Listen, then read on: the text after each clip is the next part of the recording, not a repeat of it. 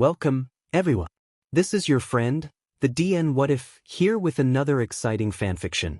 Today, we're diving into the story of what if Deku became a self-indulgent ghost? If you enjoy this video, don't forget to hit that like button and subscribe for more fanfiction content just like this. Now, let's get started with the fanfic. Yurii. Shouta curses himself, almost desperately hopping from one rooftop to another.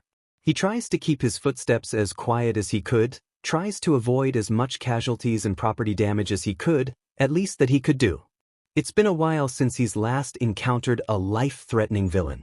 Ever since Shouta has graduated and taken in 2 cats with Hizashi in a small shared apartment, he expected underground hero work to be overwhelming. Sure, it was overwhelming with all the uncomfortable situations he's been in, like the time he dealt with a panicking citizen for the first time, or when a kid tried to chase after him after he saved them because they were curious of a hobo-looking hero. But it wasn't overwhelming when he dealt with villains. Not really. Shouta has heard other underground heroes comment on how easygoing his jobs seem to be if they were to ignore the rescuing part. He's always such routes since nearly all of the villains in his route usually end up disappearing or captured by some unknown vigilante. If he's guessing, he'd say that it's too much of a coincidence. Why would the vigilante turn up everywhere he goes, anyway? They call it a blessing, someone guarding Shouta. Shouta calls it a mystery, he wants to figure it out. Right now seems to be a different situation.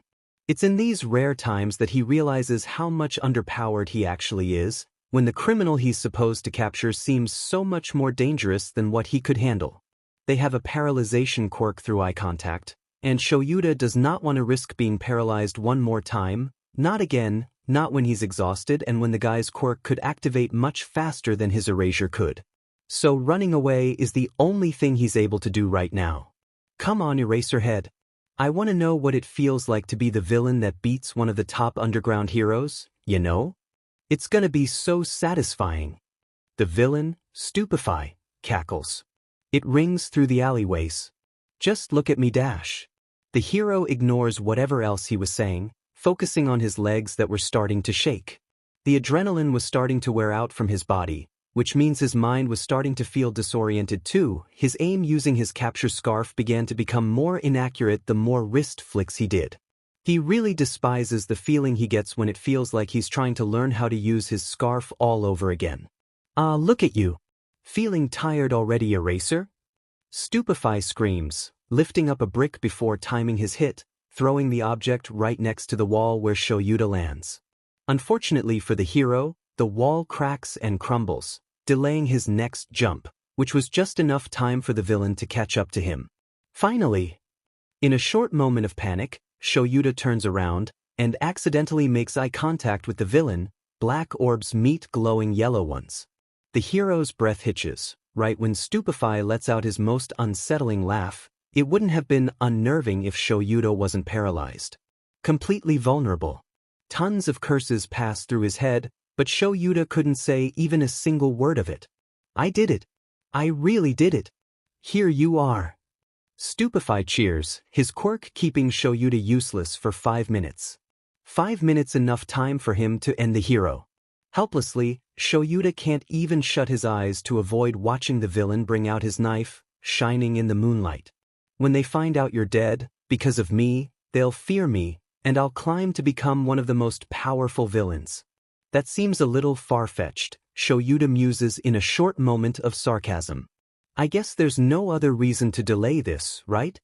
Stupify teases, waving the knife in the air. You better be ready, Eraser. The villain raises the knife, adjusting its position right over where Shuda's heart was located, and said heart starts to beat faster. Then it skips once. It's in this moment that he realizes how much he doesn't want to die. What about Hizashi? What will happen to him? What would he think? What about the next class he'll be teaching the next school year? What about Hitoshi, the kid he and Hizashi had just recently adopted? How would they feel? Against his will, his eyes began to water, but he still couldn't move. Shouta never made too many wishes, but right now, he really wished for a miracle to happen. A small breeze blows against his cheek, but it wasn't a windy night. Then, a voice speaks at the back of his mind, And it's not his. You wish for a miracle?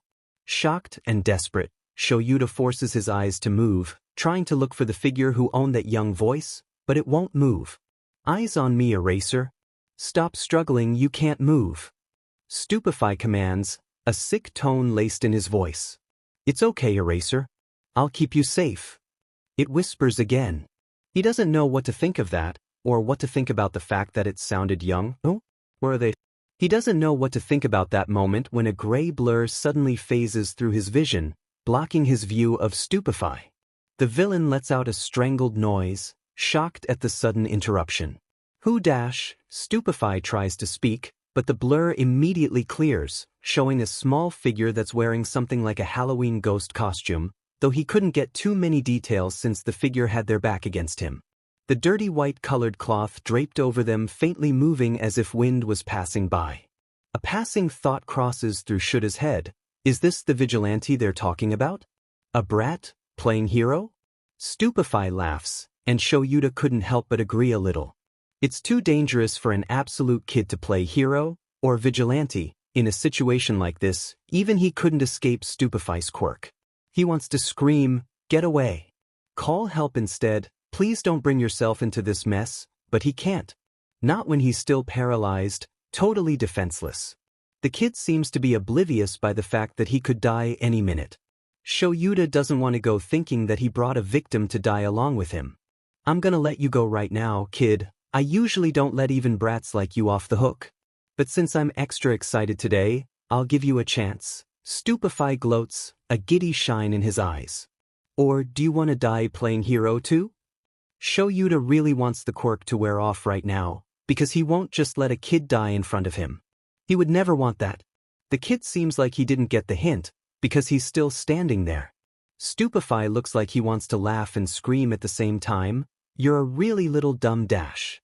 Shouta barely registers when a sharp sound of a WHP was heard. Out of nowhere, the kid in front of him was pulling out a scythe, of all the weapons.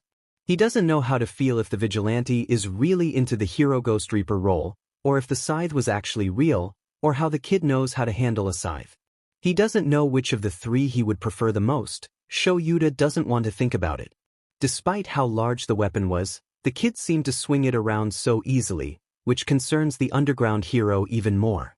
Sure, he appreciates a vigilante helping him out, but he really doesn't know what to feel when the vigilante is a kid, nearly a teenager. Stupify yelps, deactivating his quirk on Shouta, letting the man leave his paralyzed state. Immediately, the hero springs into action, about to pull the kid away. Stupify's eyes glow yellow once again, directed at the ghost kid in front of him. Shouta tries to call. He tries to pull, but his hand passes through the kid's arm. He seemed unfazed, still holding the sharp end of his scythe right at Stupify's neck. Even the villain's quirk didn't work on him. "What? Why is it not dash?" Stupify tries to speak again, but Ghost Kid just pushes the scythe deeper.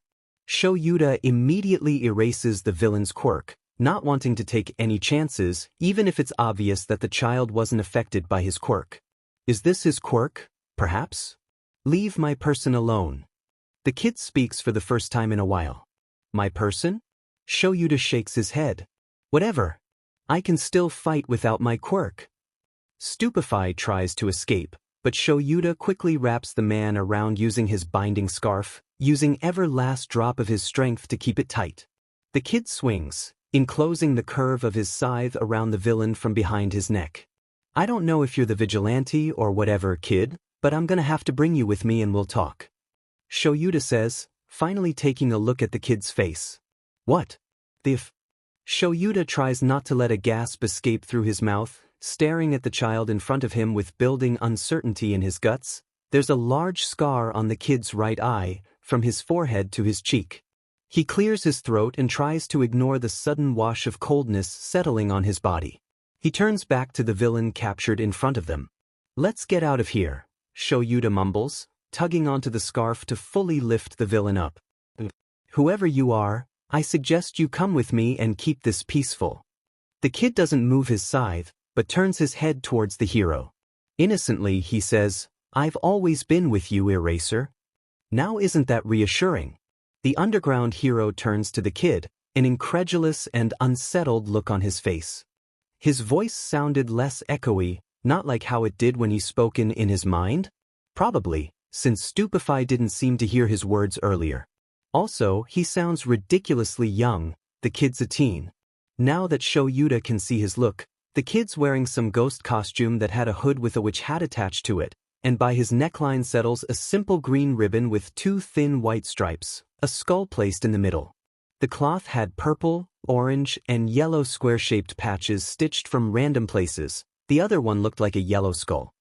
Under it, Shouta has no idea, but a little bit of his chest is exposed, and they're bandaged along with the hand that's gripping on the scythe. He's wearing red-colored RBB shoes that looked a little too big for his feet. Shouta looks up again, meeting the kid's dull, forest green eyes, lacking the life a human's eyes should normally have. The hair matches his eye color, though a little darker, closer to black. His skin is nearly light gray, if not white, making the freckles on his cheeks more prominent. The kid looks dead in simple words. A ghost, Shuda's head whispers. But the look he sends him as he said those words showed nothing ominous or dangerous, so while Shouta should be alert, his guts are almost always right, and right now it's telling him to let this kid do whatever he wants for the time being. If you say so. He mumbles, and the kid smiles brightly, all elegance and formality gone. Like a child who got praised by his parents. Then, all of a sudden, smoke poofs in front of his face. Shouta chokes in surprise, waving his other hand around to put the smoke away, and he sees a different figure in front of him. Stupify lets out the same sound of surprise and confusion. Kid! Shouta looks at what once was the kid, who was now a literal ghost, the white cloth and all that. The size of the little thing was as tall as Shuda's capture weapon piled up around his neck. Just what is your quirk? It looked the same as it did when in his teenager form, but now the cloth was glowing a little from inside, and outstretches two green sashes, one shorter than the other, that looked exactly like the ribbon in his previous form. It had the same patches, but now the skull patch was replaced with a small lightning bolt. The small ghost doesn't respond, instead it floats away, heading towards the direction of the police station. Shouta huffs a breath, shooting a short look towards the villain before pulling his phone out to dial the police department to bring in some officers to take the villain in. He watches the small ghost stop a few meters away from him, finally noticing that he was leaving the rooftops alone. It turns around to look at the hero expectantly, staring at Shouta with a look that clearly asked, "Aren't you coming?" Shouta raises a hand up to signal for him to wait, and surprisingly, the ghost does.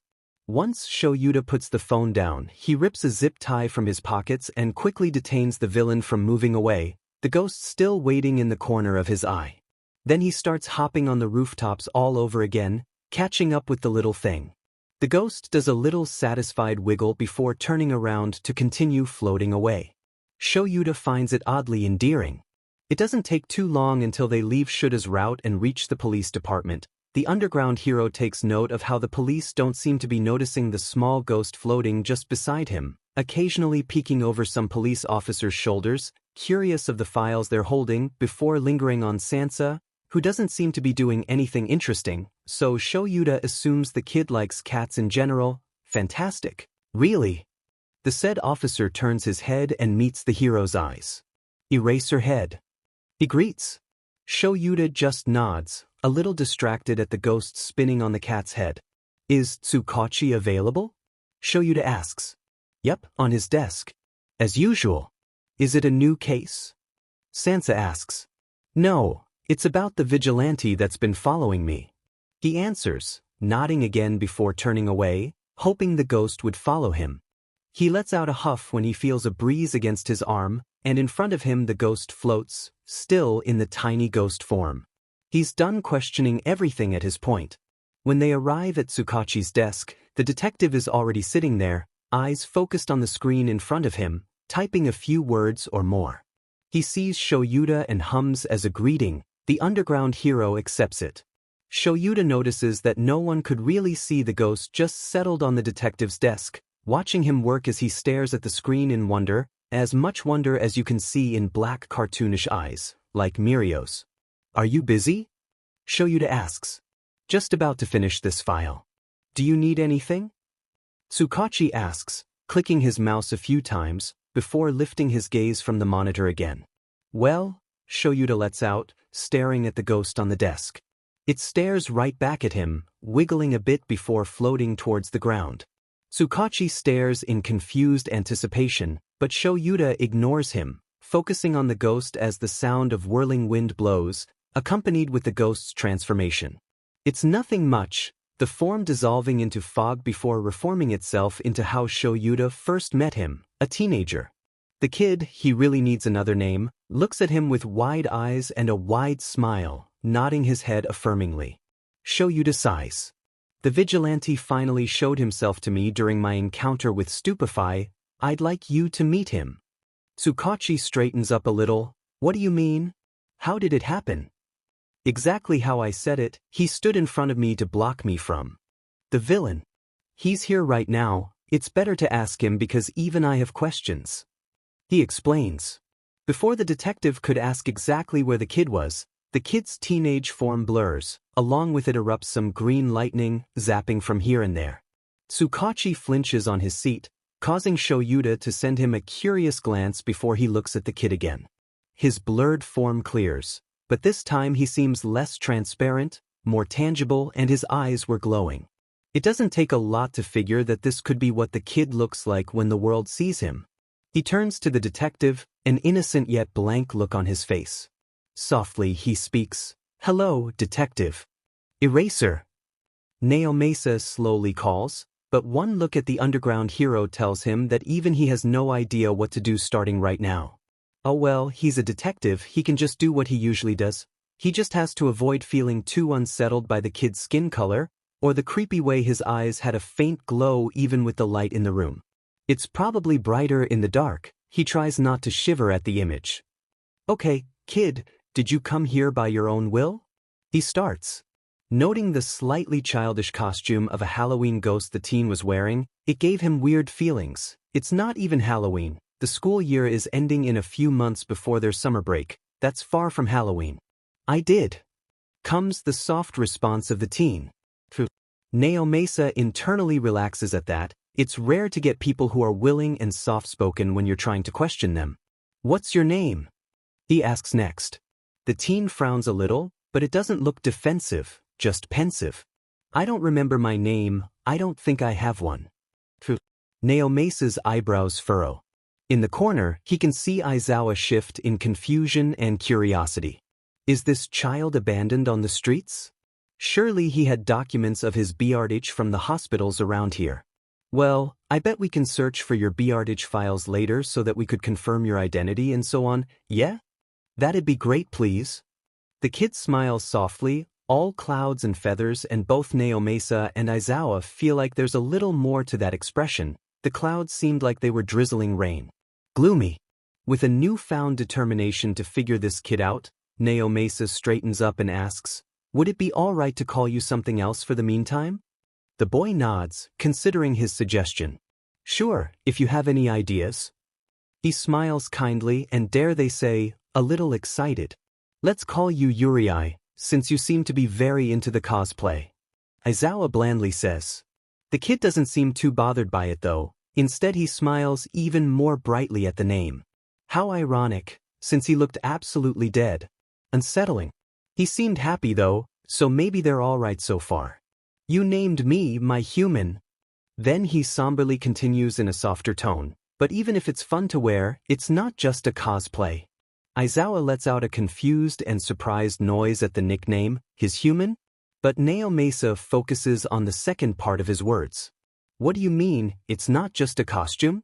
It's a symbol, a representation, perhaps? To emphasize what I am." Silently, the kid Yurii turns to Naomasa, something dark in his ironically glowing eyes. What once had a bright look now held something melancholic. "This is not a quirk, detective." Both Aizawa's and Naomasa's eyes comically widen, as if they've made so many realizations and connected a huge amount of dots, which they have, and the look of purely knowing on Yurii's face confirms it all. Naomasa chokes out, "Yurii, you're actually a ghost? You're dead." Yurii simply smiles gently, sadly, so much emotion on his face but his eyes were so dull. You know I tell only the truth, detective. Perhaps I could explain some more? It's not much, really. Aizawa realizes that Yurii's switching back to his formal speech, which certainly clarifies that he's serious. This is real, a ghost saved him and has been tailing him for how long, and he's just finding out now. Is this why villains in his route disappear? Why sometimes, there's a blowing wind that directs him towards a victim in need? Unaware, or probably aware, of the two other men's dumbfounded silence, Yurii continues speaking. You have named me Yurii. I am presumably 14 years old if I were still alive.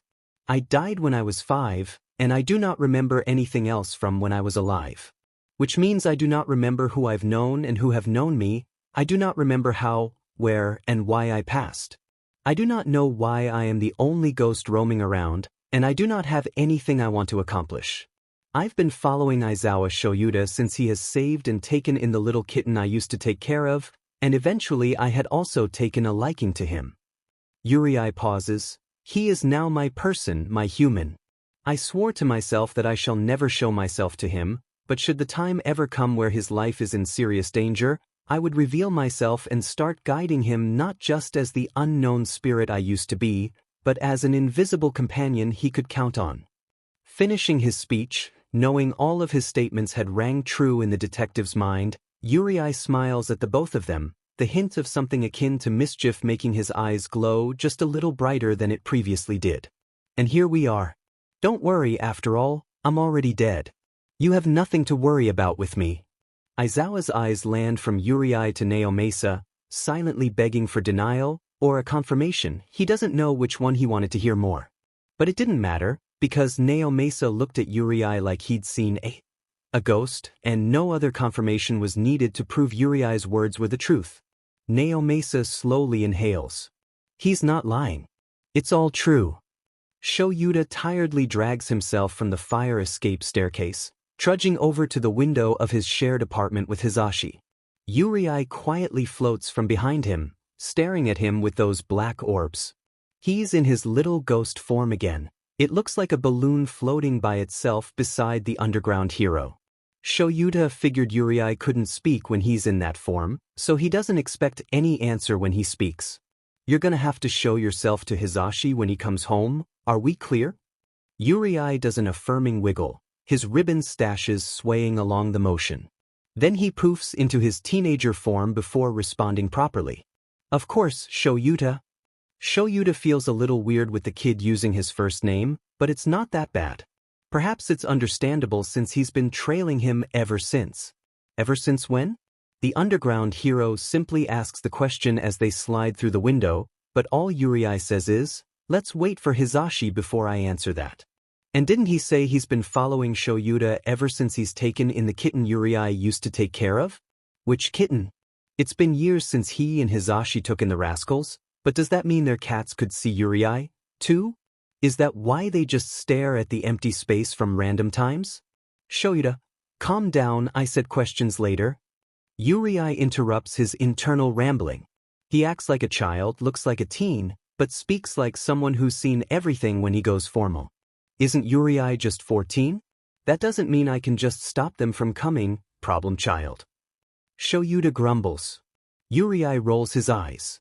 Then ignore them? He says it like it's the easiest thing ever. It isn't. Shouta settles on ignoring the ghost as he pulls out his yellow sleeping bag from where no one would know except for him. He quickly slips inside, placing himself beside the couch, still ignoring how Yurii's floating by his head, staring at him silently. Contemplating. Do we tell So-chan too? I want to be his friend, for real now, Yurii asks, sitting down on the carpet by his head before poking said head. He needs a friend. Wants one, especially someone his age. Yurii, you're literally dead, a ghost. I don't think I want to know how he'll feel about a ghost friend. But I'm still a friend. Shouta can hear the pout on Yurii's voice. I can be corporeal, like a human. He should still know the truth though. When the hero stays silent, Yurii begins to poke his head even more, even blowing the familiar breeze Shouta feels on rooftops where the nights aren't supposed to be windy.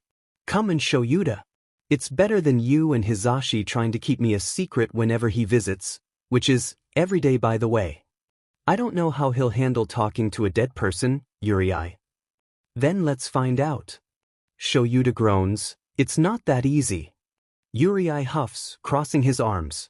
Whatever, you hobo. What's not easy? Shouta shoots up from his position, ignoring the startled yelp from Yurii as he stares at the doorstep. There stands his husband, Hizashi, wearing his casual outfit and carrying plastic bag in his hand, the other holding on the doorknob. Who were you talking to, Sho? Hizashi asks, confused and concerned. Great, now his husband thinks he's going crazy. Oh well, Yurii looks at the hero. Should I just? Shouta sighs, holding a hand up for Yurii to wait. It must look weird to Hizashi, watching his husband communicate with air. So Yurii can also control who can hear him? Zashi, Shouta breathes out. You're gonna have to meet someone. Oh. Hizashi perks up, proceeding to slip his shoes off before walking to the living room, dropping the plastic bag on the table. That's cool, but why do you sound so pooped about it? Yurii suddenly speaks, because he's always pooped. Hizashi accidentally activates his quirk when he shrieks, Shouta erasing the quirk to prevent it from activating again, then he glares at Yurii. Who are you? Hizashi cries, still calming his heart down from the sudden scare. Shouta finds it slightly amusing. That's him dash. I'm Yurii, I don't know my real name so Shouta named me. You're Yamada Hizashi, also known as Present Mike. Nice to meet you. I'm a ghost. He rambles, small green lightning zapping from his excitement. To see another hero or to finally be seen, Shouta doesn't know, but it saddens him a little when he realizes how long Yurii must have been alone, watching the world go around him without anything or anyone even knowing he's just there. He doesn't have any more time to dwell on it though, because Hizashi suddenly lets out a small squeak before his eyes roll back, then he passes out. I didn't know he would pass out. Yurii panics, looking at Aizawa then back to the unconscious hero in his arms.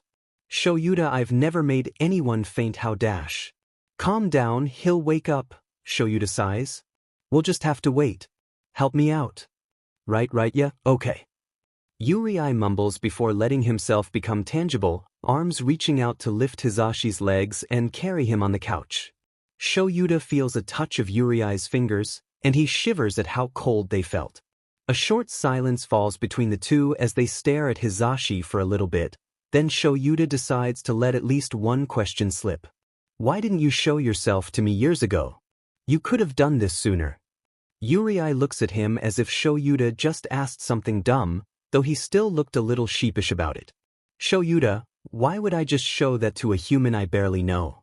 I just stayed with you for Coco or Brick, that's still a dumb name by the way, and thought that if you didn't take care of her properly I would have just taken her back and disappear. Then you turned out to actually be a good hobo, so I just told myself I'd protect you from everything, 'cause you're a great person and a great hero and dash. Yurii suddenly stops talking, looking at anywhere but Shouta, almost like he's embarrassed of admitting it. And it's like about Sochan, I was scared you'd push me away if you thought I was creepy or scary or something, so I decided that I'll just reveal myself when you're almost dying and that happened so, but you didn't actually push me away even though you were wary of me and now I feel less scared about revealing myself to Sochan and Hizashi. 'Cause they trust you and you're tolerating me, so if you tolerate me and they trust you then they'll probably tolerate me too? Shouta stares at the ghost in front of him for a few moments. Yurii's hunched in over himself, playing with his hands as he waits for his response. He lets himself think carefully of the ghost's words, because Yurii has a point, if Hizashi and Hitoshi don't trust him, they trust Shouta, and they're already as involved as he was, so together the three of them would have to try and figure out Yurii's case. If Tsukachi ever opens one when he finds something about Yurii's identity. A grumble is heard from between them and they both turn to see it's Hizashi, finally coming back to consciousness. The blonde slowly opens his eyes before he stares at Shouta, then he stares at Yurii. The ghost simply smiles gingerly, trying not to startle the voice hero all over again. Hizashi blinks. Wait, so I wasn't dreaming. Hizashi whispers, eyes slowly becoming wider. Shouta snorts. Shouta, this isn't funny. Are you saying there's a ghost in our apartment? We're haunted? Hizashi shoots up from his position. Yurii looks concerned. Meet Yurii. Shouta tiredly says, ignoring all of his questions. I swear I'm not a bad person, Hizashi. Yamada? I can explain. If I wanted to eat you then I could have done so years ago, but here you are, alive and safe. Yurii says. You can eat humans? Shouta looks at the ghost, a little horrified. Yurii quickly shakes his hands in front of him, shaking his head along with them. No. I never even considered that, it's just an example. Years ago? Hizashi asks, now a little confused. If you tried to listen then we could have been explaining this already. Shouta says. Well, forgive me if I'm a little scared, 'cause this is my first time seeing a ghost. Is he the only one? So, sorry if I seem scary to you. Yurii shrinks even further. Shouta shoots a glare at his husband, who's currently stammering over and unsure of what to do. Before the underground hero could reassure the ghost, it poofs, Hizashi squeaks. Then Yurii's in his tiny ghost form again. This is not what a scary ghost looks like at all. Yurii floats behind the armrest, hiding himself from the two heroes.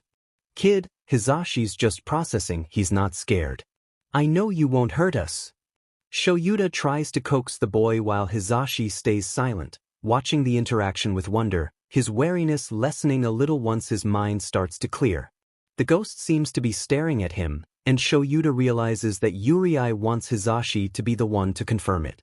He stares at the blonde, watching his face turn from scared to confused, then soften a little. Oh well, at least he doesn't have to tell Hizashi that the harmless little thing is, well, harmless. Oh my god. Little listener? It's okay, I think I can listen now. I'm sorry about that. If Sho trusts you then there's no reason to be wary now, right? The living room stills in silence, both of the humans waiting for the little ghost to leave from his hiding spot. Upon seeing Hizashi's understanding eyes, Yurii slowly floats away from the armrest and back on the couch. It floats right in front of Hizashi, slowly and carefully, then bumps his head gently on the voice hero's forehead. Shouta hides a small smile when he watches Hizashi shiver and melt, completely taken aback from the ghost's gentleness. Oh no, why did I feel scared in the first place? You're the cutest little thing I've ever seen, Hizashi softly coos, cupping the ghost with his hands. Yurii does a small little wiggle, a little shy, and the hero turns to Shouta with fresh tears in his eyes. Sho, did you see that? He wiggled. He can't communicate when he's in that form, so he does that if he's happy, I guess. Confirming Shuda's words, Yurii does another wiggle. Do you feel comfortable enough to change back to a teenager, Yurii? Yurii answers by floating down to the carpet before his form blurs like a fog. Green lightning erupts from the smoke as it turns bigger, and when it clears, there once again stands Yurii's teenager form. He still seems a little shy, but the awe in Hizashi's eyes makes him smile. Okay, now that we're done with that dash. Holy shit, I knew it. Hizashi activates his quirk again, muffling out Yurii's yelp. Weren't ghosts supposed to be the ones scaring people? Maybe Yurii's too kind for that. Shouta instinctively activates Erasure and directs it at the intruder, who suspiciously turns out to be a certain purple-haired boy clad in his middle school uniform with a phone out in display. I knew I saw you before. You were talking to Brick in the kitchen once and you disappeared right when I called her. I knew this place was haunted. So-chan? I mean Shinso. Yurii stutters, looking at the two other heroes, confused of the teen's reaction. Hitoshi raises an eyebrow at the nickname. Can we please go on without getting interrupted? Hitoshi, you don't seem too shocked about this. Shouta says, amused. Hizashi gasps. You knew? I'm not really shocked, but no, I didn't know. It's just dash, Hitoshi points at Yurii. He's the reason why Brick meows at the wall. He's also the reason why I hear whispers every time I ramble to myself. I thought I was going crazy. Oh. Yurii blushes, which is weirdly green instead of red or pink. I guess I get carried away and blow my cover sometimes. This is a mess, Shouta interrupts. Hitoshi, sit down and we'll finally talk about why he's here and what's gonna happen from now on. We're keeping a ghost? Cool. More like I'm keeping the three of you, Yurii mumbles, the shyness starting to fade away once more. No one's keeping anybody. We're all independent people. Hizashi chides gently. Except I'm actually dead, I don't think I count as a person. Yurii says. Everyone blatantly ignores Shouta as he quietly groans with a hand on his face, and Hitoshi speaks. Wait, is it okay to ask how you died? Is this a quirk? I don't think I have an answer for that, because I don't remember, but I could tell you this isn't a quirk. Or it might be one that activates after death, since I've never met any other like me. Yurii answers. I really don't like speaking with formality like how I did with Tsukachi earlier. I should probably drop that. You should. Shouta deadpants. Well, Yurii inhales. Guess we're gonna do this again, huh? Then he smiles. Hitoshi and Hizashi had tried to settle themselves as they wait for the ghost to start talking. Actually, wait, do you dash? Hitoshi tries to speak, but is immediately cut off by Yurii.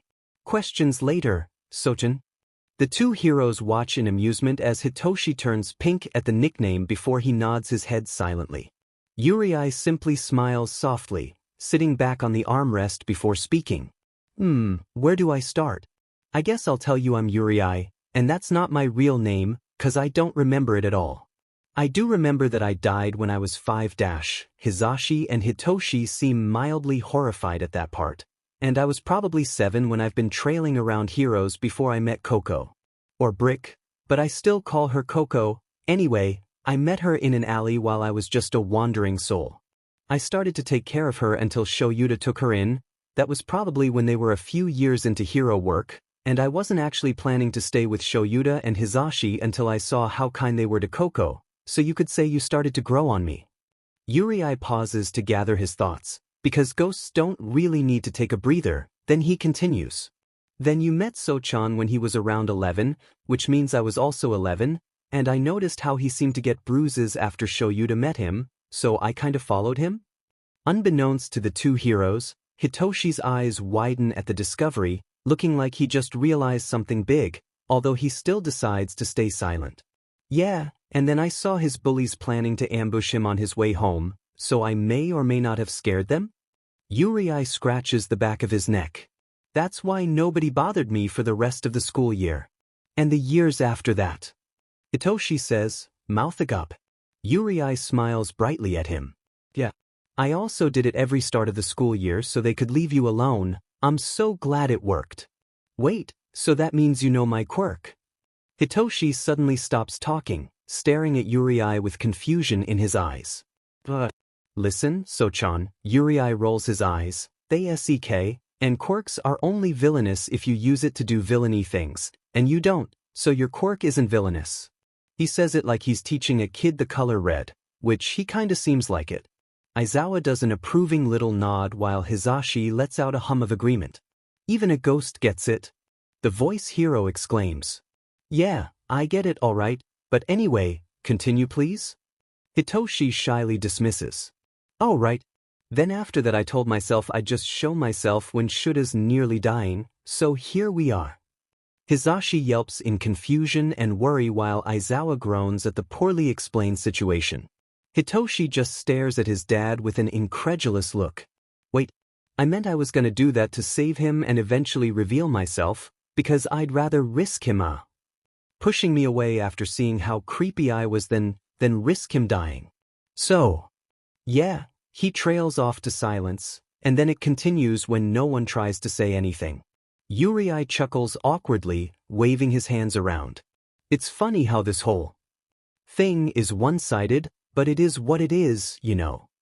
Hizashi coos, shaking his head. Ah no, you small bean. I never knew we've had a secret family member ever since we took Brick in. It was a package deal all along. This is a lot to take in. But I've literally seen a person with chicken wings as hands, so a ghost is kinda part of the norm, I guess. Hitoshi mumbles to himself, but he's still staring at Yurii as if he fought the whole world for him. And you're cool, so I'm calling you Ray now, it just seems right. You're taking this well. Yurii stares at Hizashi and Hitoshi with surprise, then he turns to Shouta. Shouta, isn't Tsukachi gonna try and look for my identity? He's already doing it, presumably, Shouta nods. He'll message when he finds something, though I'll have to go there myself because it's risky to share things through the phone, yeah. Yurii copies, giggling. Ray, is it possible to touch you? Hitoshi asks. Can I hug you or something? But I'm cold. Yurii pouts. Hizashi and Shouta watches the interaction with interest. Hitoshi rolls his eyes. Who cares? I'm still asking if you can turn corporeal. Yeah I can. Yurii answers. In a moment, his figure blurs just a little bit, a few green lightning here and there before he clears again, and now he's in his tangible form. Almost immediately, Hitoshi puts an arm around Yurii's shoulders, delighted at how the ghost seemed a few inches smaller than him. What's the point of acting cautious if he's been our self-proclaimed protector for years? Hizashi nods his head. He has a point, Sho. I'm gonna teach him memes. Hitoshi smirks. Please don't. Shouta groans. I've been in this household for years, I know memes. Yurii smiles cheekily. Hitoshi absolutely brightens at his words. Even better.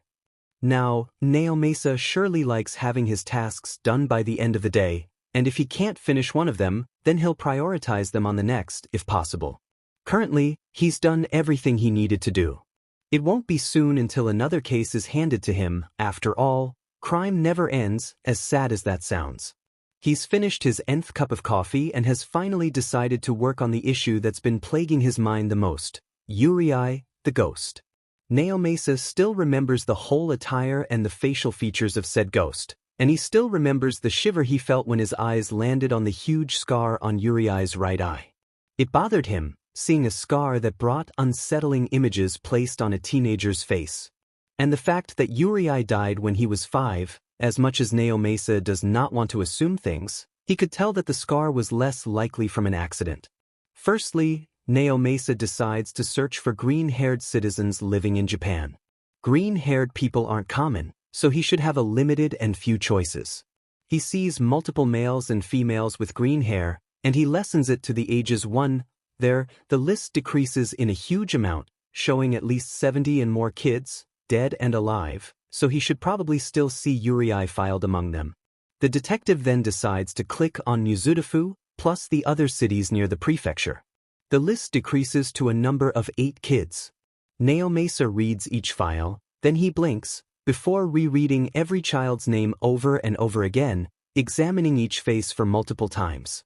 He makes sure that it's still the dead and alive list, and looks again. He reads each name one more time. Then another. Naomasa looks at each face one more time. And another. Still, none of them looked like Yurii. Hitoshi is having the time of his life. I'm just saying. Hitoshi rolls his eyes, ignoring Shuda's embarrassed glare and Hizashi's sputtering. If Ray's been following Dad, then that means he also heard them dash. I never heard them. Yurii cries, shaking his head rapidly, cheeks green. I know when to leave them alone. How many times did you leave them alone then? Hitoshi asks the ghost, smirking at him. Also, I never actually mentioned anything. Sochan, Yurii whines. No, I'm still not answering that. Yup, he really is having the time of his life. You'd think a ghost would make Hitoshi feel awkward and cautious, but even they would have never expected him to take everything so lightly. Can you blame him, though? Yurii is a cute ghost, probably the outcome of passing at such a young age, a fact that Hitoshi tries to ignore, but at the same time acknowledges it in a way, and also goes against every word on the textbook when it comes to them, aside from, well, being dead and looking dead. Even then, it's just kind of a D move to act like Yurii's dead when he's obviously there. He had still been someone alive, after all. Which means Yurii acts like he's someone alive, and so they try to go along with it for now. Hitoshi, shut the F up please. Shouta curses, his voice suspiciously small. The teen just laughs maniacally, though he doesn't tease them any further, which the two heroes are most thankful for. This is also why Hitoshi tries to avert their attention from the more serious parts of the situation. Yes, he still has questions, tons of them, but he'll ask them at the right time. Can we ask Yurii a different question? Hizashi tries to speak. Hey listener, do you have a specific time when you follow each one of us? Yurii hums, willing his green. They still have no idea why it's green. It's another question in Hitoshi's so-called Yurii Q&A cheeks to turn back to gray. Not really. Since your schedules are mostly random, ISWCH from person to person. These days though, since Shouta just expelled his whole class, I decided to only follow him when he's on patrol. Which means I still check up on him, but I mostly SWCH from Hizashi to Sochan, though I stick to Sochan more to keep the bullies away because I know Hizashi can handle himself at Yurii and at the radio station. Is it not tiring? Shouta asks. I'm dead, remember? Yurii chuckles. I don't get tired. Maybe it's also a little unnerving to be reminded that someone like Yurii is actually dead, even if they do know it. It makes them wonder if they would have met him if he were still alive. Maybe then he and Hitoshi might have been friends if Yurii also planned on attending to Yurii. Surely Yurii also dreamed of being a hero, right? Shouta and Hizashi end up sharing looks, clearly saying that they were thinking of the same thing. Hitoshi looks more somber now, the mischievous smirk on his face long gone as he seems to be in deep thought. Yurii notices the change in the mood, and now he's confused. Did I say something wrong? He asks softly. Hitoshi neither confirms nor denies the question. How do you exactly feel about being? You know. He asks, waving his hands around limply. Oh. Yurii perks up. Well, I don't really know, honestly. I woke up like this in my original form, which I don't really want to show to you, and I didn't know anything and I had to figure everything out as a ghost. So, I guess I'm kinda curious of how my 5 years of life was like, 'cause why wouldn't I? But at the same time I'm fine with how things are right now. Like, if I meet my mom right now, for example, I may or may not remember anything, but since that's not yet happening then so far I'm indifferent to it. Oh, I'm rambling again, but you get my point. That seems to ease the family down for a bit, and Shouta raises an eyebrow when he asks. Are you implying that it's possible for you to remember things when you see them? Like a trigger? Yurii nods. Though it's clearly obvious that I haven't gained any of my memories right now. I've thought about it a lot when I used to wander around anywhere. The trigger could be a place or a person, or they couldn't be triggered at all, we never know. Even if we can't trigger them, I'd still like to know what happened to me if I were you. Hitoshi shrugs. When you first appeared as a ghost, did you know where you were? We could start there. Hizashi suggests. At his words, Yurii's eyes widen, and if he was alive they would have been sparkling. His whole form glows in realization along with little zaps of lightning. All three of the humans inch away in caution, causing Yurii to smile apologetically. Oops, I forgot that happens. Wait, let me change back to a soul so they won't affect you. Yurii says. Without waiting for their response, his figure blurs and turns to fog before clearing once more, but he's now more transparent than a few moments ago. Weren't you in your soul form when you rescued me? I remember not being able to touch you, but your scythe seemed tangible. Shouta asks. Hold on, hold. Hitoshi raises up a hand. You have a what? A scythe, Toshi. Hizashi gently repeats. Then, his eyes widen before turning to Yurii. You have a scythe? Yurii lets out a loud giggle. What about it?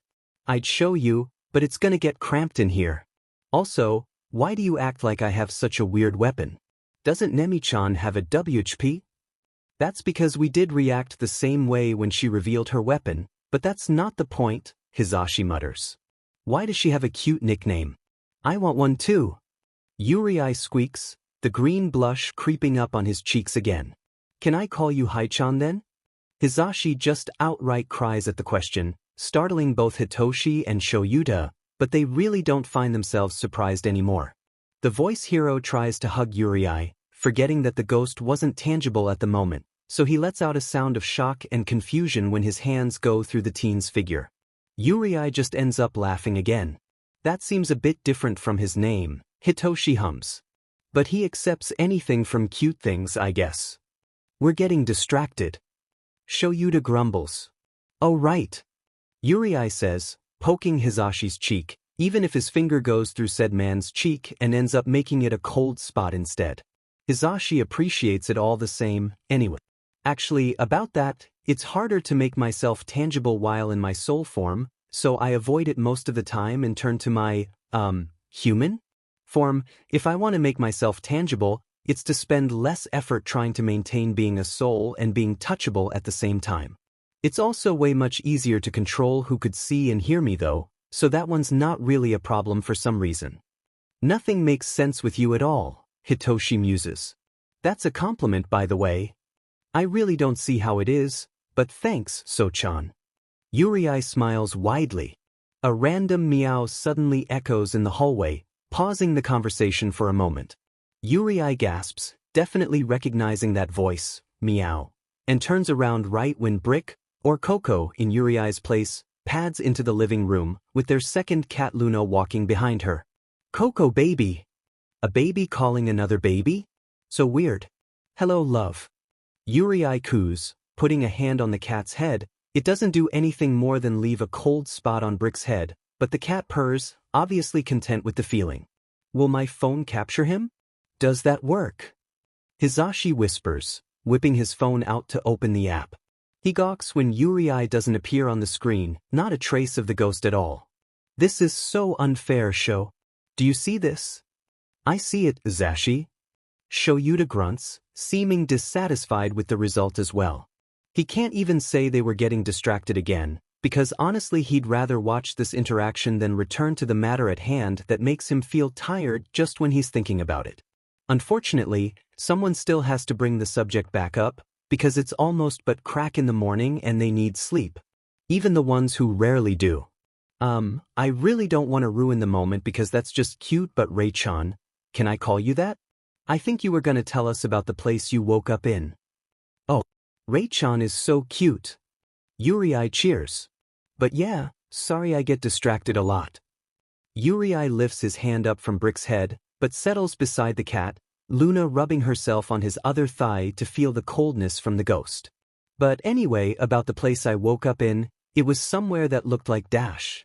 A sudden ring interrupts Yurii. Everyone immediately recognizes it as Shuda's ringtone. Hitoshi raises an eyebrow at his dad's phone.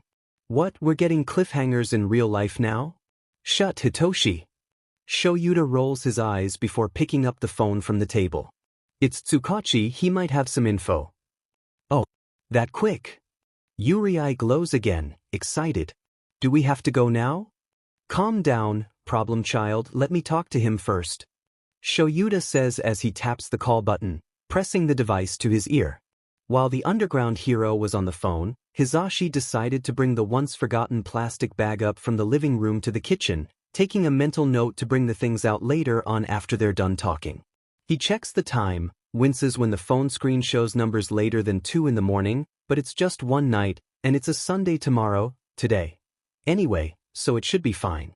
It doesn't take too long for the blonde to return to the living room where Hitoshi and Yurii had decided to bond on the floor, one cat each on their laps.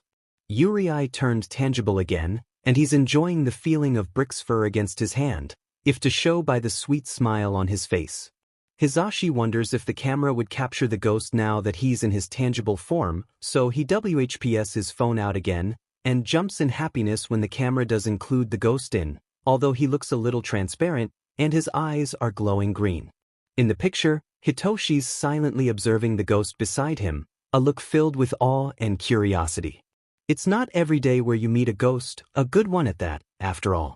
Hizashi smiles at the two boys, sitting on the couch beside Shouta as he ruffles Hitoshi's hair, snapping the insomniac out of his thoughts. I thought we agreed that sharing info through mobiles is dangerous. Shouta mumbles against the phone, but the apartment's quiet, so they all hear his words anyway. A second passes until they hear Shuda's next words. What are you talking about? Why did you call me then? His voice catches their attention even more, because it sounded confused and a little deadpan. Shouta perks up then. What do you mean you didn't find anything? What about the whole entirety of Japan? Nothing. Then he pauses, before his other hand reaches out to drag it down on his face. Hizashi gently grabs it, massaging his fingers to try and relax the hero, although he has his own worried look on his face. It doesn't really work, but Shouta accepts the offer gratefully. This is more serious than I thought. Shouta mumbles to himself, shooting a glance towards Yurii. The ghost was looking at him with wide eyes, confused and concerned. Hitoshi pats the boy's cheek, whispering at him not to worry, but even he was feeling suspicious about the ideas implied through the call. You can just come here tomorrow for the questioning, the whole family already knows everything about the case. Shouta shrugs, even if he knew Tsukachi wouldn't see. In the afternoon, please. We need some shut-eye. I honestly don't. Hitoshi mumbles, but he spares a look at Hizashi and sees the unusual dark circles on his eyes, and it's during these times when he feels a little thankful that he has insomnia. I don't sleep either, Yurii hums. But you guys need it. I basically can't, not when I want to. Hitoshi chuckles a little bitterly. I know, So-chan, you always surprise me when you walk into the kitchen when I play with Coco. At 4 in the morning. Yurii chuckles. At least I finally know the reason why Brick spins around a certain spot in the kitchen. I really thought she was doing some ritual or whatever. Hitoshi huffs. When Yurii laughs, it's the same time Aizawa ends the call on the phone, turning to the ghost with a contemplating look on his face. Is everything all right, Sho? Hizashi asks. Tsukachi's coming here later on to ask some questions again. I suggest we talk about everything you know with him tomorrow, then, Shouta tiredly explains. Right now we sleep. We all need it. Do you have anything to do while we're asleep? He continues, shooting a look at Hitoshi before looking at Yurii, beginning to stand up to head towards his and Hizashi's shared room. I wander around the night, since it's kinda creepy to just watch you all sleep. And Coco ignores me after she's satisfied with the pats. Yurii shrugs. Hitoshi snorts. That definitely sounds like something she'd do. Are you saying you patrol at night? Shouta asks. Yurii nods quickly with a reassuring smile on his face. If you could call it that, it's not like I'm in any danger, anyway. There are only a few crimes when everyone's asleep, so it's more on just me floating around. The underground hero nods in approval, before he sighs. Please look after yourself, we can't have you disappearing now, can we? Stay safe, little listener. Hizashi smiles. I don't care that you're dead, come back here in one piece at 5, I'll be awake then. Hitoshi squints his eyes at the ghost, before patting the boy's head. It's cold, but his hair's fluffy like he imagined. Yurii giggles in glee, nodding his head. His figure blurs before turning more transparent again, phasing through the 3 humans along with Brick and Luna, causing everyone to shiver. Of course I will. Good night, So-chan, Hai-chan, Sho-chan. He's oblivious to Hizashi's coos along with Hitoshi's and Shuda's soft looks as he proceeds to pet Luna and Brick for the last time. Bye-bye, babies. He gently greets. In a split second he disappears, leaving behind a spot of fog and green lightning, and in a few moments it also disappears, as if Yurii was never there at all. Hizashi squeals before poking his husband's cheek. He called you Sho-chan. He called you Sho-chan. Hitoshi cackles when Shouta simply rolls his eyes, although he does seem a little pinker than usual. I'm tired, Shouta grumbles to himself before walking towards the bedroom. Sleep well, Dad, Pops. Hitoshi quietly greets before entering his own room, not shutting the door until he hears Hizashi's greeting back. Yeah, well, maybe they're acting too natural considering what's happening, but they have a feeling that they really don't have any other choice here. Yurii definitely took all of them in, they just never knew. The ghost floats freely along the wind, aimlessly looking around and focusing on any noise that could indicate danger. Yurii reflects on the previous moments before this, and he finds himself smiling in relief and happiness. His eyes burn, he probably would have been crying if ghosts could weep. Everything that just happened still feels so surreal. Images of Hizashi's smile, Hitoshi's smirk, and Shuda's unbelievably deadpan but fond look flashes through Yuri's mind. The family he's been looking after had actually accepted him. Sure, they were shocked at first, aside from Hitoshi, but Yuri's not complaining. But they eventually decided to trust him and even went so far as to let him give them their own nicknames. Yurii giddily spins in the air, bolts of lightning erupting from his slightly brighter form. The smile on his face wouldn't drop, and it doesn't feel like anything would change it soon. Ever since he appeared as a ghost, he'd never had anyone else to talk to him aside from cats, and even that wasn't enough, despite how cute and fluffy they are. Yurii spent the past 4 years before he met Shouta sitting around alleys with nothing but cats and doing a lot of people watching. Of course, he tried looking for the place he woke up in, assuming that's where he originally died. But then, something's telling him he shouldn't go alone. Maybe it's a gut feeling, but he doesn't really have those, does he? It might be common sense because there are tons of possibilities, and one of them is absolutely losing his mind when he sees the place where he died, according to fantasy. He could end up hurting someone, and he means hurting them easily. Yuri's aware of the damage he could cause if he simply wanted to, but he doesn't like taking advantage of his abilities to do harm unless he has to. That's also why he's thankful that the family somehow trusts him. It's not that he just used them to discover his past. Yuri's not that eager to know about the 5 years of his life, but they're actually offering. And he's curious, so in a way, it could also help him somehow. So why not do it while he has the option to? His mind wanders towards Shuda's conversation with Tsukachi a few minutes ago. Something about not finding anything? It makes Yurii feel like he should be worried about that. Did the detective mean he didn't find anything about him? What does that mean? He should at least have a file saying he's deceased, right? Either way, Yurii isn't really concerned that he won't find out anything about his past. He knows Tsukachi and he definitely knows Shouta. It takes a lot for both of them to give up on a case if it's both of them working on it together. And they have Hizashi and Hitoshi, too. So that's nice. Yurii could also help by telling the detective about the place he died in. After that, it'd be a whole lot easier for them to find something about him. He doubts it's his body, though. It's been years after all. The early hours of the morning passes by as Yurii spends his time wandering around and stopping at least 2 criminals from causing problems along the dark. He's satisfied enough that he nearly forgets one last thing and only remembers about it when he arrives back at the apartment, a glimpse of Hitoshi's figure making coffee on the counter. Yurii was 5 when he turned to a ghost, and sure, he remembers how the place looked like, or the vibes around it. But he remembers there being people. He just can't remember how they looked and who they were. Good morning, So-chan. Yurii greets as he phases through the purple-haired boy, causing Hitoshi to shiver. Yurii just giggles. Morning, Rei-chan, Hitoshi grumbles, finally finishing making his cup of coffee before taking a sip. He sighs when he feels the burn on his tongue. Don't ghosts need sleep? I don't know, I'm the only ghost around, and I don't really need sleep, so probably not. Yurii hums. I tried it before, but... Hitoshi asks. Yurii stays silent as he thinks carefully. Yes, he's tried sleeping before, but it didn't really work. He remembered passing out and waking back up feeling so uncomfortable and shaken that he'd never tried it again.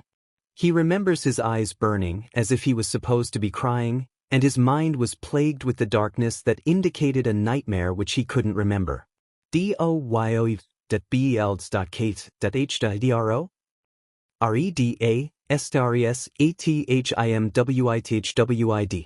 East. Doubtful, butinosinid. Naiv. Victim. Ray. Hitoshi exclaims, eyes wide as he finally catches the ghost's attention. You don't have to tell me, you know? It's okay. Huh. Yurii blinks, staring at the teen in front of him. Hitoshi flinches as they made eye contact, which confuses the ghost even more. What's wrong? Hitoshi dumbly says. You kind of flickered. And, your eyes glowed brighter and everything, not in the cool way. You looked, haunted? Oh, Yurii whispers. I never knew that happened. Well, anyway, I guess I'd have company if we both don't sleep, right? Hitoshi tries to change the topic, smirking at the ghost. So-chan, you still need sleep, Yurii sighs. Hitoshi waves him off, grinning at Yurii's pout. Anyway, I know you've said that you don't mind either finding out about your past life or not, but you're still curious, right? Yurii stares at him for a second until he answers. Of course I am. He softly mumbles. What follows after are the words he's been thinking about to himself, about feeling like he needed someone with him when he goes back, about not minding it if they were offering him some chance to discover his past. He also tells Hitoshi about how limited his memory of his death place was, only remembering how it looked like, remembering someone standing near him as his afterlife started, but never and still hasn't remembered anything about the cause, nor the person's face or features. Hitoshi nods, looking thoughtful. Well, at least you remember the place. Do you still remember how to go there? Hitoshi asks. Not really, as I told you I just wandered around carelessly. Ugh, I should have taken note of them. Yurii whines. That's okay. Hitoshi tries to ruffle the ghost's hair, but forgets that Yurii's still in his soul form and huffs before bringing his hand back down. You're not alone anymore. Yurii stares at him with wide eyes, the once forest green orbs glowing emerald in emotion. Even his whole frame was glowing, erupting a few little green lightning bolts. Hitoshi stares at him a little fondly, figuring that maybe Yurii needed to hear those words the most. I mean it, Rei-chan. Hitoshi smiles cheekily. He yelps when Yurii turns to his tangible form before he's suddenly jumping onto the insomniac, clinging onto him in silence. How dare you? You can't just say that out of nowhere, So-chan. Yurii's eyes were burning. I wish ghosts could cry. I really feel like crying right now. Hitoshi cackles, wrapping his arms around the ghost's middle. I feel like you'd be bawling already if you weren't a ghost. So emotional. He softly teases. Whatever, So-chan. Yurii grumbles, still not letting go. Hitoshi doesn't find anything wrong with it. The ghost was light anyway, and instead of the coldness unsettling him, it ends up grounding. They end up staying like that in the kitchen, but Yurii now shifts a little, so he's still trapped between Hitoshi and the counter, his face into the crook of the insomniac's neck, arms now wrapped around Hitoshi's waist as he settles between the boy's legs. The purple-haired boy simply continues sipping on his coffee as he scrolls on his phone, taking advantage of the extra height on the stool to lean his cheek on Yurii's bushy hair.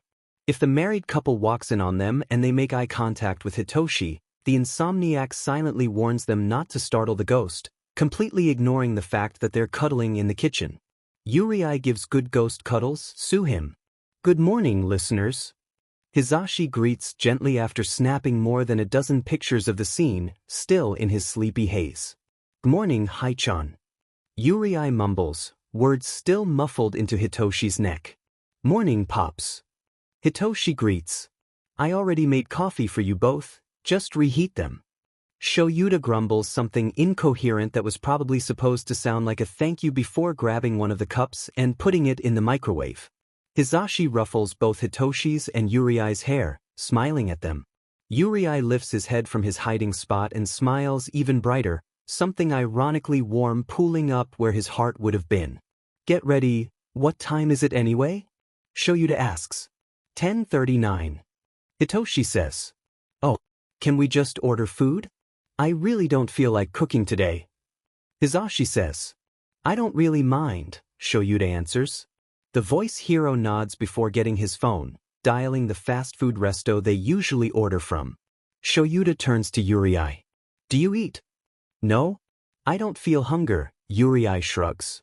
So I haven't tried it yet. I could have done it before, but stealing just feels wrong. Well, at least this ghost has morals. Shouta mumbles to himself. Yurii chuckles. All right, I've ordered. Hizashi cheers. For the meantime, we should probably tell Tsukachi he could come earlier? If that's all right with you, ghost listener. Ghost listener, really? Hitoshi deadpants. Yurii ignores the insomniac and nods. That's fine, Hai-chan. I'd honestly like to get this done sooner. All right. Shouta says before pulling his phone out, sending a quick text to the detective. It's not too long before Tsukachi sends a message back. He should be here around 12. Can I train for a while? Hitoshi asks when Yurii finally detaches from him, although the ghost still sticks close to him. Even an idiot could tell Yurii felt the closest with Hitoshi, they're the same age after all. No, don't train with an empty stomach. And didn't I always tell you Sunday is our rest day? Shouta scolds, tapping his son's forehead, ignoring the semi-pout on Hitoshi's face. Yurii starts to stray away from the two before settling beside Hizashi, giggling at the hero when he stares at his bickering husband and son with a fond look on his face. Hizashi turns to him before pinching the ghost's cheek. They're so cute, aren't they? Have I told you that you and Toshi look like a mini version of me and Shouta? The teen blushes, shaking his head slowly. Hizashi only smiles. Well, now you know, listener. When the food finally arrives, it brings Hitoshi and Shouta out from their small bubble. They all settle down to eat their brunch while Yurii gets the cat food to feed Luna and Brick to avoid them from snatching any of the fast food deliveries. Tsukachi eventually messages the underground hero to inform them that he'd be arriving at around 12, so they all take the free time to get ready and Yurii eventually settles on watching Hitoshi complete the last pages of his assignment. The boy's in his third year of middle school, which means that during the summer he'd focus on training with Shouta to get ready for the entrance exam in UE.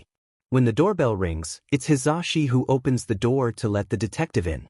Tsukachi scans the place, eventually greeting Shouta with a nod before his eyes land on Yurii, who's already staring at him with wide eyes and a welcoming smile.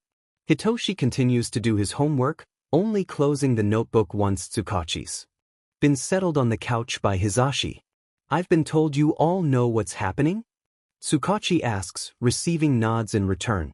I'm going to inform you that this is a case only we know about, since we don't have any idea what Yurii's situation could be, whether he is known as deceased from murder, an illness, or self-inflicted, so what's been shared here will stay between us.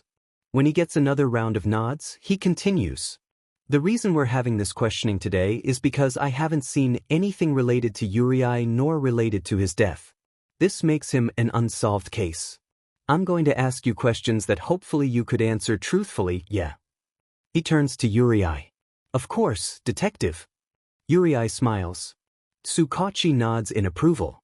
But this won't take too long, anyway. Let's start with the first question. Tsukachi watches as Yurii turns to his soul form, probably to avoid any lightnings from affecting them if it ever happens. When the ghost is settled, Tsukachi asks, just to clarify, do you not remember anything about your past life? None at all, detective. Yurii answers. True. Have you possibly gained any memories or visions during your current afterlife? None. Do you have any ideas that could lead us to discovering your past? Yurii perks up then, yeah. It's vague since I was just a young ghost that time, but I'm assuming the place where I woke up in was where I died. 'Cause duh, it has to be. And the place looked sketchy enough that it just made sense. Also, I'm telling you it's vague and I do remember someone else being there, like one person, but I can't remember their body shape or their face at all. Is that okay? He rambles. Shouta snorts quietly when he sees Tsukachi's face filled with disbelief, taken aback at the contrast from when they first met. Soon enough, the detective recovers and continues the questioning. Everyone was already paying closer attention to Yurii once Tsukachi asks his question. That's okay, can you describe the place? Sure, if a little detail could help, Yurii hums, thinking. The place had. The sound of a flock of crows takes over the apartment, accompanied with the sound of their wings flapping as if they just flew through the apartment room. Hizashi yelps, but even his quirk couldn't combat the loud noise. Shuda's eyes flashed red and his hair shoots up, alerted as he looks around for any threats. Hitoshi and Tsukachi just stares at Yurii with wide eyes, face mixed with realization and horror. Yurii seems oblivious to the reason of their panic, shutting his mouth in alarm, staring at them with confusion and concern. What's wrong? The sound of crows finally ends, the whole apartment stilling in silence. A moment passes with everyone just staring at Yurii as if the ghost had said something horrifying. Every second makes Yurii shrink, still confused, but he's starting to feel uncomfortable under all the seemingly negative attention. Yurii, I think we might have a problem, Tsukachi carefully starts. Did you not hear anything? Hear what? Yurii asks, even more confused. Listener, let's try again, yeah? Hizashi asks, an uncertain smile on his face. Yurii looks at everyone who's suddenly straightened up as if they're waiting for something to happen. He just nods, still confused, but fully trusts them that they'll stop him when whatever they're so worried about turns out harmful. He opens his mouth to speak again, in a whisper this time. The place I woke up in, it looked like. Everyone shoots up once more when the flock of crows return, screeching together. They look at Yurii to see him shut his mouth once more, but now it looked like even he could hear it. The ghost pushes his hands against his ears, eyes glowing, the lightning around his form more violent than the previous ones they've seen. Probably, Yurii, calm down. Shouta shouts, the sound of the crows finally disappearing, but the ghost still seemed so troubled. Just as Hitoshi was about to reach out, Yurii's form flickers, his features changing, glitching. He still has his hands against his ears, shaking his head frantically as if he was hearing something they weren't. Everyone scrambles back to give the ghost some space, waiting for Yurii to calm down, but nothing good was happening. It didn't look like it was about to end sooner. What's happening? Tsukachi exclaims. This never happened before. Hizashi says. His scar. Hitoshi whispers, pointing at the ghost's face. Yurii's form was still glitching, his cloak disappearing to reveal the bandages wrapped around his whole body, from the neck to his ankles. His red shoes were gone, and the bandages were starting to fall apart as if it was loosened. Everyone watches with bated breaths. The bandages that were once clean had red staining them, the unsettling amount of open wounds gushing out some pitch-black thing in almost every part of his body. The biggest one was the huge gash on his front, starting from his collarbones and stretching out to the lower part of his stomach. It was open, and even though it leaked more of the black liquid, no organs were inside, like Yurii was just a container filled with so much of the black goo. The scar on his eye was split open, showing them how it used to look like when Yurii first got it. Listener dash. Hizashi chokes out, so much horror and sorrow on his face. What the F? Hitoshi breathes out, and there were tears in his eyes. The underground hero and the detective were just speechless. Even then, the ghost still didn't hear them. Yurii was still trying to fight whatever battle he was in, his hands shooting up to grip his hair. His eyes were tightly shut, letting out whimpers as he kept shaking his head. DONTSAYANYTHING /BADWO.RDS BADWORDS VDWKRAS DOYOUWANTTOBLI.KE YOURFAVORITEHERZO REDACTD VICTIMD. Yurii lets out a heart-wrenching, distressing scream. Everyone covers their ears and watches as Yurii's form blurs, turning to fog before it becomes smaller. Small zaps of green lightning erupting the clouds. It clears when Shouta screams his name. The small figure of a ghost bounces on the couch, laying limply on the cushion. The ribbon stashes that were once green had been colored red. Yurii's smaller ghost form lacked the green glow inside him. The black beads were leaking the same black liquid from earlier. Yurii looked like a lifeless doll. It's been 3 hours. 3 hours has passed and yet the same lifeless form laid still on the couch. They have no idea if Yurii could see or hear them, but they've certainly agreed to avoid touching the ghost even if he was visible. The situation was delicate and they're trying to avoid any more damage to the ghost and possibly to themselves. Approaching this afternoon, everybody had a talk about where to go from now. The only lead they had just quite literally lead them to a dead end, before being reluctantly reminded that that was the only idea Yurii had left. Tsukachi decided to leave the apartment, but not before coming to an agreement within the family. Tsukachi had told them that for now, they really don't have anything else. The 3 males eventually told the detective that while Yurii was still here, he could stay with them. If they come to a point where Yurii would never find out about who he used to be, then they'll cross the bridge when they get there. The detective told them that he would try harder. He has to. He would look into more possible ways and he would update them if he finds anything. It's really not much, but they could only hope that something would come out of it. Once the detective had left, a heavy silence falls onto the whole apartment. It's so uncomfortable, and Hizashi had to nudge Hitoshi out of his trance when he just blankly stared at Yurii. Even Luna and Brick stay as far as they could from the ghost's limp form, probably knowing that it wasn't a good idea. Shouta settled on helping Hizashi with grading his students' papers on the dining table, desperately trying to distract himself from looking over at the little thing on the couch. Hitoshi eventually grabbed a book before sitting just by the table in front of the couch Yurii was on, making sure to stay at least a few steps away, just in case anything happens. The faint sound of crows still haunts their minds along with the sight of Yurii's previous form, filled with black goo and tainted with dried red. They try to block it by flipping pages, mumbling words out loud, anything to fill the silence. None of them worked. The first loud noise to interrupt the whole living room to kitchen intersection is Hitoshi harshly slamming the storybook shut in his hands. The married couple turns to their son in alarm, only to see the teen leaning against the coffee table to face the frighteningly still form on the couch. Hitoshi wants to wipe the goo off the scar on Yurii's cloak, but he resists. Then Hitoshi leans forward, laying his arms on the cushion beside Yurii, staring at the ghost. Shouta decides to stop staring since it wouldn't really do anything, but then he perks up a little when he hears Hitoshi mumbling to himself. Then the boy pauses for a moment, before he starts mumbling again. The underground hero turns to his husband in confusion, only to see Hizashi looking at him with wide eyes. Is he trying to talk to Rei? Hizashi asks the exact question in Shuda's mind. They both turn to look at the purple-haired teen in the living room, mostly blocked by the armrest of the couch, but they could still see Hitoshi leaning on it. He is, Shouta says.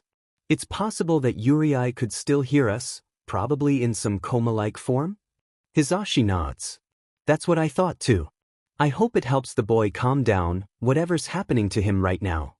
Shouta could only nod, slowly turning away from the boy to continue grading papers.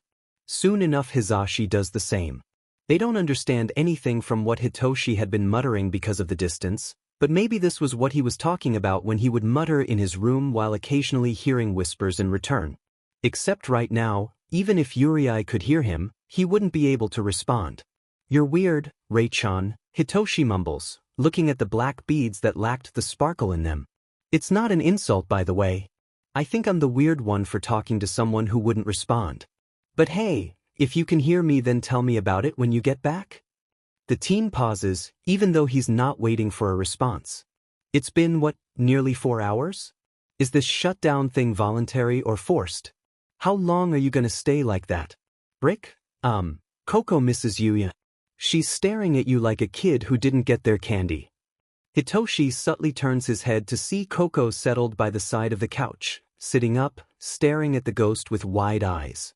It's also a Sunday, which means we can't distract ourselves with hero-related work. I've done my assignments and all, and if I keep waiting for you like this then I might go crazy. Hitoshi continues, shifting from time to time. The insomniac falls silent for a while, ushering Brick to come closer, and she does. The ragdoll pads closer to the teen before falling pliant on his lap, both of them giving and seeking comfort from each other. Hitoshi looks over at the dining table to see Luna settled by the table leg in between Hizashi and Shouta, staring at the couch from afar intensely.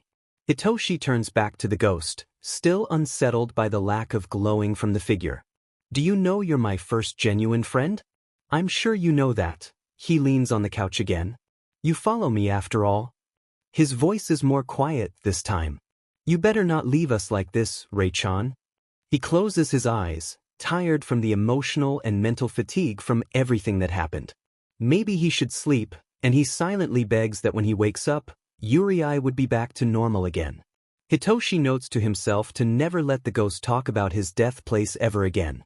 Tiredly he mumbles, "You're the closest I had to having a friend." Yurii was alone, stuck in a void room filled with endless black. He was in his original form, the one where he woke up in, where all his past wounds were openly shown, but nothing hurt. He didn't feel pain, he was already dead. His wounds bled, but it seemed more like for display than for him to feel. There were even more marks on certain parts of his body, like the wrists and the ankles and his neck, but they weren't as bad as the gigantic slash from his collarbone to his lower stomach. He stares down at his hands, which were stained with a mixture of blood and the black goo oozing out of him. The goo spilling out from the gash on his eye dripped onto nothing, every drop falling endlessly, and he couldn't hear any indication that they've landed. Yurii wasn't sure if time existed, but he guessed that it's been approximately 12 minutes ever since he appeared in this place. He should have been unsettled, but he's dead, and this place seemed familiar even if it just showed absolutely nothing. None of his abilities worked in this place, they were subdued, but he didn't really mind. Yurii felt a little safe in this space, despite how alone and empty it was. It's like a subconscious telling him to rest and take a step back from everything. What if he talks? Yurii doesn't feel exactly alone. Hello. Yurii calls, ignoring the weird feeling of his skin stretching. It didn't hurt anyway. Hi, Yurii. Yurii turns around, even if he knew it was useless. Everything vibrated as if the void itself was talking to him. The voice was distorted, if glitching was a sound. It held static, sounding like the weirdly unrecognizable voice from broken televisions or radios. What's happening? Yurii asks. Who are you? The faint buzzing against his head feels rather comforting than how it was when he just had a breakdown. You'll figure me out one day, Yurii. I know you will. The void speaks once more, reassuring him. The world will be on your side when the time comes, and destiny will lead you and your companions to the answer you all seek. How? How do you know that for sure? Yurii asks. It's not like he doubts whoever they were. In fact, he felt a little better when he heard them, but he is a curious little thing after all. You'll know when you do, Yurii. The void chuckles. It startles the ghost for a bit. It sounds nice though. HM? But why am I here? I said something wrong, didn't I? Yurii asks softly. It's okay, little one, the void says. Yes, it's a little complicated, you see. The void was just trying to stop you from saying them, because it gravely affects us as a whole. We are very sorry for causing you pain like that. Oh. Yurii says. When will I come back? They're worried, aren't they? Give yourself at least 3 more minutes, Yurii, the void answers. It's okay, your form just needs to recover. You'll be back in no time.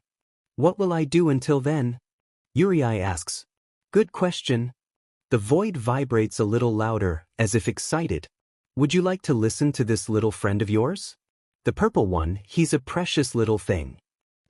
So-chan. Yurii nods his head excitedly. I want to hear him.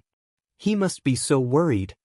Very well, the void softens a little, before a different voice starts entering Yurii's space. It seems like it was speaking, saying something. It's Hitoshi. He's saying things. Random things related to the situation that had Yurii giggling even if he knew Hitoshi wouldn't hear him.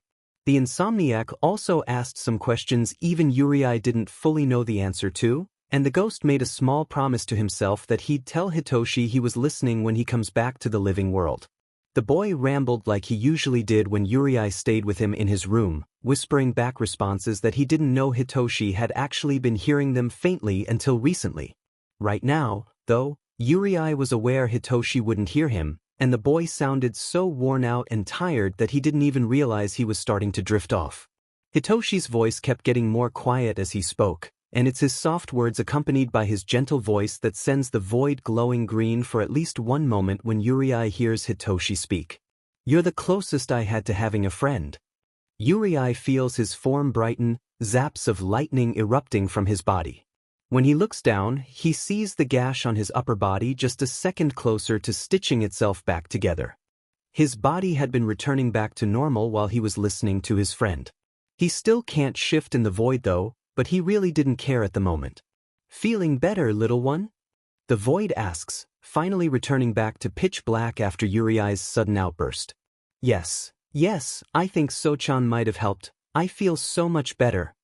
Yurii exclaims. When can I go back? Will you always be here? I kinda like you, whoever you are. The void vibrates in a chuckle once more, making Yurii feel even more comforted. You can go back as soon as you are ready. But I have to tell you that you must not talk about your death place unless you want a repeat of what happened. Yurii nodded, more to himself since the void probably knew he already agreed. I'll try to get out slowly, just so I don't overwhelm myself. He says. Very well, the void hums. Yurii's figure had started to glow, turning more transparent as every second passes by. Little one. Yurii responds to the call with a hum.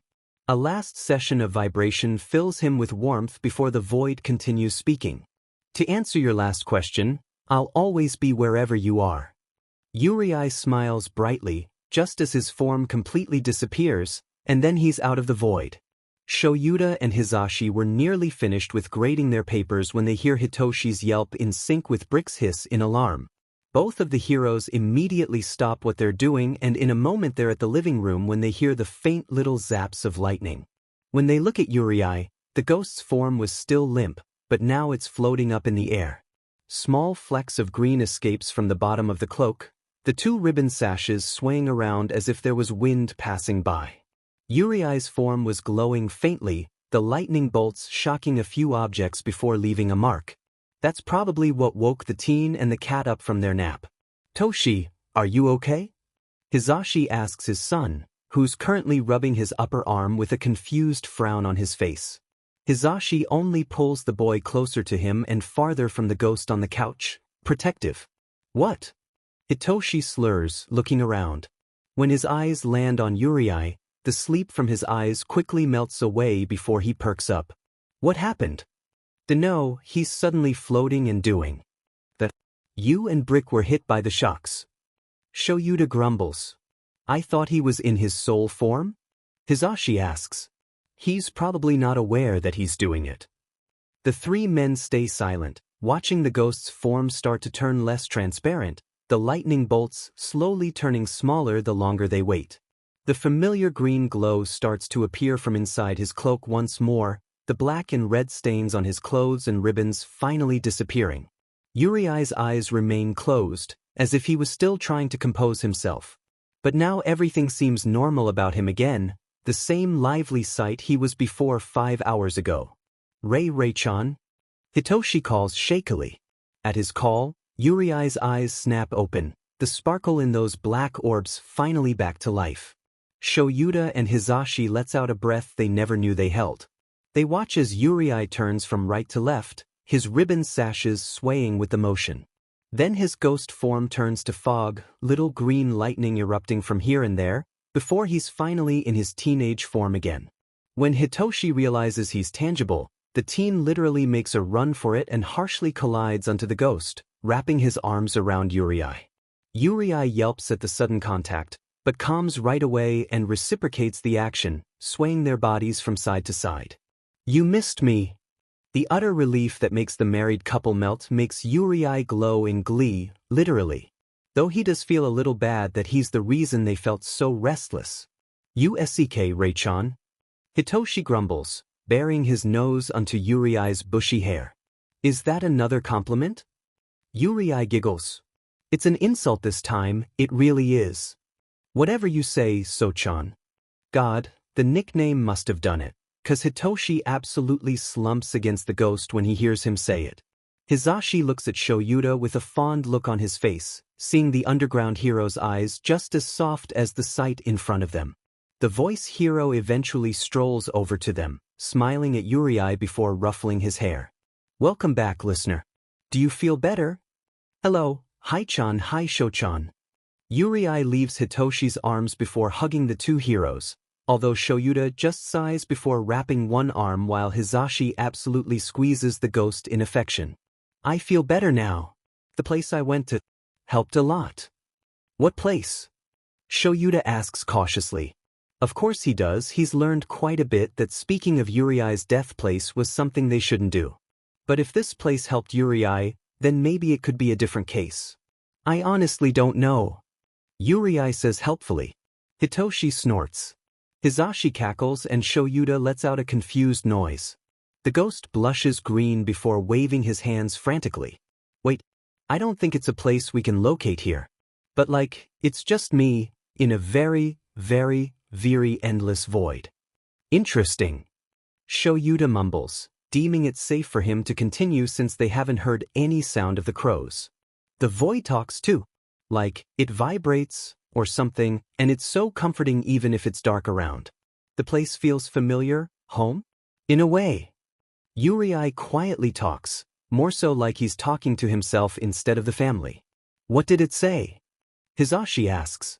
It said a lot. Like I'll figure who they are when the time comes. They also told me something about destiny leading me to the answer I seek? It's probably my past, Yurii answers. It told me not to speak about my death place again. We figured that too. Hitoshi sighs. And I heard So-chan. Yurii cheers, avoiding the somber atmosphere as he goes to hug the purple-haired teen. He said I'm his friend, I'm his friend. Hitoshi sputters, cheeks turning red. Hizashi just coos at the pair while Shouta smiles a little. That's great, Ray baby, Hizashi says softly. You're so cute, you know that? I do. Yurii is practically glowing in happiness. I missed you guys. We missed you too. Hizashi looks like he's close to tears, which, understandable. You've been gone for 5 hours, sweetheart. Yurii froze. 5 hours? The three men simply nods their heads, amused at the confused look on Yurii's face. Maybe time works different there, Yurii mumbles to himself. I was there for 15 minutes. So 3 minutes there is equal to an hour. Shouta nods his head, then he sighs. We have a lot to take in and it's already a Monday tomorrow. Sorry. Yurii chuckles apologetically, Shouta simply waves him off, a meaning they all knew that meant, I'm not mad, I'm just grumpy and tired. It's just a change in routine, we can handle this. Hizashi chimes, we'll take it slow from now on and we'll think about it when Tsukachi finds something, okay? Yurii just nods his head, leaning a little against Hitoshi. The insomniac wraps an arm around the ghost, still getting used to the fact that Yurii's back and he's okay, trying to remove the image of the black thing, leaving from his open scars. Subtly, he checks an opening from Yurii's cloak, relaxing a bit when he sees his upper body wrapped in bandages, no signs of the previous injuries from earlier. Basically, we meet a ghost that claims he's some protector of our growing family, and now we're looking for his past because it just seems right, but shit happens in the middle of it? Hitoshi deadpans to himself, but realizes that everyone heard him when Yurii sputters in embarrassment, along with Hizashi scolding him half-heartedly for his language and Shouta snorting quietly. Yeah, basically. Yurii chuckles. I honestly just wanna watch a movie, Hitoshi sighs. Are you both done grading papers? Almost, you two go on ahead, Shouta says, already walking back towards the kitchen, but not before ruffling Yurii's hair a little bit. Glad you're back, problem child. Yurii glows once more at the greeting, smiling even brighter than he was. When Hitoshi looks at his face, he smiles a little bit, ignoring the cold that washes over him when his eyes land on Yurii's scar. Hizashi smiles at them cheekily with a wink before following his husband to the dining table. Hitoshi pokes the ghost's cheek before sitting back on the couch. Yurii tries to do the same, but the cloak is so big it falls on Hitoshi's lap when he sits beside him. The purple-haired teen watches in amusement, then he asks a question. Can you change what you wear? Surely you didn't wake up wearing that, right? Oh, I can. I guess I just got used to wearing this, though. Yurii hums, what should I wear? Whatever you want? Hitoshi answers in a question. You could, make a ghost design on your casual clothes if you feel like it. Good idea. Yurii says, before finally focusing on his clothing, muttering out soft words as Hitoshi tries to find a movie they can watch.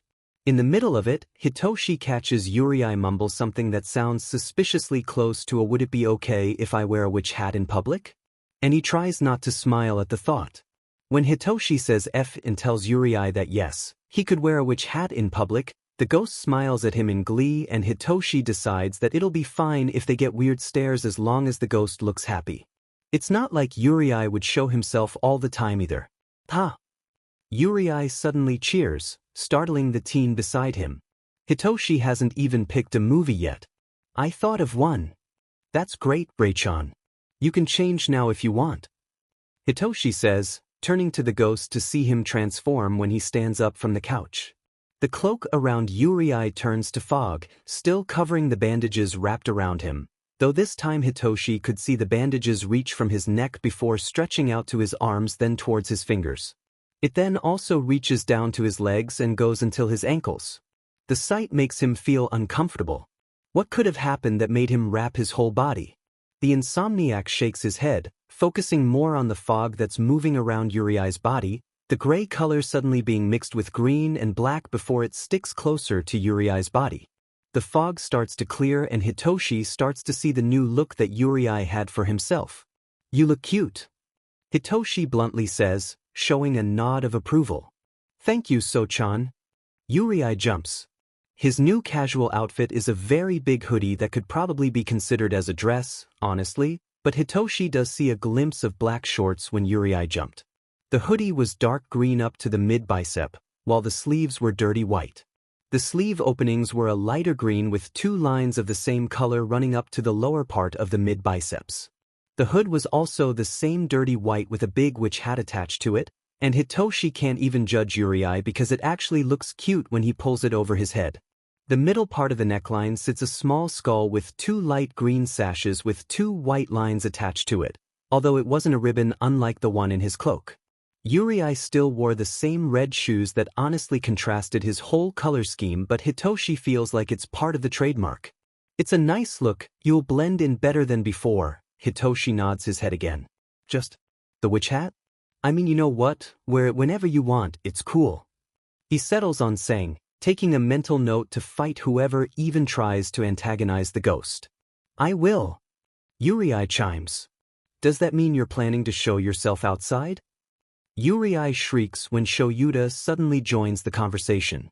They both turn around to see Shouta looking at Yurii with a thoughtful expression while Hizashi's facing his phone towards the ghost, snapping some pictures. Well, if that's okay? Yurii asks, suddenly shy. The look on Shouta softens before he sighs. Kid, you don't need my permission, just remember to stay safe and come back in one piece. Shouta grumbles. What he means is you can do whatever you want. Just come home, okay? Hizashi smiles gently. And you look so pretty, baby. I love the outfit. Thank you, Hai-chan. Yurii giggles. And I'll look after myself, Sho-chan, don't worry about me. We'll worry either way, Hitoshi says. Now come here, I've chosen something that looks like a bad horror movie and I want to make fun of it. Oh, I'll get blankets and pillows, be right back. Hizashi says before turning towards the bedrooms. Shouta had decided to slip into his sleeping bag that he brought with him before he settles on the couch after being told by the 2 kids that they'll lay on the floor instead. Hizashi quickly comes back with a pile of fluff, with Brick and Luna following behind him. The ragdoll quickly settles between Yurii and Hitoshi while the Burman cat plops herself on the armrest. They distribute the various blankets and pillows among each other before finally settling themselves for the movie. Toshi, do you have everything ready for school tomorrow? I'm sure you'd be lazy to fix things after dinner. Hizashi softly speaks from his side of the couch. I got everything handled. Hitoshi mumbles. If he forgets something, I'll bring it to him tomorrow. Yurii smiles cheekily. Don't get used to doing that, only agree when it's something important. Shouta speaks up from his sleeping bag. Yes, Dad. Hitoshi rolls his eyes playfully, even though the hero couldn't see it, he absolutely felt it. The purple-haired teen finally presses play and the movie starts. Hitoshi tells them the ratings of the movie, which was lower than average, so everybody gets ready to laugh instead of screaming at something that probably wouldn't even be that scary. A few minutes into the play, Yurii turns around to see Shouta leaning his head on the couch's armrest behind Hitoshi, so he turns to Hizashi instead. Will my hat block the screen if I wear my hood? Yurii quietly whispers to the voice hero. Oh, it's okay, little listener, I'm sure it won't block my vision. Hizashi gently answers. Yurii smiles at him before pulling his hood up and over his head. Something about covering it keeps him comfy, mostly because he got used to the hood on his previous cloak. He'll surely miss that outfit, but it's been years, and maybe it is time for a change. When another jump scare appears on the screen, Hitoshi and Shouta lets out a synchronized snort, triggering Hizashi's short cackle and Yurii's soft chuckle. A few minutes later, he feels a soft tug on his witch hat, and he turns around slightly to see the blonde playing with the end of it. Hizashi doesn't seem to notice that he's done it, and Yurii finds it endearing. The silence is filled with Shouta grumbling at random scenes while Hizashi responds from time to time. Hitoshi seems happy with antagonizing every detail of the movie, while Yurii's giggles interrupt him in the middle of it. He surely doesn't mind this type of change in his afterlife. Right when the movie ends, Shouta lets out a yawn before saying a small "that was sheet," and Hizashi didn't even tell him off because he's right. They spend a few minutes gathering themselves, the voice hero standing up to stretch before bickering with Hitoshi when the team calls him old. "We all get bone cracks, Hitoshi. I'm not old." Yurii's just there, watching it happen with a small smile on his face. Yurii follows Luna and Brick, who pads over to the yellow sleeping bag where a certain hero lays inside. Shouta blinks an eye open, closing it again when he sees the ghost sitting with his legs crossed just in front of him. "Hello, Shouchan," Yurii smiles. "Been a while since we last talked." "We literally talked yesterday," Shouta says. The ghost pouts. "That's the point. Anyway, I was just gonna tell you that if you or Haichan need me tomorrow, just do anything with the intention of calling me, okay? I'm gonna stay with Sochan tomorrow, but I'll be there right away." "Elaborate anything," Shouta says. "Anything," Yurii says, making hand motions. "Knock on wood, rub your hand on your clothes, flip a book page, write my name, write your name, write a failing grade on your student's essay, anything. Except for calling my name, we don't want unwanted people to hear and take advantage of it, okay?" I'll keep that in mind." "Thank you, problem child. I'll tell that to Zashi. Is that what you want me to do as well?" Shouta asks. "If you could." "Thank you very much, Shouchan," Yurii nods with a smile. "Just remember that it's for emergencies, okay? Like when you were dying. Oh, by the way, did you tell Haichan and Sochan about that?" "Of course, it's illogical to call you for something unnecessary," Shouta pauses. "And yes, we talked about it while you were recovering." Yurii nods again. "Good. Then let's get up now, Shouchan. Dinner time." "I'm not a kid, Yurii." Shouta grumbles, but he's sitting up anyway. "I know." Yurii smiles cheekily. Hitoshi and Hizashi have gone to the kitchen to start dinner when they saw the ghost and the caterpillar conversing, leaving the two of them alone in the living room. Brick and Luna are cuddled together by the other end of the couch. The ghost helps with setting the table up for the family while Shouta refills the container of cat food. Hitoshi simply assists Hizashi with cooking while playing with Yurii's witch hat when they both have nothing to do. The dinner is quickly done. They all settle down to eat while Yurii feeds the cats, and something tells everybody that this would be a routine for them. When everyone eventually says goodnight, Hitoshi has been followed to his room by the ghost before said ghost just floats in midair and does a laying down position. "You don't patrol on Sundays too?" Hitoshi asks. "I patrol when I've done everything I needed to do for the family today," Yurii answers. Then he turns to the purple-haired teen. "I'm not yet done with one more task, but it's nothing too hard." "Why are you being so vague?" Hitoshi chuckles. "Did you need to tell me something?" "Yeah, actually. It's about your safety. I've told Shouchan earlier and he's most probably telling Haichan about it now." Yurii says. Hitoshi hums. "Okay, tell me." "So." Yurii turns around in the air. "It's about calling me, and it's for emergencies only. I've had a hard time before since I never knew when one really needed help, but I couldn't really just show myself and talk to you all." "That's fair." Hitoshi nods. "Anyway, to call me all you gotta do is think of me, then do anything to trigger the call." Yurii says, continuing when he sees Hitoshi raise an eyebrow in confusion. "Literally anything like do the call motion, or tap on anything or stomp your foot. Anything." "Why anything? Don't I just have to think about you or something?" Hitoshi asks. "It works that way the most. If you just think of me, then I'll think I'm just a passing thought through your head. I would have actually told you to say my name, but I want to avoid unwanted people hearing my given name, because they could use it for bad things. Yurii explains. Oh, that makes sense. All right then, I'll keep that in mind. Hitoshi says while nodding his head. That's great. Yurii smiles. You're really into this protector role, huh? The insomniac smiles back softly. I still can't believe that you're real. Well, you gotta get used to me. Yurii pokes the other's cheek. I gotta go, Sochin, the town needs watching. Do you like it? Hitoshi asks suddenly. Like what? Yurii asks back. Like doing what? You're doing. Patrolling, keeping people safe, fighting bad guys. The teen waves a hand around. Yurii nods his head quickly, glowing a little. Of course. I like helping people.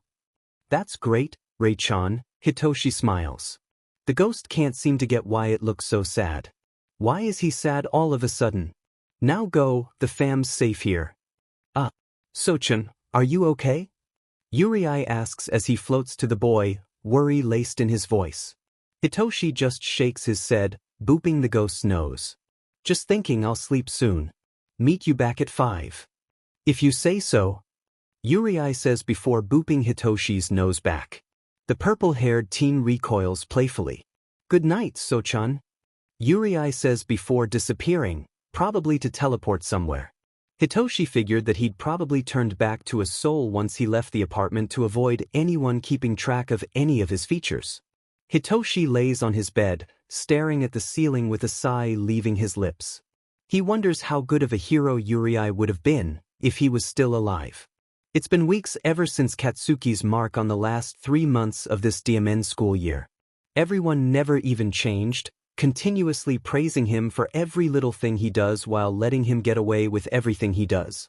It's to make Aldra a proud school when he gets into UE, they said. Katsuki wants to scoff at the bullshit. If he didn't have such an amazing quirk, then he'd be treated the same just like everyone else. It's not like he abuses the power. He just thinks everyone in this school is below him and he'd never planned on being friends with anyone. Everyone is an extra, and the only one worthy of his attention was gone from his life approximately 10 years ago. Not like Katsuki could dwell on it, anyway. Ever since the disappearance of the whole Midoriya family, Katsuki remained alone for the rest of his years. The only people who knew them were their co-workers, along with Katsuki's preschool friends. But as time passed by, nearly everyone had forgotten about them. Everyone except the Bakugo family. Katsuki could never forget Izuku. He also knew Demon well. His mother still thinks of Inko from time to time, and his dad was close friends with Hizashi. Basically, the Bakugos and the Midoriyas were a tight-knit family. A few weeks later, they were considered dead and their case was practically abandoned.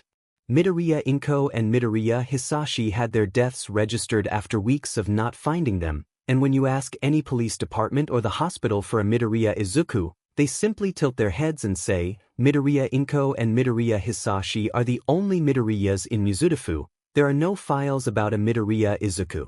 It left Katsuki so confused, because Izuku should be there. When he asked his mom and dad about it, even they didn't have an answer to it. It was the first time he saw his mother cry so openly in front of him. He was 4 years old then, and seeing his usually brash mom so vulnerable and filled with a different type of anger made him feel just as bad too. That day, the Bakugo family cried together in the living room. That was also the day Katsuki swore that he'd be the best DMN hero in the world. He would double his efforts, and he even thought to mellow down his attitude. Izuku would be so disappointed if he ends up cursing another person with ill meaning. That doesn't mean he stopped cursing other people though, just, he doesn't have to mean it, and if they can't accept that then they won't earn Katsuki's respect? Friendship? What? Anyway, the reason why he's suddenly thinking about the DMN nerd again was because apparently someone called his mother and they were planning to talk to the whole family about a case they were working on. It didn't really imply anything about the Midoriyas, but what else could they possibly help with? Ever since that day, they've been less interactive with their other friends, not like they had anyone else they were that close with. Get ready, Kat. They'll arrive any minute now. Mitsuki's voice reaches him from downstairs, urging the blonde to get up from his bed. Whatever, hag. Katsuki screams back, just in case the woman thinks he didn't hear her. He doesn't really have anything to do, It's a Friday and he already finished all of the assignments he had to do. He can wear whatever too, this is his home anyway, and the visitor has probably encountered something worse than a plain shirt and shorts. Turns out, any minute later is actually somewhere about 10 seconds from when his mother just spoke, because Katsuki faintly hears the sound of their doorbell ringing. He decides to go downstairs and decides that he's either deeply involved or not at all. Katsuki hears his mom and dad greeting the visitor of visitors. Judging from the two unfamiliar voices that greet back, one sounding professional and the other just sounding very tired, Katsuki sympathizes with the second man. "Brat, come here dash. I'm effing here." Katsuki grumbles, glaring at the two visitors with no heat. One of them looked like the detective, and the other looked like some hobo clad in dark clothes, his head engulfed in some weird toilet paper or bandage-looking thing. Once they've settled on the couch, the detective introduces himself. "I am Detective Tsukachi Naomesa. This is Aizawa Shouta. He is also investigating in this case. Do you have any ideas to why we decided to question you today?" "Not in particular, Tsukachi-sen. Should we be worried about something?" Masaru asks politely. "You don't, actually. I will go straight to the point here." Tsukachi pauses. "We want to ask you questions about the old case of the Midoriya family." A short silence passes by the whole living room, the detective and the hobo looking at their faces for their reactions. Mitsuki's body stiffens at the mention of her best friend's last name, Masaru straightens up, and Katsuki's eyes narrow at the visitors, analyzing and curious. "What about them? It's been 10 years. Mitsuki asks, her voice uncharacteristically quiet. "We just want to know about your relations with the family." Aizawa smoothly joins the conversation. "I'm afraid we can't tell you the reason why we've decided to go back to this case again. Not yet, since we're still unsure about the situation, and you, the Bakugos, are the only lead we have so far. And if we do confirm the situation, we will briefly inform you about it." Tsukachi continues Aizawa's words.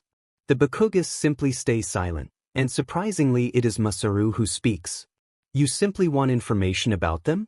We don't have anything else aside from our relationship and how they look like." Tsukachi simply nods his head. "That would be great. We appreciate your cooperation.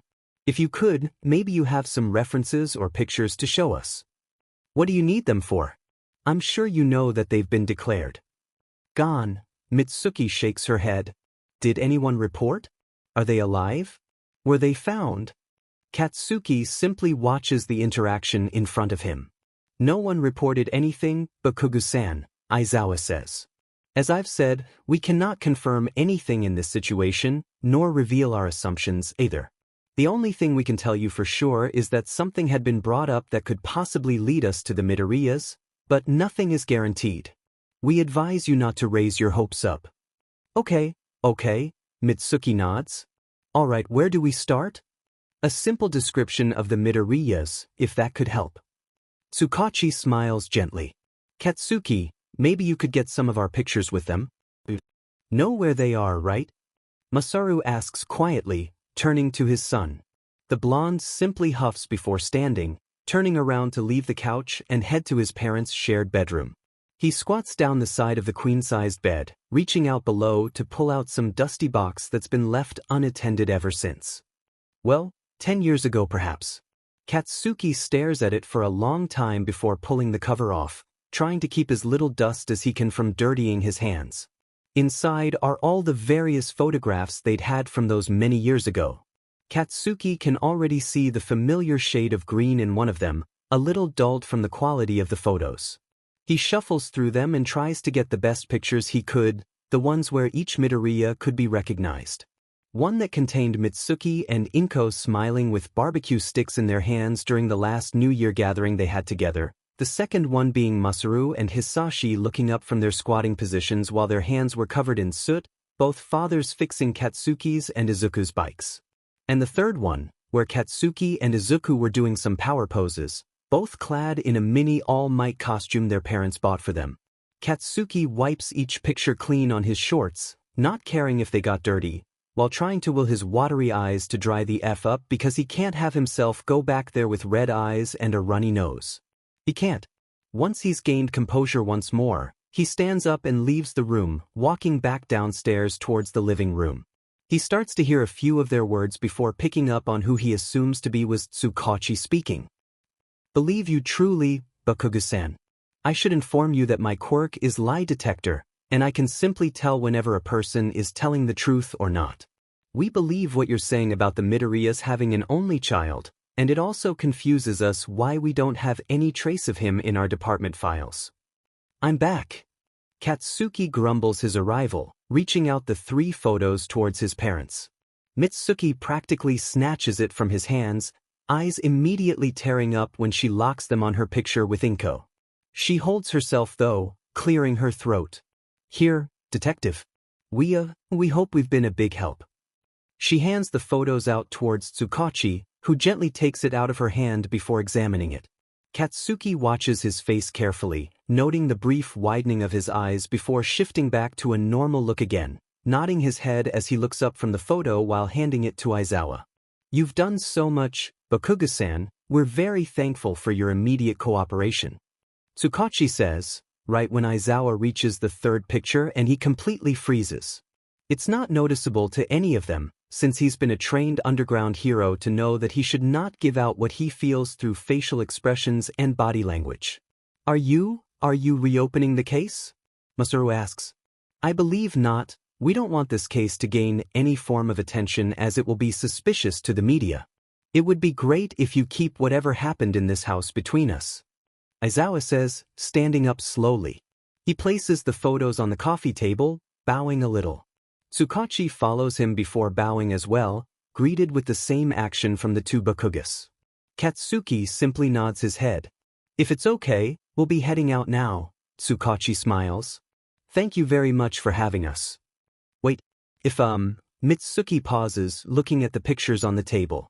I don't know if it'll be of any help, but you could take the pictures if you need. Katsuki stares at the way Tsukachi and Aizawa look at each other, having a silent conversation before eventually looking away. The hobo-looking man nods his head, half of his expression hidden by the scarf around him. If that's okay, we'll be taking all 3 of these for a while.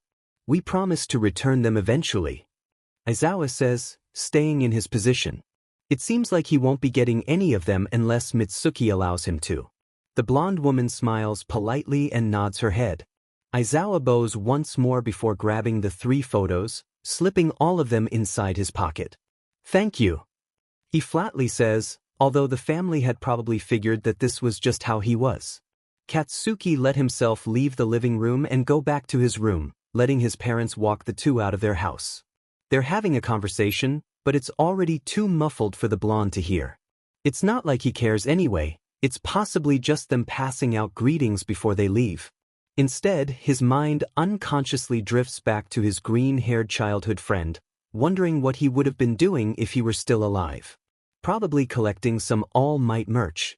Katsuki huffs to himself, a small smile gracing his lips. Please tell us immediately if we're still connected to this case or not, Mitsuki pleads. I don't want to hope too much. Katsuki and Izuku had been friends since they were in their diapers and he might not look like it, but I know he's hopeful about this and I just can't dash. Masaru places his hands on both of Mitsuki's shoulders, squeezing them gently. Don't worry, Bakugo-san, Tsukachi says. We'll inform you about it immediately. I apologize for having to be vague about it. That's all right, it's your job. Masaru smiles politely, bowing a little. Tsukachi, let's go. Shouta says to the detective. Tsukachi nods his head before bowing one last time towards the parents. Shouta nearly looked like he was rushing towards the car, and honestly, he didn't care if Tsukachi caught onto it. He slips into the passenger's seat, bringing out the 3 photos from his pocket to check the missing family's faces once more. Tsukachi arrives just when he's on Inko's photo, watching him silently. The kid looks like him, it has to be him. Shouta says, now looking at the photo of Katsuki and Yurii, Izuku. What do you think? Do we tell the Bakugos about Yurii? Because I know very well you're gonna to tell the kid about this. Tsukachi asks. If Yurii does he call him Izuku now? Shouta doesn't know. If he wants to meet them, he could. I think it'd be best if we tell the truth to the family, there's no reason to hide this from them. We can at least let them know they have one member of the Midoriya's back. Tsukachi nods his head slowly. So, Midoriya Izuku. Shouta hums. Now we only have to figure out what happened the day they went out for quirk counseling. It's been nearly a month since they first met. Yurii was back from floating around the town to see Hitoshi doing his homework in the dining room. Hizashi and Shouta were still outside, the voice hero busy on his after-school patrol while the underground hero was called to the police department. Tsukachi's last call was a little long ago, so calling again meant that they probably had a possible lead towards Yurii's case. He wasn't able to follow them, mostly because there were some annoying kids trying to bother Hitoshi on the way home, and Yurii knew Tsukachi and Shouta could handle themselves, and he trusts Shouta to call him when he's needed. Shaking those thoughts away, he quietly peeks over the purple-haired boy's shoulder, curious to what the boy could be doing. That looks complicated, Yurii pouts. Like, I know school is important, and when I was alone I just caught up my studies until what they're teaching you right now, but these days I haven't caught up to what you're learning, since the city's kind of full of petty crimes recently, and that's kinda weird to look at. Hitoshi stops writing, turning his head to look at Yurii with disbelief on his face. You're a ghost and you're still trying to study? Hey, it's not my fault they're interesting. And I'm bored. Yurii huffs. Do you have notes? I want to catch up. I also do it while I'm with Haichan since he teaches too, and I take a break when I'm with Shochan. My notes are in my bag, Hitoshi answers. I guess I get it though. Nothing really changes now that we know about you, just that our routines add one more person to the mix. So now that we know each other, I can just ask for notes instead of sneaking through them. Yurii smiles cheekily. Hitoshi rolls his eyes fondly before getting back to his work. Time to time, he looks up to see Yurii absolutely immersed with his notes, and he figures that maybe the ghost was a curious little being even during his past life. It's impossible not to see it. The door opens to Hizashi greeting the house with his loud voice, quirk not activated. Yurii wps around to greet him back with the same enthusiasm, Hitoshi drawling out his own. Hizashi flips the tip of Yurii's witch hat, walking over to Hitoshi before placing a kiss on the boy's forehead, ignoring the teen's half-hearted protests. They continue to work in silence while they hear Hizashi singing in the bathroom, silently enjoying the voice hero's self-proclaimed concert. Hitoshi hears Yurii humming along sometimes, and he silently hoped that his dad was here to listen to both of them together. The voice hero steps out of their shared bedroom not too long after before walking out to the kitchen. Sho should probably be home any minute now, he said we have something to talk about. Hizashi says while getting the ingredients ready for dinner. They got something? Yurii exclaims. He did, ghost listener. Hizashi nods with a soft smile. I'm not sure if it's something good or bad, but it's surely helpful if Sho has something to tell us. Right when Hizashi stops talking, they hear the window slide open from the apartment's balcony. Speaking of the devil. Hizashi jokes. I'm home, comes the grumbled greeting. Shouta emerges from the hallway. He then halts in his step when he makes eye contact with Yurii. Izuku?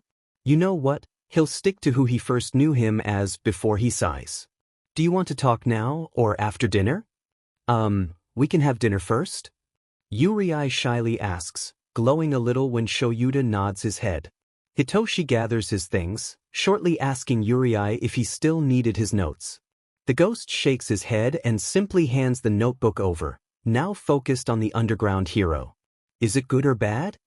It's nothing to worry about, Shouta answers vaguely. Be more prepared that it could trigger some of your memories. The ghost immediately perks up at that, curiosity growing and mildly ignoring Hizashi's call for dinner in the process, although he does distract himself from glowing too brightly by feeding the cats. It's a good distraction. Shouta tries not to get his own hopes up, mindlessly fiddling with the 3 photographs in his pocket. He and Hizashi had both settled on the couch, waiting for the kids to finish washing the dishes. They practically demanded to wash them today, and Shuda's too tense to care while Hizashi couldn't really resist the power of the duo's pleading eyes. It didn't take too long, since they could see floating plates from the sink. They never knew Yurii also had telekinesis. Just what else could this ghost do? Yurii literally runs towards the couch, sitting on the floor beside the coffee table. Hitoshi follows closely before settling down beside him. It's nothing bad, and you said it could trigger my memories, so that means there's some good people that I've met. He rambles. It is possible, not guaranteed, Shouta reminds him. Firstly, we'll see if you remember by hearing their names. Hizashi and Hitoshi watches silently as Yurii nods with determination. Gently now, Shouta speaks again. Try not to be too upset if nothing works, okay, problem child? When Yurii nods, slower this time, Shouta lets out a breath. Then he starts mentioning names. They all look at Yurii closely, as if anticipating for his reactions. At every Bakugo that Shouta had said, Yurii did not glow nor show any indication that he remembered something or someone. When Shouta pauses, Yurii mutters the three unfamiliar names over and over again, but he just shakes his head with a small frown. Shouta reassures him right away, telling him he wasn't done yet. This time, he started mentioning each Midoriya that he discovered today. Although he does perk up at the Midoriya Izuku that Shouta finishes with, he doesn't confirm anything. Are you sure the people you found are connected to me? What if it's just a coincidence? Yurii asks slowly, even though he seems a little skeptical. Midoriya Izuku sounded painfully familiar to him, but he can't remember. But then Shuda's eyes lighten a little at his reaction, which means he wasn't just imagining the vague sense of relief when he hears the name.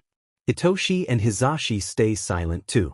They know the moment when Shouta comes to a dead end, and right now isn't one of those times. That's why we're here. It's to confirm if you can remember anything based on verbal triggers. It seems to be quite the case in one condition, Shouta says, then he asks, does Midoriya Izuku ring a bell? It does. Something's telling me that I know who that is, but then I just can't, Yurii says, clamping a hand against his forehead. I have pictures. Shouta says bluntly, like he didn't just nearly send Yurii into an unnecessary panicking state. Everyone straightens up at that, Hitoshi even looking curious to what Shouta could pull out of his pocket. Why didn't you just show them first, Sho? Hizashi asks, a little exasperated. His husband only rolls his eyes. I had to see if we can trigger something by saying the names, and now that we've confirmed that there's a chance he could remember, I could go all out. Then he turns to Yurii, you have to tell us when it gets overwhelming, got it? Yes, Sho-chan. Yurii slowly nods. Everything's going smoothly so far, but right now is the risky part. Yurii could pull something like what happened that time a month ago, or something else unexpected and new. You have a picture of the Izuku one, right? Yurii stutters, something that they haven't witnessed in a while. He's shy and he's nervous, but he's so curious about that one. It pulls him, he can feel it tugging at the back of his head. Yurii stares at Shuda's eyes with such intensity that the underground hero couldn't say no. He pulls the photo out of his pocket, slowly handing it towards the ghost, hesitating. Yurii easily takes it from him, and he spares himself the suspense before flipping the photo after taking a deep breath. Yurii's eyes land on red ruby eyes, small and squinted, but it sparks something in him and suddenly he feels like there's finally another puzzle piece connected to his existence. He knows those eyes. He knows. His eyes trace the spiky blonde that seems to make him remember even more and goes down to the boys. The boys Byujoyu Katsuki, Shouta had said. Katsuki, Kikikich. K-A-C-C-K-N-K C-C-K-N-K. His eyes drive over to the other hand engulfed in Kissis and it goes up the torso, taking in the bright costume of All Might and suddenly when his eyes make contact with a pair the same color as his, Yurii takes in the wide mess of curly hair tucked into the onesie. It looked so familiar. Yurii doesn't hear the multiple calls for his name. But that wasn't his name, not originally. Everything looked so familiar because it's Washim. Midoriya. A part of him feels reconnected. K-A-C-sin. We match. Izuku giggles loudly when the boy steps into the living room. They're both smiling because they both look like heroes and Izuku was excited they'll play together. Come on, Izu, the old woman wants us to take a picture. Let's get this over with and we can play. Katsuki grabs the smaller boy's wrist and drags him outside, where Redhcted and Redacted were waiting for them. Where's Uncle Kakin? Izuku asks. He's with your papa at the park already. Let's go. Katsuki pulls harder, although it's still patient, and finally Izuku follows, holding one bag of snacks on his back. Katsuki had his own, but it's with Redhcted. When they both arrive at the door, they strike their own poses with childish confidence, making both their mothers coo along. Redacted ushers them together, bringing out her phone. The gentleman can wait, look at our little superboys. She cheers, her best friend grinning so widely from beside her. Strike a pose again, boys. Redacted encourages them. Kakin, hold my hand, let's do a power pose. Izuku says, offering his hand to the blonde. Katsuki doesn't protest, grabbing Izuku's hand before raising his other as if he was flexing muscles. Izuku raised a fist in the air. That's right, he would be the best hero with Katsuki. Dachu.ku. Izuku. Izuku. The ghost snaps out of it when he hears Shouta scream his name, screams the loudest he could. Yurii. Izuku gasps loudly, as if he hadn't taken in a breath for so long. His figure leans forward weakly, planting his hands firmly on the table in front of him. Izuku remembers everything. Everything about Bakugo Katsuki. He remembers first talking to him, when he can't pronounce his name so he calls him Kakin. Izuku remembers everything about his blonde friend, and all those memories take nearly all the awareness in Izuku's past life. He doesn't know how, but he has a feeling that he was one of who made the most memories with him in his past life. Izuku, that's him, stares at the hands in front of him, glowing so much brighter than when he usually does. He looks like the sun, except he was green and the tiny little flares are replaced with small lightnings. With every memory that becomes distant in his head, Izuku takes in his surroundings once more, taking in Hitoshi, who was once beside him, now standing up beside both of his dads. They're all cautious, staring at him with wide eyes and a careful distance between them. Izuku scans around his space, thankful that at least this time the lightning bolts didn't harm anybody or anything, although he probably glowed too bright that they still had to step away. Izuku. The ghost looks at them. He did it again, but nobody's hurt, thank Kami. Are you okay, ghost listener? Hizashi asks this time, but Izuku just stares at them silently.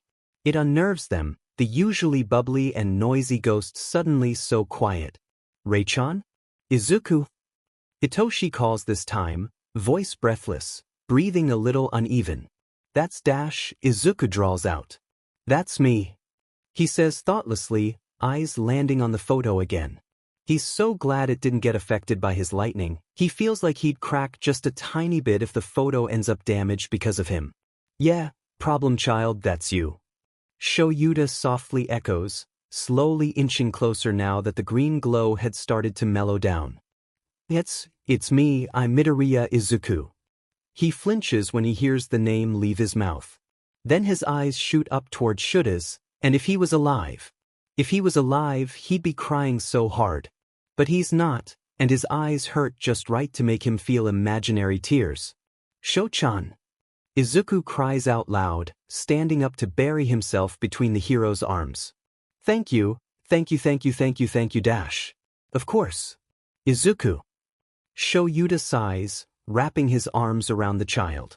Hitoshi wastes no time to hug the boy from behind, and Hizashi's own eyes were watering at the absolute relief and gratefulness laced in Yurii's Izuku's trembling voice. They end up huddled like that for a few minutes, filled with Hizashi saying hushed reassuring words and Hitoshi's occasional sniffing. Shouta had to stop himself from crying along, although he can't hide the fond tears in his eyes. Izuku sounded so passive about his past life, but maybe there was a part of him that desperately wanted to know. Did anything hurt? Can you still handle seeing the rest of the families? Shouta asks quietly. They pull back to let Izuku speak. Nothing hurt. I want to see the rest of them. The dinner is interrupted by Katsuki suddenly choking on his food. Masaru quickly hands him a glass of water while Mitsuki stares at him in amusement. You good, brat?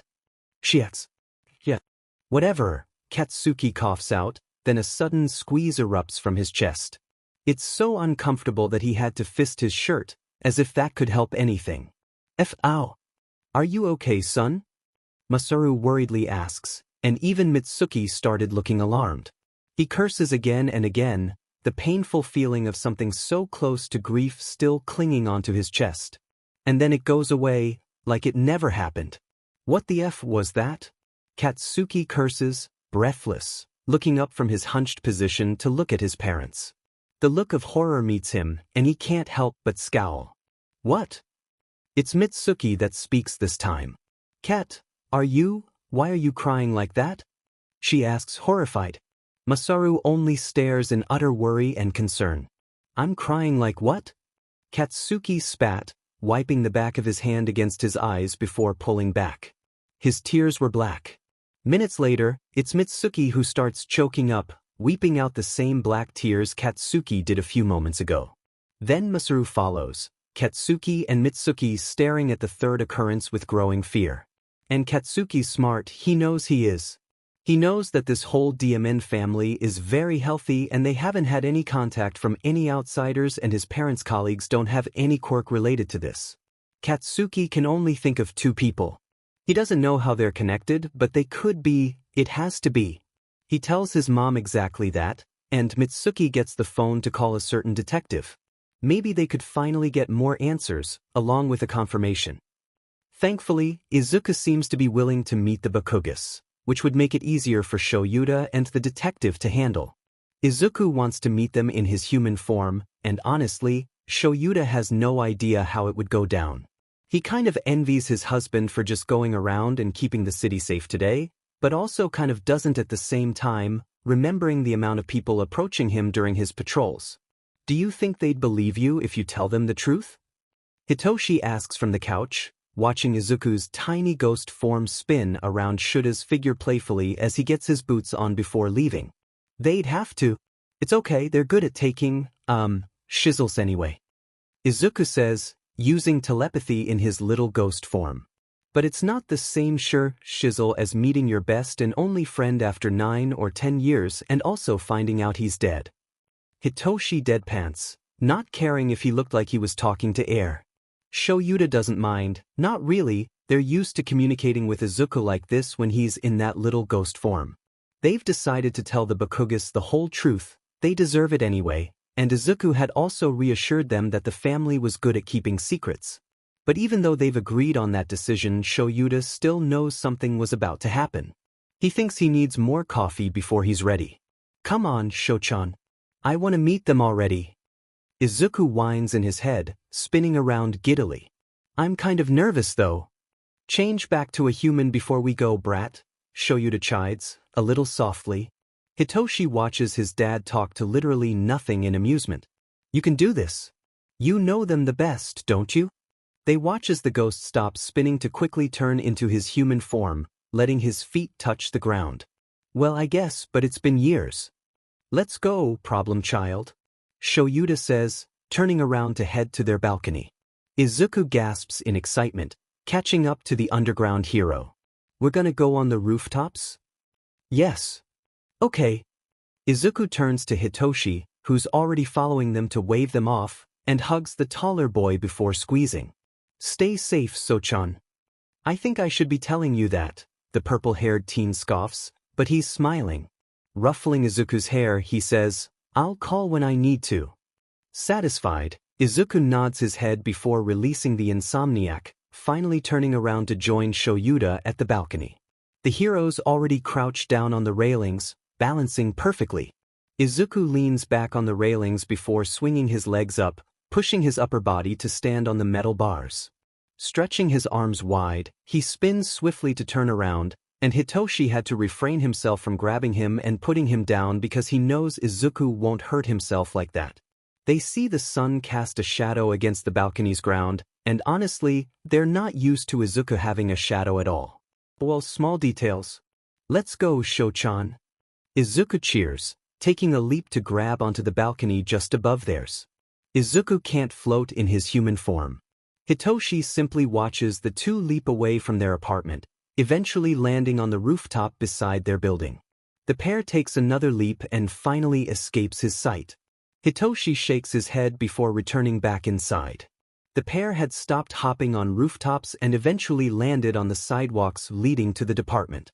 Shouta notes a few people staring as they walk along. Some are either curious, confused, interested, or plainly incredulous, as if they couldn't believe that there's a kid with a large witch hat attached on his hood. Well, it's not like Izuku looks bothered, so Shouta leaves them be. It's also better now that they wouldn't suspect anything from the teen's gray skin, since quirks could be as strange as they could get, and they could just play it off from that. So that's another worry off of Shuda's shoulders. Once they arrive, some officers and detectives look at the unknown presence beside the underground hero. Izuku shuffles a little closer to Shouta, protecting himself from the uncomfortable attention. When they reach the door to Tsukachi's office, that's when Shouta feels a grip on his sleeve. Wait, I'm actually even more nervous now. What do we do if they freak out? What if Uncle faints? What if Auntie faints? What will Kaken do? Oh God, how would he feel about having a ghost, a dead friend? How do we tell them that Mom and Dad dash? Shouta cuts Izuku's rambling by putting a hand gently on his head. Kid, please calm down. We can explain it to them slowly, and when they finally get it, then that's when we listen to their decision, or what they want to do from there. Okay? Izuku intelligently answers. But what if we enter and they're already inside? I can go inside first. Shouta offers. Izuku seems pleased with the idea, his hands still clutched onto the hero's top, but at the back this time. The underground hero can't help but hope the Bakugos aren't here yet, but considering that this is about one of their long-lost family friends, his expectations are low. Detective. Izuku peeks from behind the hero, thankful for the height blocking him from whoever could be inside. Eraserhead. Izuku hears the detective greet back, along with chairs being moved, and his eyes widen at the indication of the Bakugo family. Eraserhead? Is that a hero name? A familiar voice speaks. It's rough and deeper than how Izuku remembered it, but it's familiar and he knows that tone. Apologies for not introducing myself properly before, Shouta drawls, but not impolitely. I am Eraserhead, an underground pro-hero. Anyway, going back to what we came here for, Tsukachi interrupts smoothly, we have only found one of the Midoriyas, and I hope that whatever we reveal in here stays between us. You can also meet the other people who knows about his current situation now, but that's more of your decision than mine. He explains. Izuku stills at the mention of himself, trying not to just show himself right away and do something stupid, like give Masaru a heart attack. Where was his enthusiasm when he first met Shouta? He does not know, but he really wants it back. Where is he? Is he okay? He hears the voice of Masaru, his uncle. As okay as he can be, Shouta responds. Izuku come. He reaches out to place a hand on the ghost's shoulder, giving it a gentle squeeze. Izuku takes a deep breath in, subconsciously ignoring the sharp intakes of breath from the family inside. Shouta gives him a look, gently removing the hood from his head before ruffling his hair. You can do it, kid. Slowly, Izuku steps aside, the shy kid within him and his memories taking over as his eyes first meet Mitsuki's. The woman gasps at the sight of him, or Izuku probably guessed it could partly be because of the scar on his left eye, which was the first thing revealed from his face. He looks at Masaru next, and the man looks so close to tears that Izuku kinda wants to cry as well. Auntie, uncle. Izuku stutters, trying to calm down when Shuda's arm wraps around his shoulders. Zuku. Izuku's eyes had never moved so fast, immediately landing on the last person of the Bakugo family. He's staring at the ghost like he's seen a ghost. Izuku tries to smile, but it's shaky and quickly blocked when Mitsuki pushes through Shouta and engulfs him in her arms. Oh no, little broccoli, you're oh my god. Mitsuki cries, her hand buried deep into Izuku's bushy hair as the other pulls him against her.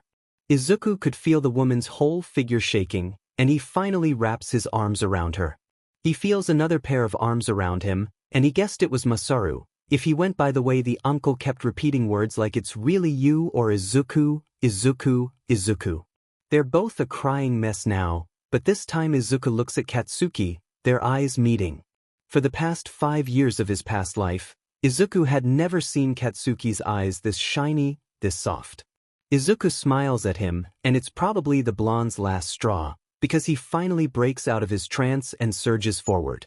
Katsuki pulls his parents off of him before protectively wrapping his arms around the ghost. They stay silent for a while, everybody watching the two teens revel in each other's presence.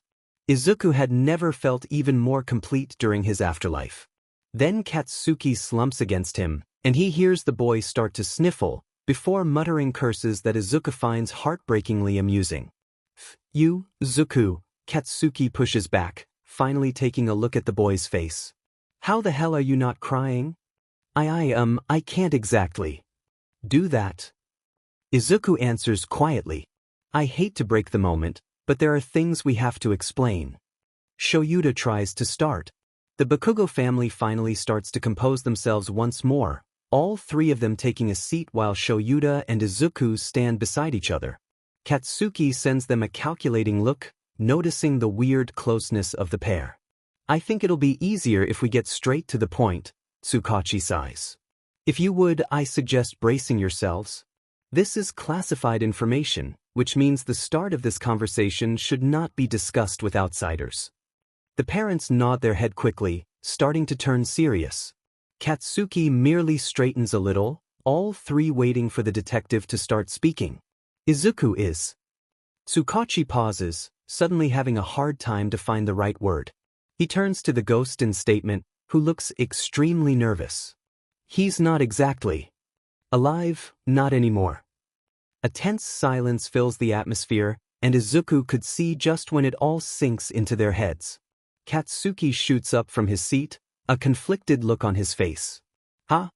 What do you mean he's not alive? You're seeing him right there right now, aren't you? Izuku tries to approach the blonde, flinching when he WPS his head towards him. Why are you not denying him, nerd? Because it's true, Shouta says, right on the dot. If you would let him explain? He's right. This is my quirk, I guess, Izuku tries to say. It makes me, stay here after I die. You died? Mitsuki asks, her voice filled with horror. When? Shouta places a hand on Izuku's shoulder, trying to give the ghost as much comfort as he could. It's almost been 10 years. I don't remember how I died. That's what they're, trying to figure out right now. 10 years. Masaru repeats, gaping. Mitsuki was just staring at him, finally taking in the features of the boy in front of him. The scar, the gray skin, the dullness in his eyes, the weird coldness of his body temperature that she primarily ignored during their reunion. Katsuki was just staring at him. So you're dead? A ghost? Izuku avoids eye contact, scared of how they could react. Shouta gives his shoulder another squeeze before stepping up, speaking. Please know that Izuku had only started to remember you yesterday. His memories had been wiped out ever since he became a ghost, and the only way we triggered his memories were the photos we borrowed, Shouta says, all while pulling out the said photographs from his pocket before reaching out to Mitsuki, who quietly takes it from him. Both sides are in an extreme emotional state right now, please be aware. Izuku stares at the ground, fiddling with his fingers. The silence is even more intense now, but then Mitsuki asks another question. Something Izuku doesn't know if he could answer. If you're a ghost, what about Koko? Izuku almost looked at her in confusion, before remembering that Mitsuki actually calls Inko that nickname, and suddenly he's even more subdued than before. The silence was almost an answer enough for the Bakugo family. Izuku. What happened? Mitsuki asks this time, Masaru and Katsuki evenly silent. You don't have to answer, Izuku. Shouta reminds him, and while the ghost does appreciate it, he knows he can't keep this from them forever. When I remembered everybody, Izuku starts slowly.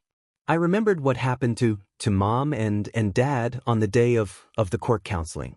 I don't know who did it or how or why, because it's so vague, but they dash. HEH8.BLE, Stay away from him. HELLBE, It's okay, baby. Mommy's alright. Run, Izuku, run. HOWANNOYING. Problem child. Shouta breathes out gently. Izuku shakes his head. They're gone. Izuku's words were merely a whisper. He remains oblivious to how his figure had flickered. I used to, not really care about my past. But now I want to find them, and then I'll make sure they pay. They won't know what's coming. Otusan. Okayasan. Yurii. Izuku flinches at the different name. He lifts his head up to see Shouta in front of him, his hands on Izuku's shoulders. Yurii, calm down. You're flickering. Ah, sorry, Izuku says, lightly patting his cheeks to snap out of it. I mean it though. I know. Shouta looks at him softly, as soft as he could for someone who has half of their face covered in capture weapon. Is he okay, Eraserhead-san? Mitsuki nervously asks, such a big contrast to the usual behavior Izuku sees from her. Shouta lets out a breath before patting Izuku's head. You can wear your hood if you want, he mumbles before turning around to answer the blonde. He's all right. Mitsuki nods her head, the worried look on her face mellowing a little, even more so when she sees Izuku reach out to pull his hood up, the adorable witch hat perked up on his head. She's been doing the talking for the three of them while Masaru and Katsuki watch everything silently. Tsukachi clears his throat. Are you okay, Yurii? I'm fine, detective. Izuku smiles gently, the detective nodding his head when the truth registers in his head. I know this is a lot to take in, but we still have more to talk about, Tsukachi says. Don't worry, it's more on what Izuku could do. As well as the precautions of his quirk and the people he's been staying with the past month, or well, for Izuku's case, the past 5 years. The tense atmosphere seems to lighten at least just a little bit when they're distracted with the next conversation. Izuku had been demonstrating all the things his quirk could do so far, while Tsukachi lets him lead and Shouta would add random remarks from time to time. The Bakugos are surprisingly taking it well, although they kind of doubt that would remain when everything finally sinks into them. The Bakugos had also informed Tsukachi of their incident the night before, alarming the three when they described what happened during their dinner time. What time did it happen exactly? Shouta asks, his face blank in concentration. Around 8 in the evening, perhaps, Masaru says. Why? Izuku gasps. That was around the time I took a look at the photos. Maybe that's connected? Tsukachi nods his head before speaking. That's possible. Izuku's quirk could cause the remembered person to shed black tears, but why? Maybe they're the tears I couldn't shed, Izuku whispers. I can't cry after all, or maybe it's just a random side effect of my quirk. My quirk is weird. Izuku told them all about how he first met Koko. Mitsuki teared up at the coincidence, before following Shouta, then meeting another pro-hero along with their son Hitoshi. Katsuki raises an eyebrow at that part, but shrugs it off eventually. Can they meet them? Izuku turns to Shouta, and the underground hero huffs.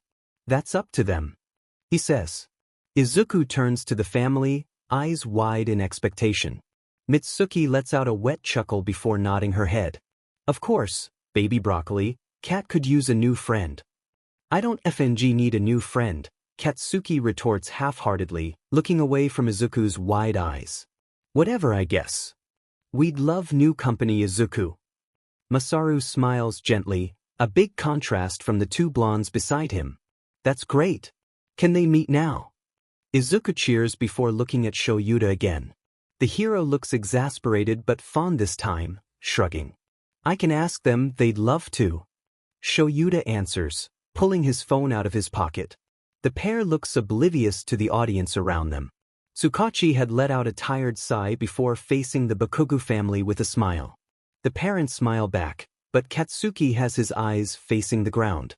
Everyone not so subtly watches the interaction beside the table with soft looks in their eyes. Mitsuki tearing up for the nth time when it sinks in that Izuku could possibly not live a normal life anymore. The kid acted just how he does when he was alive. He's so cheerful, always smiling whenever he could. Izuku's happiness is so contagious that it makes them feel lighter even if the current situation gave a heavy feeling on their shoulders. At least we can still see him, Katsuki eventually grumbles, catching the attention of his parents. The boy looks at them, red eyes fierce and protective. It's better than nothing. He continues, voice low. Are you okay, Kat? Masaru asks, hesitating. The blonde was acting a little unusual, even under the situation they were in. Mom? Dad? Katsuki turns to them, determination shining in his eyes. They startle at the names. Katsuki never called them like that. They had always been his old man and his old hag. I'm going to be the best demon hero, and I will find whoever the F thought it was okay to kill Zuku, auntie, and uncle. Masaru chokes on his breath, eyes wide in shock. Mitsuki could only stare at his son with pride. Smiling widely with a new batch of tears on her eyes, Mitsuki wraps an arm around Katsuki's head before ruffling his hair. Give them hell, brat. Kaken, aren't you excited? We're gonna meet So-chan and he's gonna meet you and you're both going to be great with each other. I just don't get why Sho-chan looks a little hesitant about it, but you'll also meet Hai-chan and then all of you are gonna be heroes and dash. Katsuki plants his palm on the ghost's mouth, trying to suppress a shiver when he meets Izuku's scarred eye. He also tries to ignore the boy's cold skin, another reminder that Izuku wasn't who he used to be anymore. But hey, Izuku's here again. He refuses to dwell on it further. Izuku. He better be worth it. Katsuki grumbles, rolling his eyes. Izuku just stares at him quietly, although the ghost was still fidgeting from excitement. Slowly, Katsuki removes his palm when he deems Izuku quiet enough. They've arrived at the park, settling on a bench where the three of them agreed to meet up at. Izuku had told Shouta that he wanted to spend a few days with the Bakugos to catch up, and the underground hero doesn't find any logical reason to disagree. Izuku swore to be safe and to keep them safe, Katsuki swearing something along the lines of being able to handle himself. It's not like there'll be any danger with staying at home, so they make an agreement quickly. They've also made a group chat before they met. It's a chat with Katsuki and Hitoshi inside, but Izuku pops up with his messages sent by an unknown number that Katsuki once tried to call for giggles but ended up on voicemail, which later on they find out that calling the number made Izuku's lightnings a little bigger and eventually zapped Katsuki once. Neither of them called the number again. Izuku seems happy enough to see two of his close friends interacting, if only to share curses and sarcasm with each other while Izuku watches amusingly. But hey, they're all having fun at least. Today, they finally decided to hang out in person since apparently Izuku thought both of them needed to actually see each other to be friends. I miss So-chan. Was also another reason. Where's that fucker? Katsuki asks. Kaken, we're 15 minutes early, Izuku reminds, absolutely not fazed by the aggressive behavior. Knowing So-chan, he might arrive 10 minutes later. 10 minutes too long. The blonde rolls his eyes before relaxing a bit, slumping against Izuku's smaller side, the tip of his which hat buried in the blonde's spiky hair. They spend a few minutes just sitting there in silence, Izuku playing with Katsuki's fingers, massaging them a little to distract himself.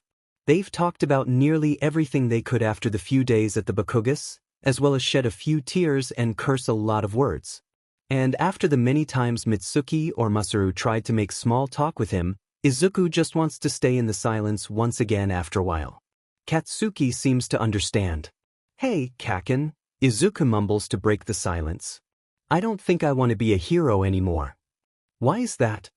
Katsuki asks, his voice uncharacteristically quiet. Well, when I was just a ghost wandering around, guarding the other family, I kind of just realized right then that it'd be better if I just guided you all from behind, you know? Izuku softly pats the palm of the blonde's hand. Sure, there are still heroes that could pass, but at least I'm doing my best keeping two of them and another two more potential heroes alive, aren't I? Izuku sends a cheeky smile at Katsuki before continuing. And I'm a ghost that could do anything. You can't really stop me from quirk use since I'm dead, and I'd actually be dead if I stopped this ghost thing. At the same time I really don't know how to stop it. Well that FING Katsuki sighs. I get it. That doesn't FING mean you aren't a hero anymore though, you hear? You don't need the shitty license for being a self-sacrificial butt. Ah dash? Izuku stutters, offended. I'm not self-sacrificial. That's a lie and you know it. Troll hair would agree. Katsuki scoffs, shoving the top of Izuku's hoodie down to cover the ghost's face. He cackles at the small yelp Izuku lets out. Whatever, Kaken, Izuku pouts, looking away from the blonde after fixing his hood back up. His mouth splits into a wide grin when his eyes make contact with a familiar shade of purple. So-chan's here. Effing finally. Katsuki curses, crossing his arms over his chest as they both stand up. Hitoshi sends the pair a small wave, letting out an oof when Izuku crashes onto him. Glad to see you too, Rei-chan, he says while wrapping his arms under Izuku's legs. You're lucky I train, or we'd be on the ground by now. You're late, Katsuki grumbles. Also, the hell is a Rei-chan? You're just way too early, Hitoshi rolls his eyes. And I'm sorry for not knowing his real name before a few days ago, Explodo boy. You call him Zuku, and he calls you Kaken. He calls you So-chan. And what the F else am I supposed to call him, troll hair? I don't know, Blasty, why's he the only one with the normal nickname? Izuku just stares at the pair with exasperated fondness in his eyes, sighing a little. They seem excited. Can we get ice cream? Both boys turn to the ghost in question unaware of the way their eyes soften just a little. Hitoshi shrugs while Katsuki huffs before walking towards the truck. You don't need any more, Zuku. Well, both of you can have ice cream for me. What the hell does that even mean? Katsuki asks. You're even noisier in real life. I shouldn't have come. Hitoshi mutters to himself, amusement in his eyes. What the F did you say, troll hair? Izuku loves having them around. This was way better than the group chat. In the end, they didn't get ice cream. Katsuki said they didn't have lunch yet and having ice cream was way too early. Hitoshi doesn't really care, but he enjoys antagonizing the blonde, so he does, and Izuku had to deal with both of them bickering as they walked around the streets. He subtly ignores the concerned and amused stares from the strangers walking past them. After all, who'd wake up to face the day and expect to witness a group of a ghost-looking cosplayer child, an insomniac whose eyebags could rival 10 people's combined, and an aggressive loud blonde with spiky hair, down the sidewalks? Surely not the strangers in question. At least they'll have something to share to their peers later on. Izuku seems content with continuing the flow of their conversations, the ones where Katsuki and Hitoshi were too tired and taking a break from having a go with each other. They don't mind Izuku's ramblings as well, the blonde missing the ghost's voice after not hearing it for years, while the purple head already used to Izuku's soft words being thrown out of his mouth effortlessly and settled enough with just listening to him ramble. Both of them covered on Izuku's sides, Hitoshi at the left and Katsuki at the right. When they bicker, they have enough inches over the boy's head. Katsuki removed the hood a few minutes ago just to glare at Hitoshi. Izuku has not put it back up ever since, just to make faces at each other. The strangers may be curious, but the circle has radiated a protective aura that made them back away when the three of them passes, the one in the middle oblivious to everything past the two at his sides. And they're at it again. I can't believe you're a dog person. Hitoshi's lips spread into a thin line, playfully looking bothered. Well, it kinda makes sense. You, dogs are great? Katsuki rolls his eyes. Then he turns to Izuku. Zuku, cats or dogs? Izuku stammers. Ever since I met Coco, my love for cats, exceeded expectations, he says. Hitoshi shortly cackles at the betrayed look on Katsuki's face. Eventually, they went inside a cat cafe nearby, much to Katsuki's dismay.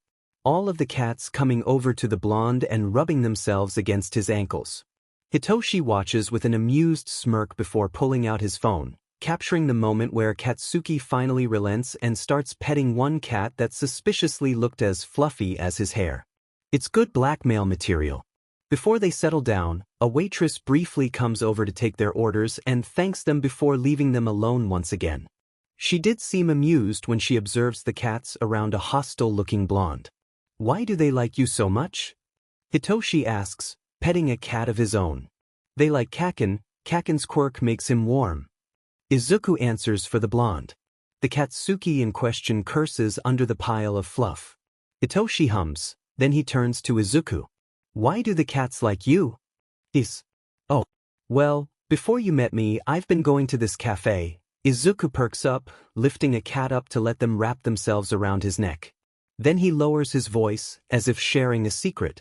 The workers think this cafe is weird, since they see the cats gathered up sometimes by the counter and meowing at nothing.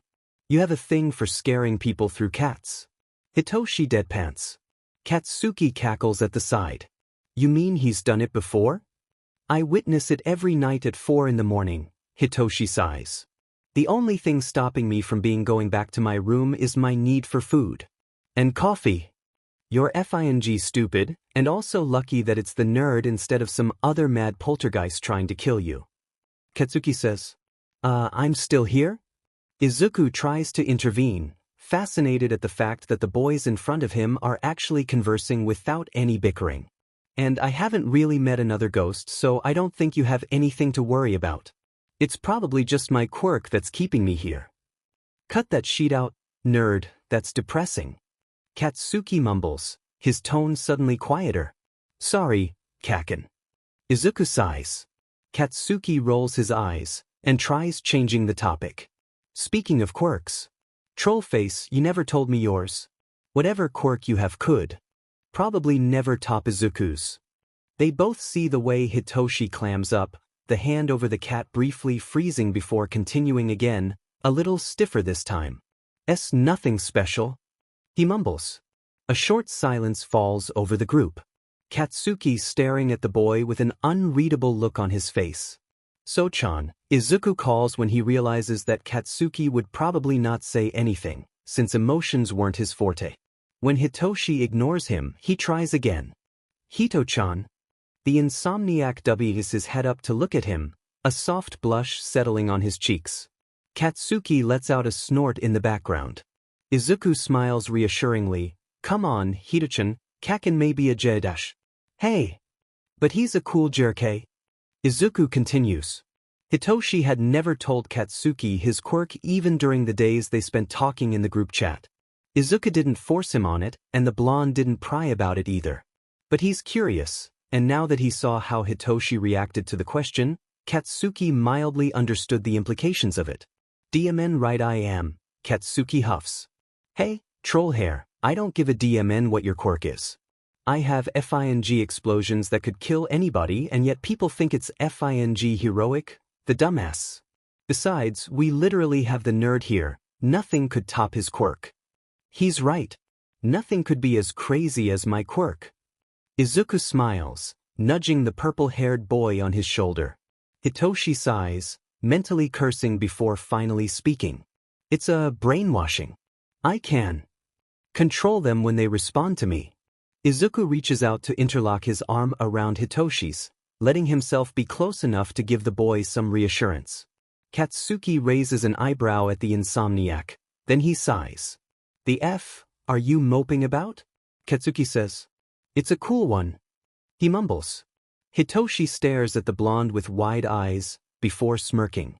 Izuku could notice how his shoulders relaxed, the tense line disappearing. Izuku's right. You're a cool JRK. F you. No thanks, I'm not interested in general. Hitoshi shrugs. Katsuki stares at him for a long time before he nods his head. Same. I actually talked to Dad about you. Hitoshi speaks up once they're now walking back to Katsuki's house. The F, are you saying about me? Katsuki asks. He said he could train you for the last month and a half before we go to Yurii. You know, we could be sparring partners or something. Izuku starts bouncing. Oh, I want to try to fight Kaken too, he says. Ever since they talked about Izuku playing his quirk down once he starts showing up as a human, Shouta decided to train the ghost just so he could get used to another form of defense and offense tactics rather than relying on floating around and swinging his scythe out of the blue. Hitoshi and Izuku had been sparring partners since then, so a new fighter would be nice. You can fight. Katsuki asks the greenette, staring at him incredulously. Hitoshi snorts. Don't underestimate him, he's small but he can and he would kick your butt. It helps him a lot that he doesn't feel tired anymore. Izuku pouts. I've been watching Sho-chan and Hito-chan fight each other during their training. I was curious so I tried doing it on my own. I guess I learned half of the stuff that way. That's cool, Katsuki mumbles to himself, and then, count me in. Izuku cheers, jostling the blonde and the purple head around when he wiggles in glee, since his arms were clutched around one each of theirs. Hitoshi lets out a fond sigh while Katsuki cackles at the ghost's antics. The hag won't mind. She'll probably do anything to force me out of my DMN room. Katsuki says. And you'll finally meet Hai-chan. Izuku says. Who the hell is that? That's Pops. Or well, present Mike. Hitoshi answers for him. Oh, him, Katsuki shrugs. How the F, do you have two pro-heroes as your parents? You curse a lot, Hitoshi huffs, then he awkwardly continues. They adopted me, my biological family didn't really take my quirk well, I guess. And now Hito-chan's happy while I fight off the other baddies from his school, Izuku grins proudly. You should visit sometime, Kaken. What? His DMN school? Katsuki asks. That place sounds like it SC Kiss to me, but okay. We can kick but when I get there. I meant at his house but the school works, too. So that both of us can keep the meanies away. Izuku smiles, the two boys shivering a little when it turns out a little mischievous than kind. What about you, Rei-chan? Hitoshi asks. You can't just teleport around anymore since we decided that your quirk would be psychokinesis. Where will you stay? I can stay at yours.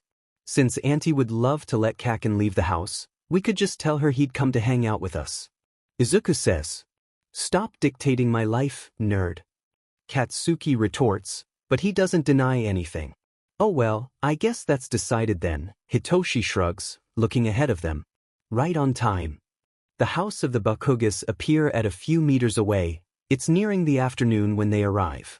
Hey Trollface, wanna come over? Katsuki suddenly asks. The hag wouldn't mind. Ah, does Explodo Boy like having me around? Hitoshi teases. Shut up.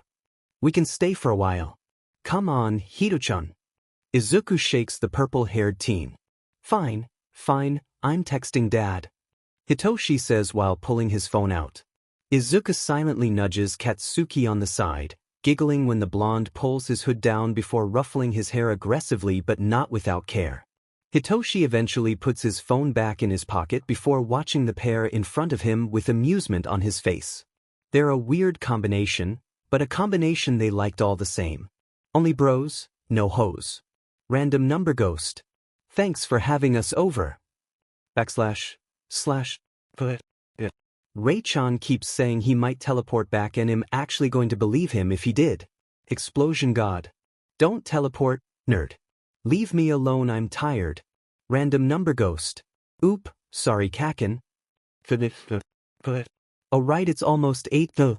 Let's go Rei-chan, let the prince have his beauty sleep. Explosion God. F you. I thought we agreed we weren't interested. Random number ghost. Come on Heidekin. Let's do it before I leave for patrol and both of you still have school tomorrow. By Blasty. Random number ghost. Sleep well Kaken. Explosion God. Whatever. Good night chapter text. Izuku listens to Hitoshi and Katsuki let out different tones of groans from the ground. Shouta stays standing beside him, huffing in amusement. Again, he commands. Stand up. Wait the dimmin' minute, hobo man. Katsuki grumbles on the concrete floor, trying his hardest to get up from the ground. Hitoshi remains unmoving beside him, looking at the high ceiling of the Yurii training ground as if that itself had done something wrong to him. Why don't you train Rei-chan anymore? This is unfair. Hitoshi speaks slowly, trying to catch his breath. He already knows the answer. Because he already has unlimited stamina, and he's skilled enough as he is. He already knows the answer, but it doesn't mean he had to like it. Aren't you torturing them too much, Sho-chan? Izuku asks, looking at the pair in front of him with deceiving innocence. He's been doing that a lot.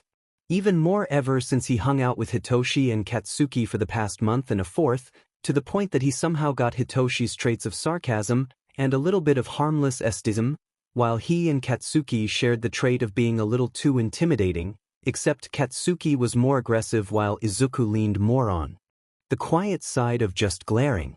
Honestly, Shuda's a little impressed. He has a feeling Izuku's quirk helped a bit. That was if he faced strangers, though. Shouta could remember the time Izuku sassed Vlad and he had to stop a snort from coming multiple times. Around them, he nearly forgets how much of a demon Izuku could be since he's less snappy, if not gentle at all. Shouta had no idea they'd influence Izuku this way, but he might have kind of asked for it anyway. He secretly enjoys the fact that Izuku only acted like this in front of them, even if he was acting like Hitoshi and Katsuki combined sometimes. Well, at least he's not swearing. Enough for them to have a chance in passing the entrance exam. Shouta answers to bring himself out of his thoughts. Hitoshi, go train with your capture weapon. Bakugo, sparring with me. Yurii, scythe training. The Yurii name had quite have been their thing. Ever since Izuku assured the underground hero and the rest of his second family that he liked being called his ghost name, the family decided to use it on him since they were more familiar with it. Yes, sensei. All three boys exclaim, a little teasingly. Shouta rolls his eyes. Not fondly, it's not. Shouta watches Katsuki fall into a stance, feeling a small burst of pride when he sees the effort the blonde was putting in his training. The two had been improving quickly, and Izuku might not be training for the hero course necessarily, but he insisted with going on the same training as theirs so he could protect them better. Shouta finds it amusing how oblivious Izuku was of the sheer protectiveness Katsuki and Hitoshi radiated around him, despite the ghost being undeniably more powerful than the both of them. 1 second of silence fills the whole training ground. His thoughts finally fall to a stop when Katsuki makes the first move, right when he hears the sound of Hitoshi's capture weapon whipping, along with a swish of Izuku's scythe at one training dummy. Yeah, they're already strong enough for the hero course. Another thing that's recently happened is Nizu talking to Shouta and Hizashi about Izuku. The rat had revealed that he'd seen Izuku multiple times, even when he still didn't reveal himself to the two heroes, all because Nizu had a different sense of sight than normal humans. Izuku ended up telling them that whenever he was catching up on Hitoshi's studies, he's been asking for some guidance from Nizu from time to time, and Shouta does not know how to feel about that. Izuku told them that though even if he did have catching up to do on Hitoshi's studies, he's actually been learning quite a bit of other information from the principal if he's able to finish Hitoshi's assignments on his own earlier than he intends to. He says that being a ghost was a lonely life, and Nizu may not be the only animal company he has, but Nizu was the only one who could talk. Shouta decides that he won't delve in deeper and leave the two alone. The damage has already been done. He could only hope that Izuku wouldn't consider taking over the world. Speaking of Yui-related things, the entrance exam was approaching. Shouta can see how much it's affecting the two boys, and Izuku could only do so much as give them comforting shivers. It works, and he lets his looser, sweeter side try to cheer them up, the usual humorous retorts mellowing down to soft mutters and encouragements. Shuda's glad Hitoshi and Katsuki had an Izuku to hold them back.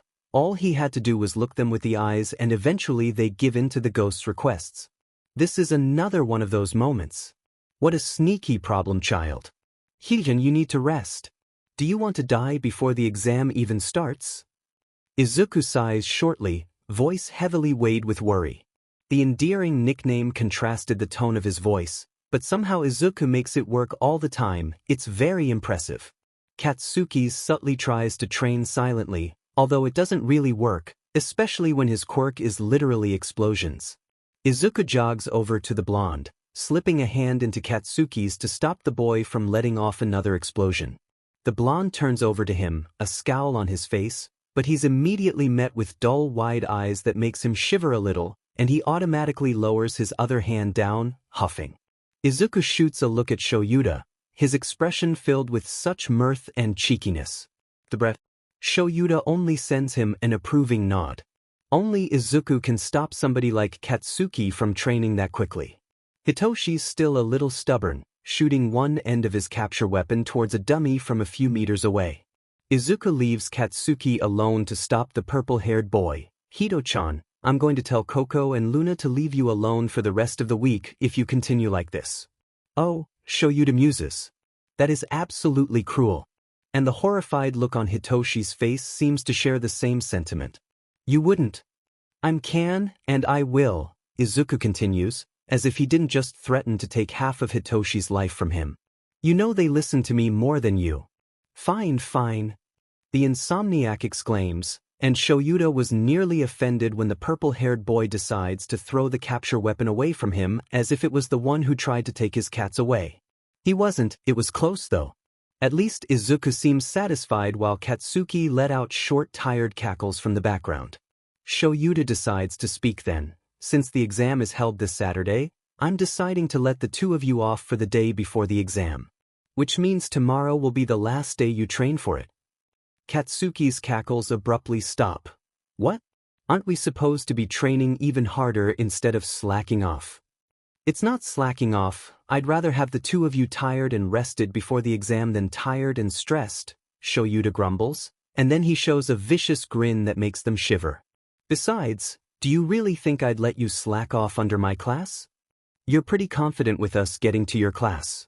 Hitoshi scoffs, not unkindly. Are you saying you're not confident you'll get in? Izuku asks. The purple-haired boy stares at him silently before answering, I'm not exactly expecting it. Who cares about that? Izuku asks, an unusual serious tone in his voice. Whatever you're expecting, exceed it. If that's what'll make you feel satisfied, that's what you do. The three males stare at him silently, each face holding a different emotion of their own. Hitoshi has his eyebrows raised, taken aback. Katsuki was smiling a little too ferally, and Shouta could guess he had a small smirk on his face, proud and expecting. Izuku seems to snap out of his own trance before looking at all the three around him. What? Nothing. Hitoshi smiles. It's small and yet conveyed his fondness very well. You seem really determined even if you're not a participant. Izuku's eyes widen, perking up. That's because I'm just excited. And I know you'll do very well. I sure damn hope so. Hitoshi huffs, then he yelps when Katsuki hits the back of his head. You're not gonna pass if you think like that, dumbass. Katsuki says. Bakugo's right, Yurii I too. Shouta suddenly joins the conversation, the blonde preens a little at him. Don't let those doubts cloud your skills. Either way, if you fail, there's still the sports festival option. Izuku tilts his head when he sees the contemplative look on Hitoshi's face. There was still some of the uncertainty there. Of course, it's not easy to make it go away after having. The first multiple years of his life have everyone against him just because of his quirk, but Izuku knows it's not as bad as it used to be like when he first met Hitoshi. If you don't pass, I'll kill you. Katsuki grumbles, his own way of saying stop worrying, you'll be fine. It cheers the purple-haired boy up a little, nodding his head sharply, now more determined. Hizashi will pick us up soon for lunch. Bakugo, your parents will be tagging along. Shouta suddenly changes the topic. Huh? Why are they suddenly coming with? Katsuki asks. Maybe they want to have lunch together before the exam? Izuku questions. Or they want to get to know Hito-chan more. What? Why? Hitoshi asks. They've met him already. Katsuki exclaims at the same time. Izuku sighs as if he was dealing with a toddler. Shouta snorts quietly. You know, Auntie, Kaken, I don't get why you're still surprised about that. I'm not surprised, nerd. Hitoshi and Shouta watches with poorly disguised fascination when Katsuki nearly pouts at the smaller boy. Sure, of course. Izuku cheers a little too happily, like he's accomplished something big. He probably did. Eventually, they all pack up and leave the training ground. Occasionally, the group crosses paths with a few other UE staffs, greeting them along the way. It's already the first week spring break, after all, and only teachers and staffs who have work to do are around the campus. After their short checkup with Shizenji for any injuries and additional gummies, Shouta watches Izuku smile excitedly at them, even if he doesn't exactly eat anymore. They were notified that Hizashi was done with his daily patrol and already meeting up with the Bakugos. They're in the middle of the halls when a familiar sound of heels walk towards them. Shouta could only breathe out a sigh. It's the exact same thing Hitoshi does. Katsuki was unbothered, and only Izuku looked delighted. Shouta, gremlins. The R-rated hero greets, immediately beelining towards Izuku to wrap her arms around the greenette. Izuku was never bothered by the hero's chest and focused more on the warmth Namuri gave, which the R-rated hero seems to appreciate very much. Understandable, Izuku is just that lovable and he doesn't even know it. Izuku giggles. Hello, Nemi-chan. Hello, Green Bean, still as cold as always even with that hoodie. Namuri casually remarks. They all decided not to say anything about it. None of the Yui staffs aside from Shouta, Hizashi, and Nizu knew about what Izuku's condition truly was, not finding it necessary to share something so big towards the people who doesn't have to be involved. She says gremlins and yet only gushes over the bean. Hitoshi mumbles, although he doesn't really look like he wanted to be smothered by the woman. Shouta can relate. I just came from outside. Zashi's car is parked, they're waiting for you, Namuri says before turning to Hitoshi. And you, gremlin number 1, what? You want a hug from your sweet auntie? You, Hitoshi shivers. Namuri doesn't seem offended, instead she's cackling. Save it for the ones who actually like it. Your loss. Then she turns to Katsuki. Hey brat, you're probably hungry, so I won't bother you for now. She teases. F off, Katsuki automatically retorts, but his eyes held the usual respect that they did whenever he talks to the heroes. Namuri doesn't seem fazed, ruffling the blonde's hair instead as she ignores said blonde's grumbling. Zashi's car is waiting outside, I'd like to come with but I got some work to do. Shouta nods silently with a hum, at the same time Izuku says, maybe next time, Nemi-chan. Of course. The hero smiles, and then she swerves around to pass them. Alright, bye-bye now kids, I really gotta go, gremlins. You better do your best or you'll be stuck with me in 1C. That's a good motivator. Hitoshi mumbles thoughtfully and Katsuki huffs at the echoing laughter of the woman. Shouta lets out the nth sigh of the day. Let's go kids. The underground hero ushers, leading the three outside. How much do you think Auntie would scold Hito-chan for brooding? Izuku whispers to Katsuki. It's useless though, since he's sitting right between the two boys in the car. I'm not brooding. Hitoshi says. I swear to his purple effing pineapple hair she won't even have to ask about it, she'll know right away. Katsuki snorts. Language, listener. Hizashi interrupts automatically, even if they all knew nothing would stop Katsuki from swearing. The car ride was surprisingly silent. Hizashi's humming was the only sound that filled the ride and Shouta was trying to catch up on his sleep. It didn't take too long until the boys' fatigue caught up to them, and now they're both on Izuku's sides, using the ghost's bushy hair as their pillow, both knocked out from training. Said ghost was occasionally humming with Hizashi, oblivious to the fact that it makes the boys on his sides unconsciously shuffle closer even in their sleep. The voice hero sees it on the rearview mirror, smiling brightly at the trio. A few minutes later they finally arrive at their destination.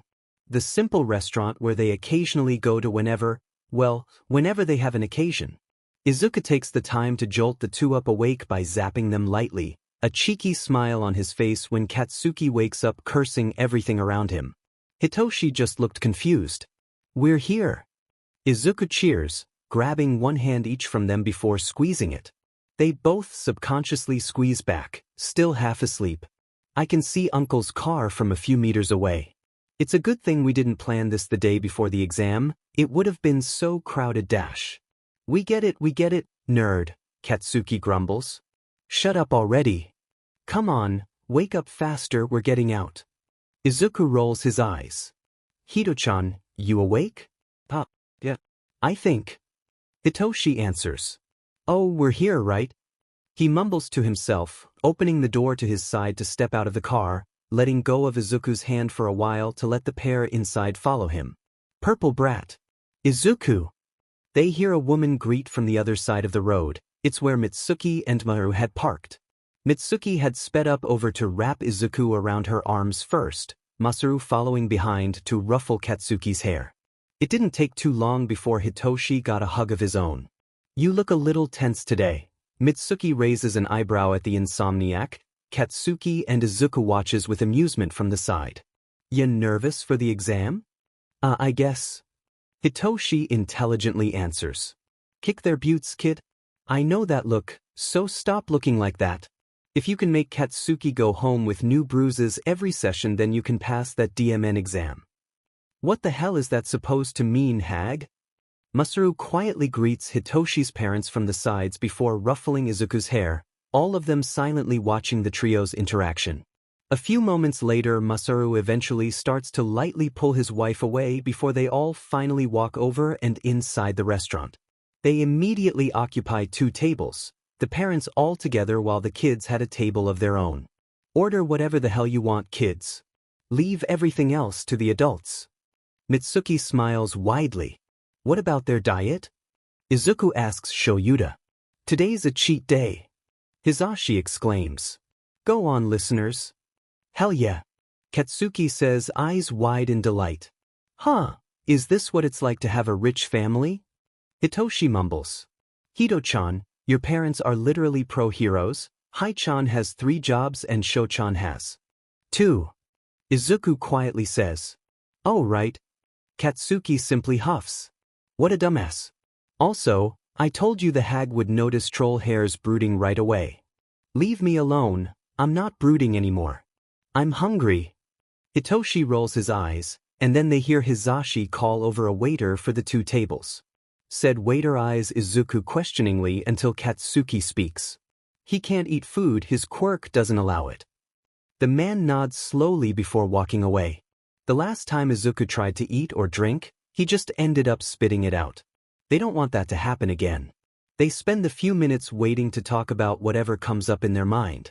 Sometimes they'd stay silent to listen in on the adults' conversation with cheeky smiles on their faces, and then Shouta would turn around to look at them with an exasperated look on his face, and they finally decide to let the man have his peace at least for tonight. Are you still gonna patrol later? You could take a break, you know? Hitoshi asks Izuku. Tell that to your dad. Izuku huffs. Even if he wasn't going, you'd still leave the apartment. The insomniac counters. I'll be fine. I told you crime lessons when it's midnight and I don't get tired. Izuku answers. I can call him in the middle of the night. Katsuki smirks. No, Kaken, I told you that's only for emergencies. Izuku rolls his eyes. Katsuki grumbles half-heartedly. He doesn't seem to be upset about it though. What do you guys plan to do this Friday? Hitoshi asks. I honestly think I'll just hang around at home. I don't feel like going out. Me neither, Katsuki shrugs. Probably spend it like how my shitty days used to be. Then let's go all out tomorrow. Izuku says. No, not you, Hitoshi groans. You're watching tomorrow or practice your scythe, or whatever. I want a day without Ray-chan slamming me to the ground. For the first FING time, I agree with troll hair. Katsuki turns to Izuku. Why don't you turn into a ghost and check up on the cockatoo or something? Maybe the hag and the old man too? I'm trying to get used to not using that form, and since I've told Hai-chan and all of you how to call me, then I don't really have anything to worry about. Unless if any of you do call me. Izuku rambles. The food arrives a few minutes after, finally silencing the boys once again as they start eating. Izuku decided to spend the whole time people watching from inside, making a few remarks about random outfits and one about a cat that decided to pad over to the other side of the glass and place their paw on it. Izuku felt like crying, even if he couldn't. He could make Hitoshi snap a picture though, so he does that instead. For the rest of their lunchtime, Izuku could just imagine all the various scenarios that could happen when both of his friends get into the hero course. He finds himself smiling softly at the 2 oblivious boys eating. When they get into the hero course. Not if. Katsuki catches his dopey grin later on, cursing the ghost out for being sappy as F, while Hitoshi silently continues eating his food. Even then, Izuku's still smiling at the end of it all. Izuku jogs from the purple-haired boy's bedroom, bringing Hitoshi's bag for him as the insomniac wears the gym uniform of Yurii. He and Katsuki had changed in front of Izuku and each other for enough times to not care about seeing each other without clothes. Hitoshi sends him a grateful look, his eye bags more prominent than usual, and isn't that worrying? When Izuku returned from his patrol, Hitoshi was already preparing himself a cup of coffee in the middle of 5 in the morning, which wasn't unusual, but Izuku noticed the boy's movements being stiffer than usual, so he decides to offer the insomniac some comfort by sticking close to him, sending the boy some occasional shivers that Hitoshi sends him even more grateful looks for. Izuku figured this exam mattered to Hitoshi very much, as, for what he said, it would prove his worth, if not to the people who already knew his strength then to the world who kept shunning him down. Izuku's proud, he really is, but sometimes he just wants to smack the older teen and tell him off because proving himself to the world does not equal to spending the most of his time worrying in his head. Hitoshi's doing it right now, pacing around the apartment to let off some steam.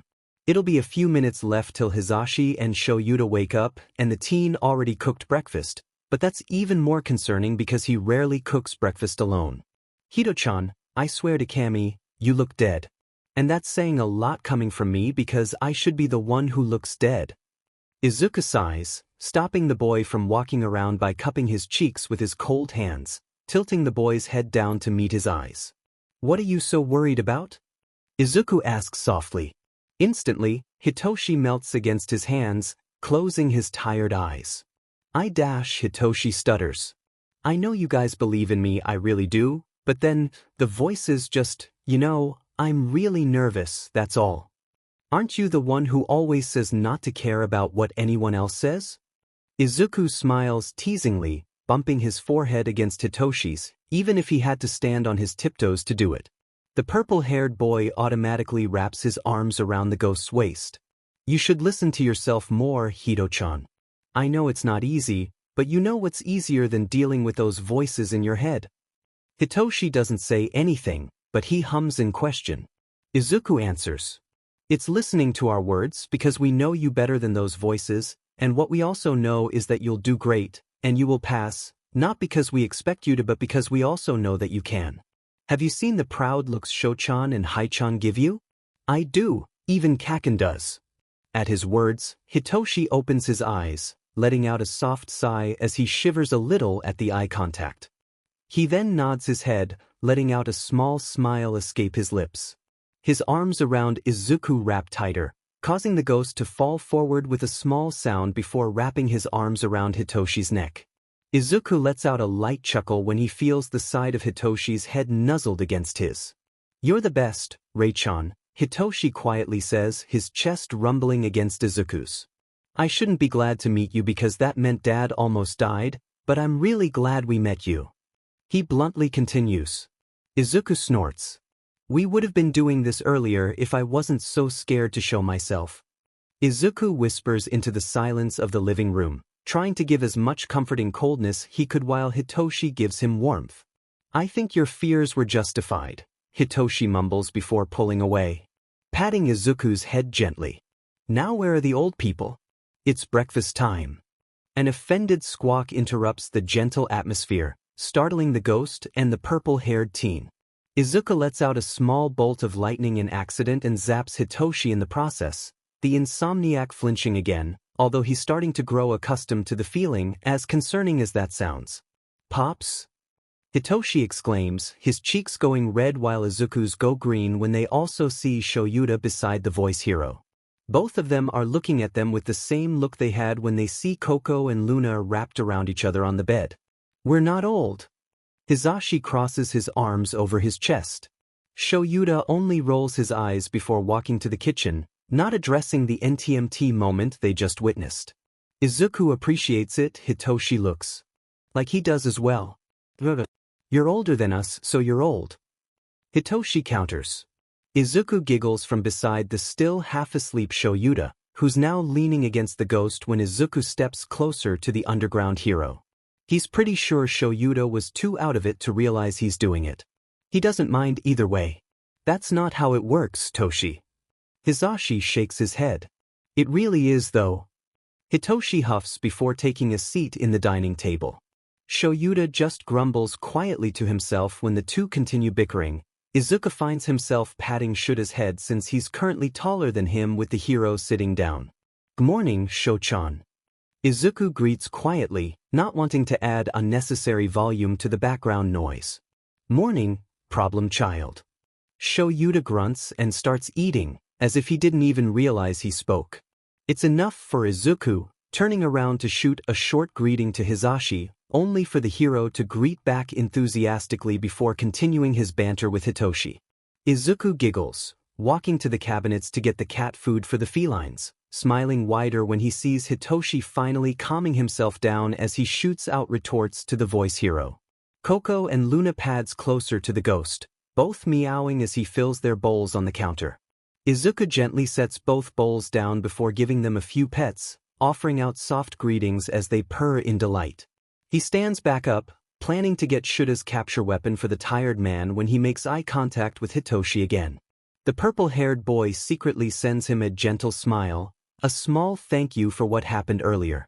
Izuku turns up smiling brighter to himself when he re-enters the living room with the underground hero's scarf. None of them find it in themselves to disrupt that wide smile. "Took you both long enough," Katsuki huffs, stepping away from the gates. "I'm starting to look like a demon creep with how long I took just standing there." "And yet you'd still wait for us even if we arrived later," Izuku teases. "Come on, Kakin." "Shut up, nerd." There's a tint of pink on Katsuki's ears as Hitoshi snorts. "Let's effing go. Where are you guys taking your tests? Are you going to be in the same room?" Izuku asks. "I'll be in room 1C, Hitoshi says. Gen Ed department. 1E, Katsuki tilts his head lazily. Also the Gen Ed department. "Oh, that's great, you're in the same floor. In different rooms, though," Izuku hums. "I also doubt they'd put you in the same grounds for the practical exam, since you know each other." "Guess we'll have to pass on our own," Katsuki grins, and then turns to Hitoshi. "Oi, troll hair, you better not start beating yourself up over nothing or I'll kill you." "Yes, sir." Hitoshi sarcastically answers. Katsuki deems it a normal enough response, so he doesn't say anything more. They start walking towards the general education department, passing by a few other participants who eventually stare at them curiously when they walk through the hallway. Izuku looks around and loses count of how many times he made eye contact with strangers looking at him with poorly hidden confusion. Hitoshi sighs from his left side, feeling fidgety even if he was aware the attention wasn't focused on him. Katsuki, on his right side, glares at whoever stares for too long. Both of them stick closer to the small boy between them. Izuku tilts his head. "Why are they looking here? Are we doing something wrong?" Hitoshi snorts a little humorlessly, most probably from under all the anxiety. It's not every day they see a small teen dressed in a cute witch hoodie walking down Yui's halls. "I think they have the right to be curious." "Well, if they're FNG curious, they should just keep it to themselves." Katsuki grumbles. "Oh." Izuku perks up. "Should I pull my hood down? What if the others are trying to focus and I become a distraction? Nizu-sensei said I shouldn't be one if I plan on waltzing around the campus this school year." "Who cares? Wear it whenever the hell you want, nerd." "Also what the F, you mean waltzing around?" Katsuki asks. "Since when did you even get the time to talk to Nizu?" Hitoshi asks, mostly thinking out loud. "Nizu never sleeps," Izuku says ominously. A short moment of silence falls between the three males, and then Izuku decides to answer Katsuki's question. "And he said as long as I stay around a staff, I'm good to go to campus anytime. It's not like I need any other restrictions. Having my own files is unnecessary since I'm not exactly alive anymore, and they said I could help around by passing around messages or papers between teachers or towards the administration office so I have something to do." "What about classes?" Hitoshi asks. "I'll be staying with Sho-chan most of the time, which means I'm technically staying in one," Izuku mutters. "I told Nizu I didn't want the uniform because it looks tight and thankfully he agreed to just let me wear my current outfit. Which means we just have to pass the DMN exam so we can be together." Katsuki nods to himself. "That should be easy." Hitoshi scoffs. "Easy for you to say, Explodo boy." Before he can say anything else and pull Katsuki into another bickering session, Izuku reaches up to flick Hitoshi's forehead. None of those, Hito-chan. We're here. Hitoshi sighs, waving the massive door of room 1C as he tries to move past the topic. Izuku pouts to himself, earning a small hair ruffle from the insomniac. Hitoshi didn't really look like he was doubting himself this time, so Izuku lets it slide. I'm going in by Blasty by Ray-chan. Hitoshi bids farewell, his hands still on Izuku's hair while the other punches Katsuki on the arm playfully. He lets both of them go before putting a hand on the gigantic door. Good luck, Hito-chan. Izuku smiles. Kill him, troll hair. Katsuki smirks. The purple-haired boy nods before sliding the door open, ignoring the looks other students were giving him before closing the door behind him, leaving Izuku and Katsuki standing outside for a few moments. Let's go, Zuku. Katsuki starts walking away and towards the direction of room 1E, leaving Izuku to catch up beside him. Are you nervous, Kaken? Izuku asks, swaying his arms to play with his sleeves. Hito-chan was pretty out of it earlier, I'm glad he's fine now. I'm not fucking nervous. And troll hair should know his worth, 'cause I know dim and well he'll kick butt in the exam later, Katsuki answers. Then he turns to glare at Izuku. Do not tell him I said that. Izuku raises both of his arms in mock surrender, laughing lightheartedly. Okay. Room 1E was not that far from 1C, so it only took a few minutes for them to get there, and while the duo was short on one boy to walk with, Katsuki just glared even harder towards the curious strangers to compensate for Hitoshi's lack of presence. Izuku just rolls his eyes at the blonde. Apparently it wasn't his witch hat that caught a lot of attention since Izuku already pulled it down. What was it then? You're scaring them, Kaken. Izuku sighs. You would be as well if you keep seeing creepy extras staring at your best friend. Katsuki scoffs, deciding to put an arm around Izuku's shoulders before pulling him to his side. He's being protective.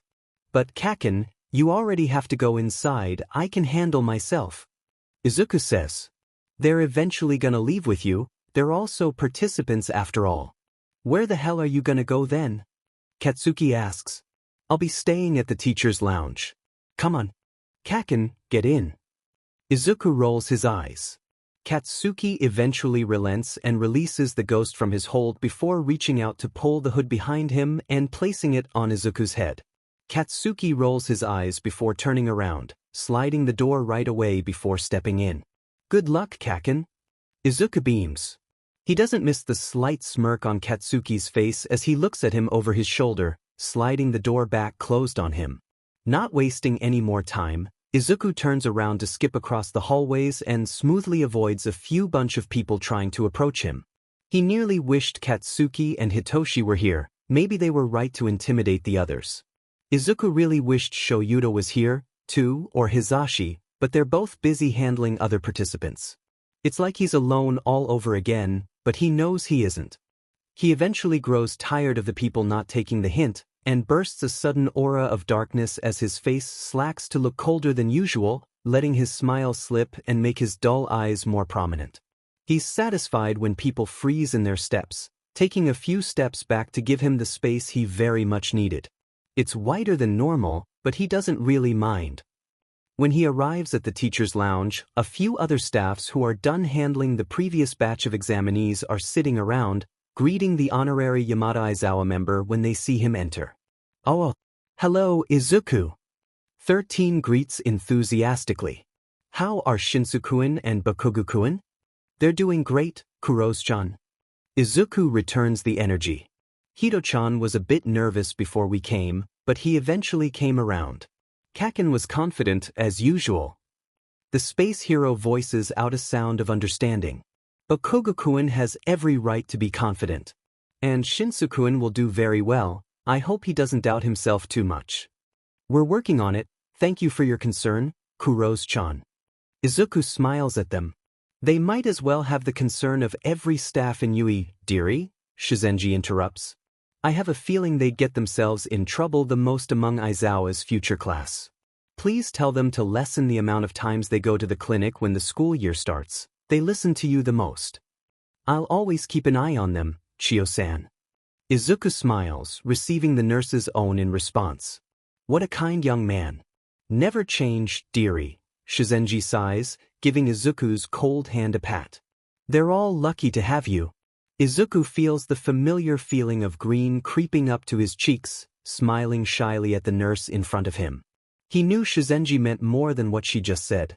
She wasn't supposed to be aware of Izuku's condition, but they had eventually told her about everything when she kept questioning why the boy never got any bruises despite knowing that Izuku trained with the two other teens.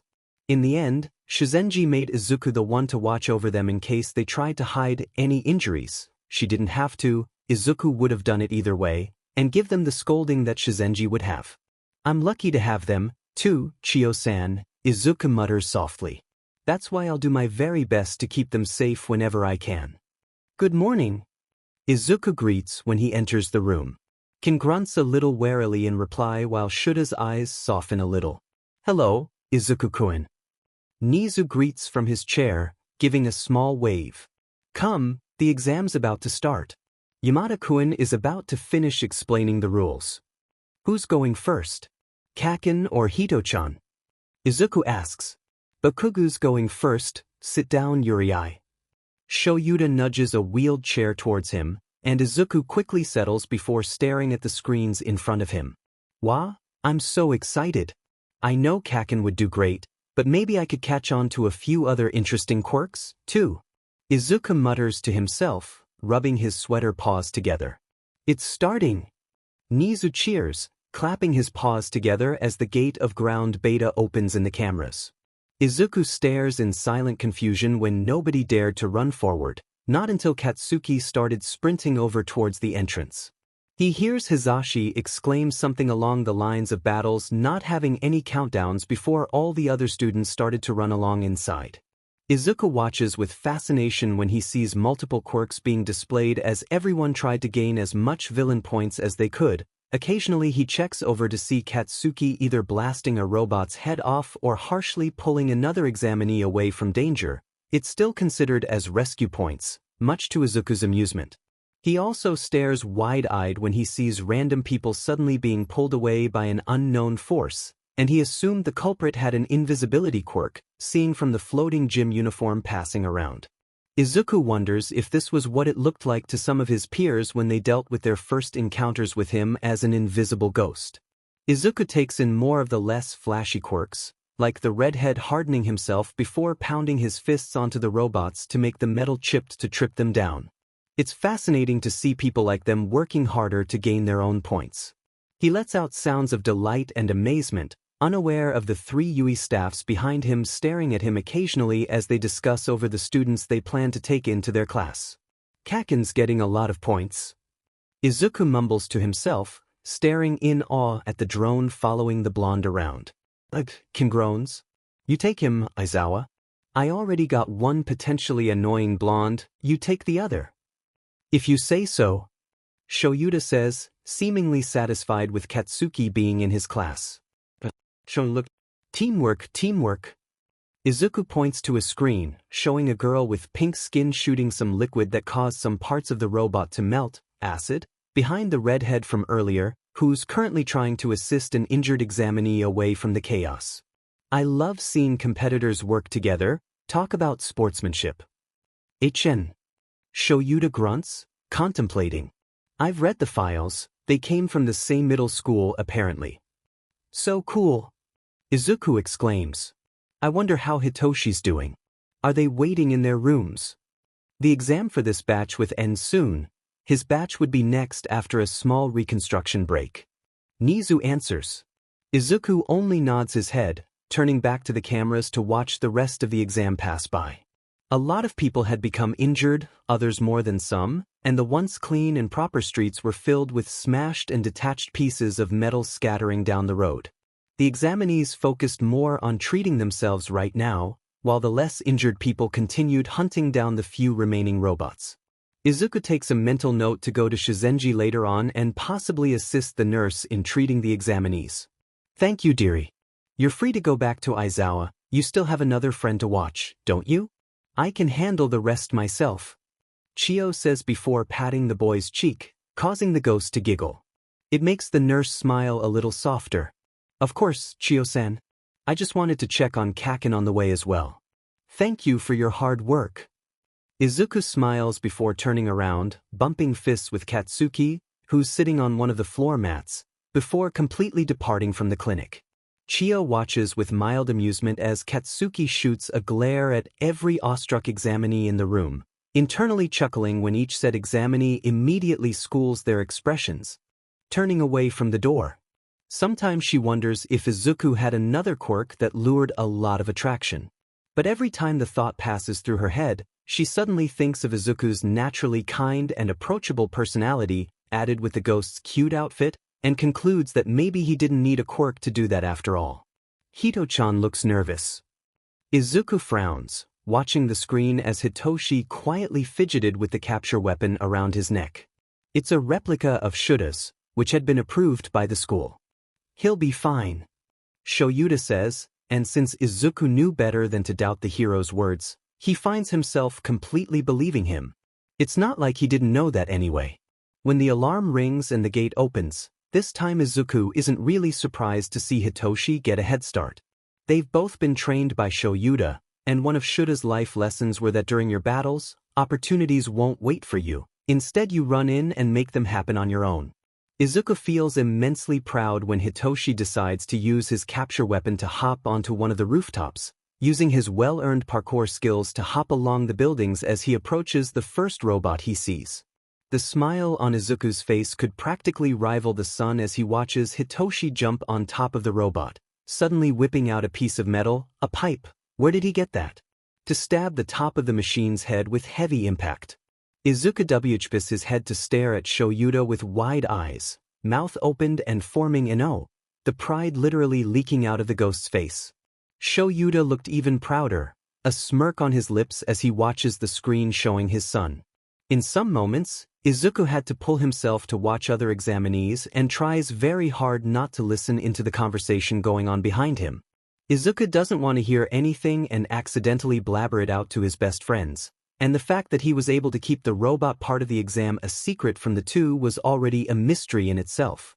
Izuku does not want to do that again. He watches as a boy with a tape quirk swings among the buildings, some robots sticking to the tape before he maneuvers around so he's able to pull the robots to collide and crash with each other. Izuku finds another examinee that had vines for her hair, extending them to incapacitate the robots around her, occasionally to pull a few other teens away from danger as well. When he checks on Hitoshi again, he finds himself smiling wide. Hito-chan's getting a lot of points. More of them are rescue points too. Very heroic indeed, Nizu grins. Now what will the other heroes do when their lives are now in apparent danger? Izuku froze, turning to the principal to see his paw hovering above a giant red button. Sensei dash. He's too late. The stoat had already pushed the button down, causing the whole city of ground beta to shake in its place. Everyone in the cameras are visibly confused and alarmed, the others starting to accompany each other as they start to move away from the buildings to avoid collapsing rubbles. Izuku can only watch in slight horror. He knows Nizu won't cause too much danger just for the exam, and he knows the examinees are smart enough to see a losing battle. But unfortunately, some other participants are less lucky, the ones who are closer to the gigantic zero-pointer while also injured in a way. His eyes mostly focus on Hitoshi for now, only to see the purple-haired boy's location being farther from the zero-pointer, pulling another examinee who has a silver belt with a golden ring in the middle, right on top of his stomach. Izuku guessed it had something to do with the boy's quirk, but he doesn't think about it too much. He's relieved that Hitoshi's not too close from the executor, so he moves on to the other cameras near the robot. Izuku scans the screen quickly, a lot of them covered with dust and smoke, but he sees a lot of examinees doing their best to run away. At least he doesn't have to worry about the zero-pointer hurting them.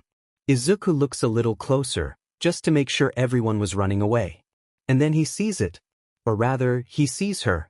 There's a girl stuck under a huge piece of rubble, looking a little green and a whole lot more panicked as she tries to claw her way out of the situation. Izuku turns to Shouta in alarm, and finds the underground hero just as concerned as he felt. Even Ken was tenser than usual as he stared at the same screen. Nizu-sensei, there's a girl. She's stuck there. Izuku gestures frantically. Everyone already ran away aside from her, and the exam's ending already. Please turn off the executor. I believe I see the girl you are pertaining to, Nizu hums, not even a tinge of worry in his tone. He sounded challenging instead. Izun, give me one more valid reason to stop the zero-pointer and I shall do as you say. It could possibly kill her, sensei. There could be witnesses among the examinees and it could lead to the media talking about it all week, plus they could twist the story and make it sound worse than. Then whatever could sound worse than an examinee's death? You wouldn't want to tell the girl's parents about her death because of an exam in your school, would you? Izuku stares at the principal intensely, but he's not afraid. This is him talking to the principal. There is nothing to be afraid of. Nizu won't find any logical reason to challenge him using the people he loves against him, and he knows he's making a lot of points in his argument. Nizu wouldn't risk a life of another potential hero, and he wouldn't risk the reputation of Yurii either. With those thoughts in mind, Izuku mentally sighs in relief when he sees the smile on Nizu become just a little bit approving, even if Ken nor Shouta could see it. Very well, Izuku-kun. Nizu hums, placing his paw back on the red button, then he pushes it again. The screens show the zero-pointers stopping themselves from moving further, which meant that the girl was still alive, only injured from and stuck under the rubble. A mildly surprised squawk came from the speakers before Hizashi's voice came to speak. Time's up, examinees. Drop everything and gather around the streets and we'll have Recovery Girl kiss your pain away. Rock on. The following silence stretches for a few moments before Izuku shoots up from his seat. Oh, I'll check on Hito-chan and help Chio-san with the others, he says before walking out of the room, unaware of the three teachers watching his back as he leaves. Eventually, Ken asks, did you just let a kid convince you? You wouldn't have stopped that thing. Oh well, what can I say? Shouta and Ken watches the smile on Nizu's face turn a little soft. Izuku is a very endearing child. Izuku jogs to the clinic, hurrying to check up on Hitoshi and definitely the brown-haired girl as well. It's not hard to tell that she was one of the most, if not the only one, undeniably injured from the exam. He winces when he remembers the way her leg was stuck under the giant rocks. That must have SCKD. Zuku. Izuku turns his head to see Katsuki waiting by the clinic, accompanied by more students laying on mats around them, probably due to the clinic itself being cramped enough. The blonde wasn't wearing the gym uniform anymore, much to the other examinees' confusion. Where's Hito-chan? Izuku asks. I was waiting for you, he's inside. Katsuki says, wrapping a protective arm around the greenette before they walk inside. They're met with even more students. Others taking a nap while some are conversing with each other, albeit a little awkwardly since they're just trying to make small friendships. Izuku scans the whole room for a purple-haired pineapple, perking up when said pineapple is playing with his phone. How he got that, he didn't know, on one of the beds. Hito-chan. The ghost calls, catching a little bit of attention, especially the boy itself. You did great. He adds. I don't think so, Hitoshi sighs, and then he continues before Katsuki could start berating him. And it's not because I'm doubting myself. I don't think I got enough villain points. I was too busy bringing others away from danger. How many villain points did you get? Izuku asks, genuinely curious. I wasn't able to check your score since I got too focused on the zero-pointer. I got somewhere more than 40, Hitoshi mutters. Isn't the passing grade above 45? I nearly had it. It is, and you nearly did. Izuku smiles brightly, and then he pulls Katsuki closer to both of them, his voice falling into a whisper. But have you heard of the rescue points? Katsuki lets out a confused noise while Hitoshi's eyes widen. Izuku continues speaking. I've been watching with Shouchan, and Kaken got a very high score. I might have not seen Hito-chan's in the end, but he was already gaining a steady pace towards the passing grade. I know you'll pass. You knew all along? Katsuki exclaims, although it thankfully came out as a loud whisper, as ironic as that looked. Well, I can't just tell that to you guys. That'll be unfair for the others. Izuku pouts, and then he smiles. But you passed, didn't you? Hitoshi suddenly pulls the ghost closer to him, pulling out a small yelp that may have made a few nearby examinees flinch in shock. Hitoshi's hands were shaking. Oh my god, I love you more and more every day. He rambles. Izuku lets out a bright giggle. Quite bold of you, Hito-chan. Thing-sap, Katsuki snorts, and then he roughly but not unkindly ruffles the greenette's hair. This means we have a guaranteed spot in 1A, 'cause that demon hobo ain't gonna let us go that fucking easily. More like he's stuck with us forever. Hitoshi chuckles wetly. What else do you know that we don't, you nerd? Katsuki asks, leaning away from the two. Don't tell me you also knew they were gonna be robots? Izuku, finally released from Hitoshi, stares at the blonde silently with wide, overly innocent eyes. The pair in front of him both perk up in realization. I'm actually here to help Chiyo-san after I checked on Hito-chan, so I'll just go. Izuku trails off after the last syllable, not wasting any more time to avoid the incoming attack from Katsuki, rushing away when he hears Shizenji approach after healing a T-No. It's the brown-haired girl. She's watching the scene, looking a little interested. Bakugo! Stop disrupting the others, young man, they're resting. He hears Shizenji scold the blonde, followed by muffled grumbling. Izuku ignores them and walks closer to the girl, smiling kindly at her when her eyes widens as she realized that he was approaching. Instantly, his soft demeanor subdues itself just a little. Hey, saw you got crushed under the rubble earlier. I hope you're okay? The girl sputters, the blush on her cheeks turning even pinker. I'm fine, thanks for asking.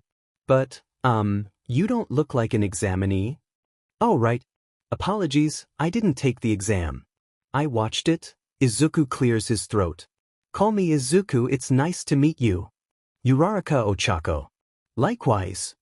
Uraraka tilts her head, a little confused despite her cheery response. Izuku can't blame her, it's not every day you meet someone who wants you to call them by their first name already, after all. I'd rather like it if you call me by my given name, everyone does, if that's what you're wondering. Izuku adds. Oh sure.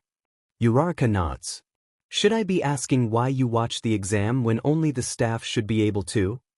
Actually no you shouldn't, Izuku answers easily with a small smile. It's a secret. Okay. Uraraka trails off, blinking at the boy. You came to check up on me, right? Well, I'm fine now. Recover Girl is a really good healer. Thank you for your concern. Of course. I'll be heading off to the others now. I hope I see you again, Uraraka-san. The ghost greets before bowing. Me too. Uraraka smiles, returning the gesture. Izuku sends a small smile before turning around to head towards the medical supplies to get some equipment to help the other students waiting outside. He passes by Hitoshi and Katsuki again, smiling cheekily when the blonde bids farewell to the purple-haired by bumping their fists together before walking along his side. Izuku and Hitoshi waves their hands before the greenette heads towards the door.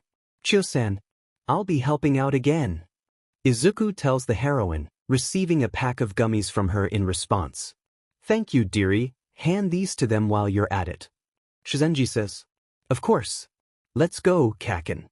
The blonde lets out a grunt before following him out of the clinic. Hey, Uraraka looks up to see Hitoshi walking towards him. Ray went to you earlier, I'm pretty sure it's not for no reason. Did anything happen? Uraraka vaguely remembers him as the purple-haired boy Izuku was talking to earlier, along with the blonde. Ray was probably Izuku, she thinks. He doesn't seem to be injured anymore, although he did look very tired. He saw me stuck under some rubble and very close to the zero-pointer. He said he came to check up on me. She explains, amusedly noting the obvious protective glint in the teen's eyes. Ah, the teen winces, suddenly looking very empathetic. You're okay now, right? Yep. Uraraka awkwardly answers. And then she asks, out of curiosity. Is he your boyfriend or something? Are the three of you dating? The boy huffs before raising his eyebrows. And what if we are? Uraraka's eyes widen, before she finds herself laughing. That's cool. Well then, lover boy, I think you have to keep a close eye on, like, everybody in here and probably those outside as well. Izuku's cute, and I think everyone shares that sentiment. She says. The tired-looking teen shifts his eyes to everyone else in the room, only to find them looking away cautiously or wearing some disappointed looks on their faces. Then the boy looks back at Uraraka, wearing a smirk on his face. Izuku won't even spare a glance at them. "Trust me on that," he says, his words only for her to hear. "Hey, you're actually cool, I'm Shinso Hitoshi by the way." Uraraka chuckles again. "You're cool as well, Shinso. I'm Uraraka Ochako." They both exchange approving smiles before the teen excuses himself to leave, not without telling her that he's expecting to meet her again. Uraraka thinks over his words, looking at her hands silently. If she actually passed the exam, then she's sure to have 2 potential friends on the first day. "Guys, I just basically told a potential not stranger that the 3 of us are dating. I'm pretty sure everyone else who doesn't know us is convinced." "What? What the troll hair?" They passed. Okay, maybe Hitoshi shouldn't feel relieved, but he is, a little, because a part of him thought that maybe Yui would have only accepted Katsuki into the hero course and let him go to the general education course instead, but then he remembers that Shouta and Hizashi are both respected staff in Yui and they're both also his parents, so maybe Hitoshi should have thought that his parents would only accept that he went to the general education course if their reason was justified. Which is why he's here. In the hero course. Because that meant that he actually did it and he deserved it. A smack on the back harshly pulls him out of his thoughts. "Stop staring, Hito-chan. Open the door already." Izuku snaps, rolling his eyes fondly. "Well, I'm sorry, Reichin. It's not every day I get to experience standing in front of this big but 1A door for the first time." Hitoshi retorts. "You're being too slow. Just open the demon door already." Katsuki chimes in, pushing past the pair before proceeding to slide the door open. It ends up sliding a little too hard all the way to the side in full force, causing a loud bang to erupt, startling the number of students in the room.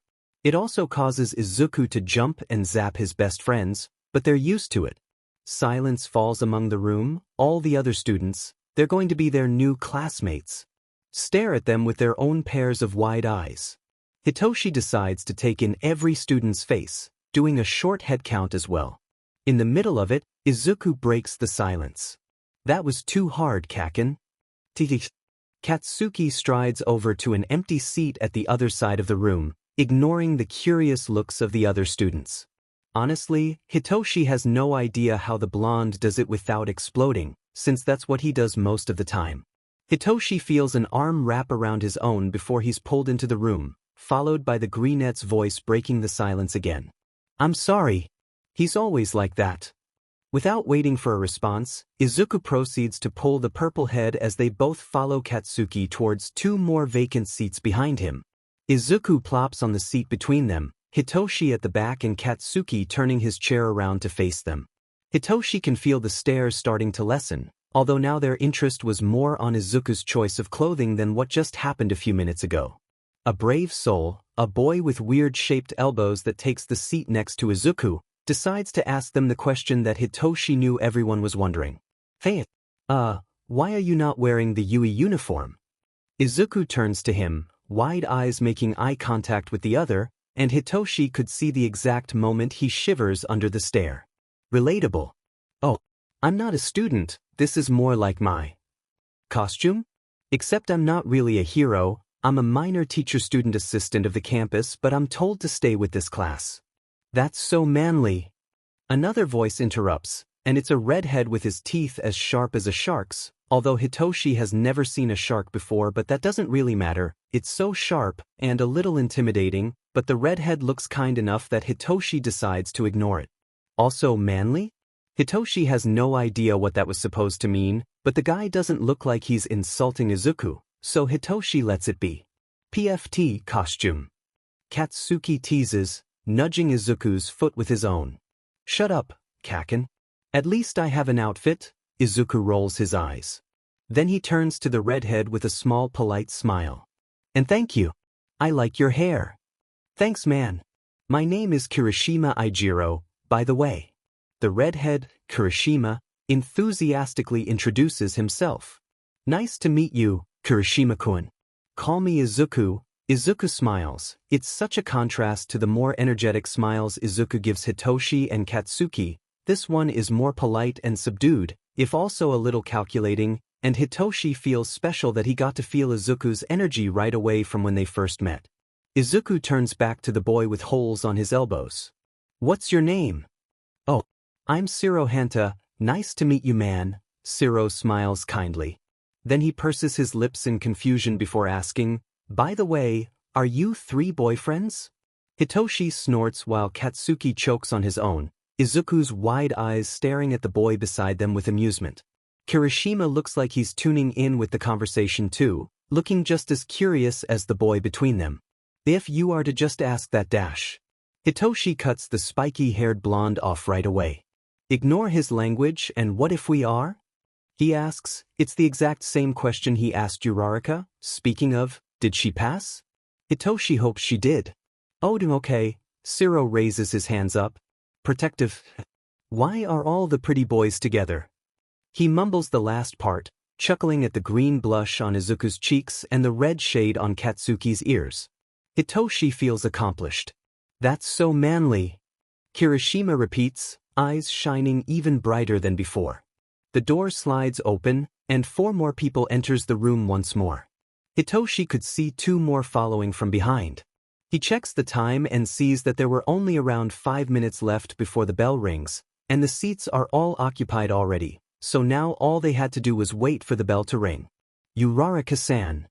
Izuku greets, and Hitoshi quickly looks to see that the girl was indeed there, which means they're classmates, and the purple-haired boy nods at her in acknowledgement. Izuku, please stop with the honorifics, we're gonna be classmates now, which means we're friends. Uraraka says before smiling at Hitoshi. Hey, Shinso. Hey. Hitoshi greets shortly. Who the hell are you? Katsuki asks, although his tone held more curiosity and didn't really sound rude. You're the other boyfriend. Uraraka says. I'm Uraraka Ochako. Pink cheeks, Katsuki nods. Bakugo Katsuki. Hitoshi shortly notices that the blonde didn't bother correcting their classmates about their relationship status, and he smirks. They make eye contact and Katsuki just scoffs before rolling his eyes. Not even a moment after the door closes, Hitoshi feels a familiar presence enter the room. He blinks and looks over to Izuku and Katsuki, only to see them staring at the front of the room. Hitoshi straightens up to stare, only to see an even more familiar vibrant yellow caterpillar-looking figure squirming its way behind the teacher's table. The teacher's here. Izuku informs the others, which was a good idea, really. Hitoshi supposes that he's starting to do his small job of being the minor teacher-student assistant that he was supposed to be. Shiro, Uraraka, and Kirishima stare at him confusedly, although they eventually walk off to their seats, deciding to trust Izuku's words. Which was also a good idea on their side, but it doesn't make any more difference because the rest of the class didn't know that Shouta was already there, hence the ongoing noise around the room. Hitoshi could imagine just how annoyed his dad must be feeling right now. 1 minute before the bell rings, it was less noisy than it was a few minutes prior, due to their other classmates going to their seats to settle down, eventually separating from the new friends they made. Yet only Hitoshi, Izuku, and Katsuki noticed Shouta perking up from behind the teacher's table. It's entertaining to watch, really. Even if Hitoshi feels bad for his new classmates. Shouta makes eye contact with Izuku, ushering the boy to walk to the front. Right? The ghost was supposed to introduce himself as well. Hero Course Class 1A. Everybody turns their heads to the adult voice, the closer ones to the front letting out startled yelps before scrambling to their seats. The unbothered trio watches in amusement as the rest of the class repeats their actions. The sigh Shouta lets out had Hitoshi pursing his lips to keep himself from laughing. It took you 6 seconds. To settle down, enough time for you to get attacked. Time is limited, be logical and faster next time. A second of silence passes by before Shouta continues speaking. Hitoshi can vaguely imagine some boss music playing in the background, and honestly, it's making everything 10 times better. I am Aizawa Shouta, and I will be your homeroom teacher for this year. Shouta nudges his head to the right, where Izuku was standing beside him, posture formal yet relaxed. Hitoshi can feel the small sense of authority from Izuku as he looks at all of them in the front. is the teacher-student assistant of Yurii. Call him Izuku. Treat him like you would a mentor. Murmurs fill into the room, some girls and boys looking at Izuku with interest, while the students who already knew Izuku take pride in knowing him ahead of time. Ochako looked surprised, finally realizing why the boy wasn't exactly a student under the school. Izuku simply waves his hand with a small smile, one that promises something like even if they were the same age, Izuku can and will treat them the way he would if they need to be. Hitoshi feels so much pride for his best friend. Shouta interrupts the whole class with a glare of erasure, immediately silencing the whole room. Now, wear your gym uniforms and follow Izuku to the P.E grounds. We will be having a quirk apprehension test. But what about the orientations? A brave soul asks the hero. You only have 3 years to shape yourselves into the heroes you want to be. Orientations are a waste of time and should not be the top of your concerns in this course. Now get up and get going. Shouta tiredly says, as if he's recited the same words over and over again. He probably has. The hero then decides to walk out of the room, leaving the students alone to process what just happened. Izuku, the kind soul that he is, decides to intervene before things get awkward for the class as a whole. Said kind soul does so by walking to the door without any word, slides it open, and then pauses by the doorframe. Hitoshi, Katsuki, and surprisingly Shiro were the only ones to start getting off of their seats before they hear Izuku speak. You have 3 seconds to follow me out of the room. Hitoshi's cackling was overtaken by the sheer amount of panicked chaos in the room. He slips out of the room with Katsuki, staring at Izuku's unintentional power walk as he leads the class to the changing rooms. Hitoshi loves his best friend. Katsuki watches Izuku's tiny back figure lead the boys and girls down the hallway and towards the P.E grounds. He and Hitoshi already knew where the location was, so they were also kind of leading the others as they walk behind Izuku. After the ghost's threat of if you don't finish changing in 3 minutes, I'll start questioning your position in this course, it was safe to say that everyone's opinions of Izuku had changed from the polite and bubbly persona they saw from him earlier. Katsuki loves it. He rarely sees this side of Izuku unless Shouta allows him to use it during training, and by the looks on Hitoshi's face, the boy was finding this entertaining as well. When they arrive in the P.E grounds, they find Aizawa standing from afar, arms crossed over his chest with his face buried into his capture scarf. You took nearly 5 minutes, I'll let that slide for now. Let's start. Shouta looks at the students, eyes settling on Katsuki.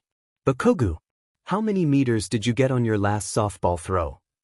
Katsuki immediately answers, as they've done this before during their private training sessions. 67 meters. Do it with your quirk, Shouta lazily says, tossing the ball to him. Or anything goes as long as you stay in the circle. Izuku stands beside their homeroom teacher, holding a rectangular-shaped gadget as he waits for Katsuki to start. The blonde doesn't waste any more time, taking a deep breath before swinging his arm widely, throwing the ball far away with a blast of his quirk, letting out a loud scream along the way. He turns around to face Izuku, who's already stretching his arm out to show them the distance. 705.2 meters. Katsuki preens. Izuku sends him a small smile. Not bad, Explodo boy, Hitoshi huffs. Guess I got up my game, huh? You better, troll hair. Katsuki punches the purple head on the arm, not lightly, but not too harsh either. If you hold yourself back on this, Izuku will not hold back on you. Hitoshi shivers lightly, shaking his head after. Yeah, no, I'm not doing that. Rei-chan's intimidating when he wants to be. He doesn't even need his quirk to do it. Before Katsuki could begrudgingly yet wholeheartedly agree, someone in their class with pink skin and pink hair exclaims something they should have never even said. This is gonna be fun.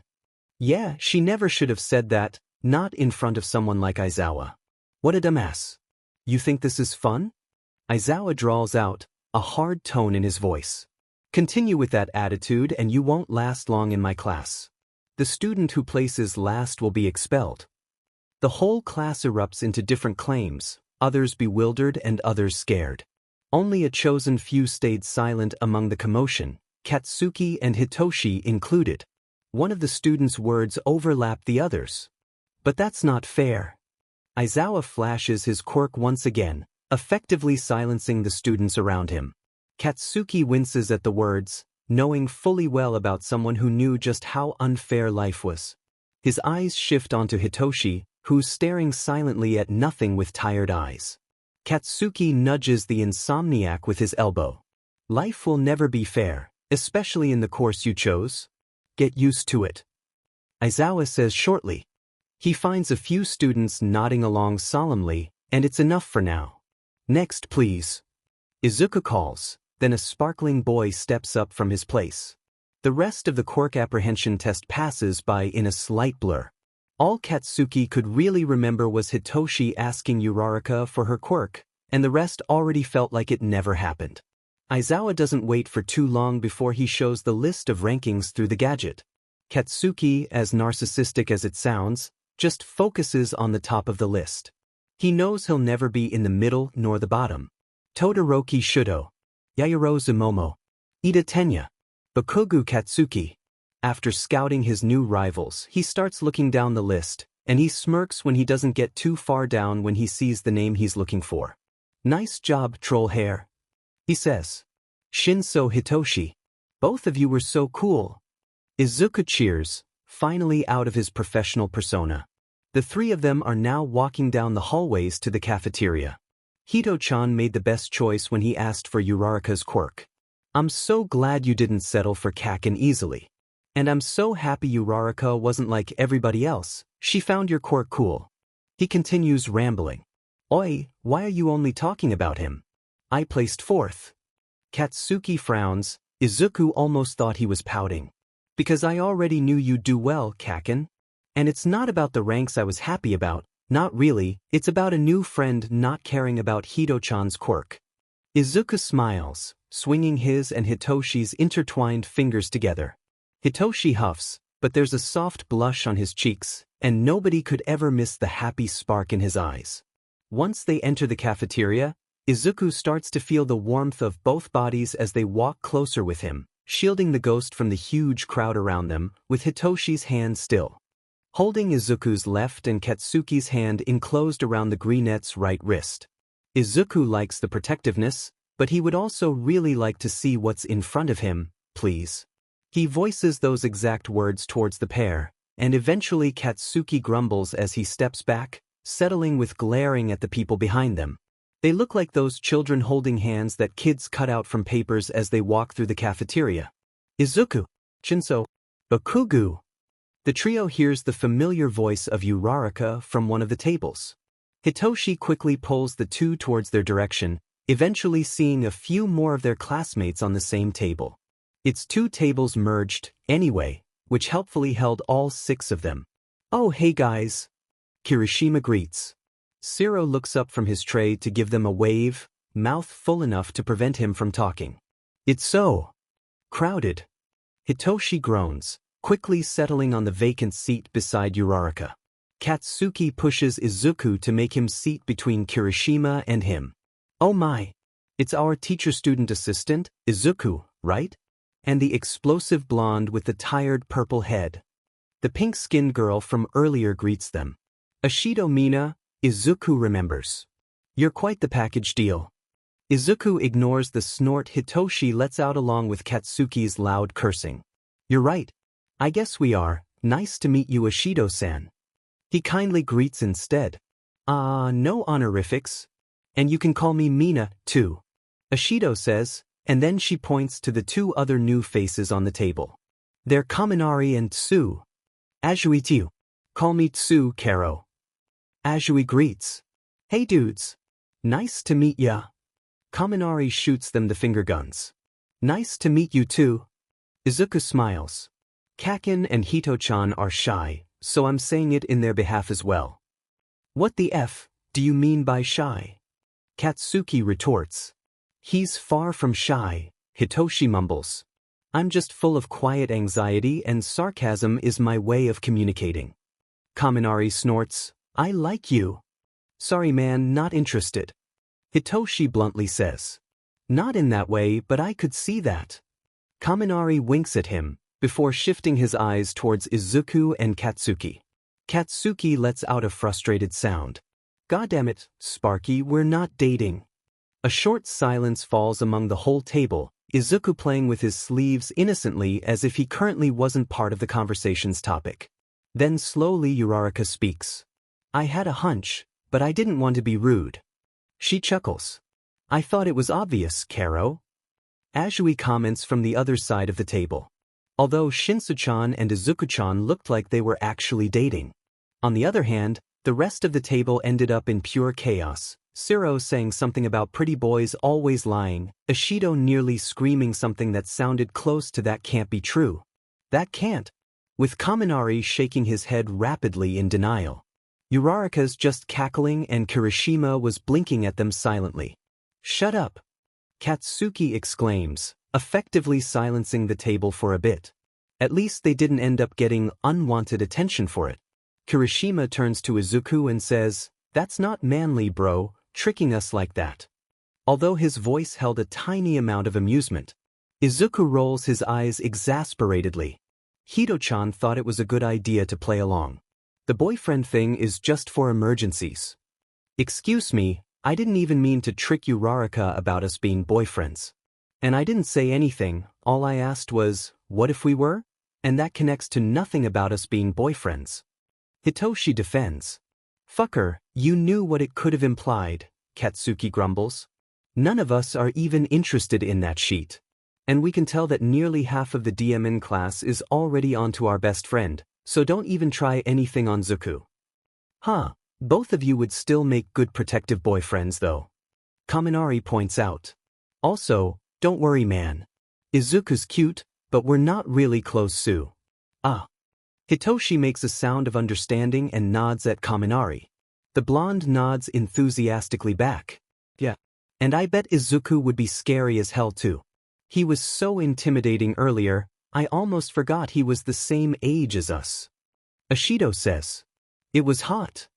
Izuku sputters, the color green creeping up his cheeks as he tries to deny what Ishido just said. The pink-skinned girl just coos before laughing lightly. Don't worry, my radar says Mina and Sue are one of my kind. And probably Kirishima too. Buchako chuckles. We could even keep other people from Izuku, you know, backup or something. I will not deny it, Karo. Azui shrugs. Neither will I. Ishido winks at them. Man, Uraraka, your radar is correct and manly. Kirishima says. But I'm more worried about my studies first, so I'm focusing on that, and Izuku looks more like a brother to me, so you don't have to worry about me, Bakugo. Kirishima adds, reaching out behind Izuku to pat the blonde on his back. Katsuki just ends up grumbling. Guys, I can handle myself. Izuku whines. You can, but as long as one of us are there then you won't have to deal with it. Siro winks. And I do find you cute, but that's 'cause I end up thinking everybody's cute. And I'm also more like Kirishima, worrying about my grades and all. I can't believe we all just came out to each other. Hitoshi deadpants. It's part of the budding friendship, dude. Kaminari cheers. It's 2XXX, coming out is overrated, just straight out say you're gay if you're gay. Look, I'm gay. Uraraka follows, and then Azui interrupts next with a blunt statement. Izuku quietly watches as everyone else starts getting closer with each other. Vaguely, he can see the rest of the 1A students on another table, ones who preferred the silence more, and he finds himself feeling giddy.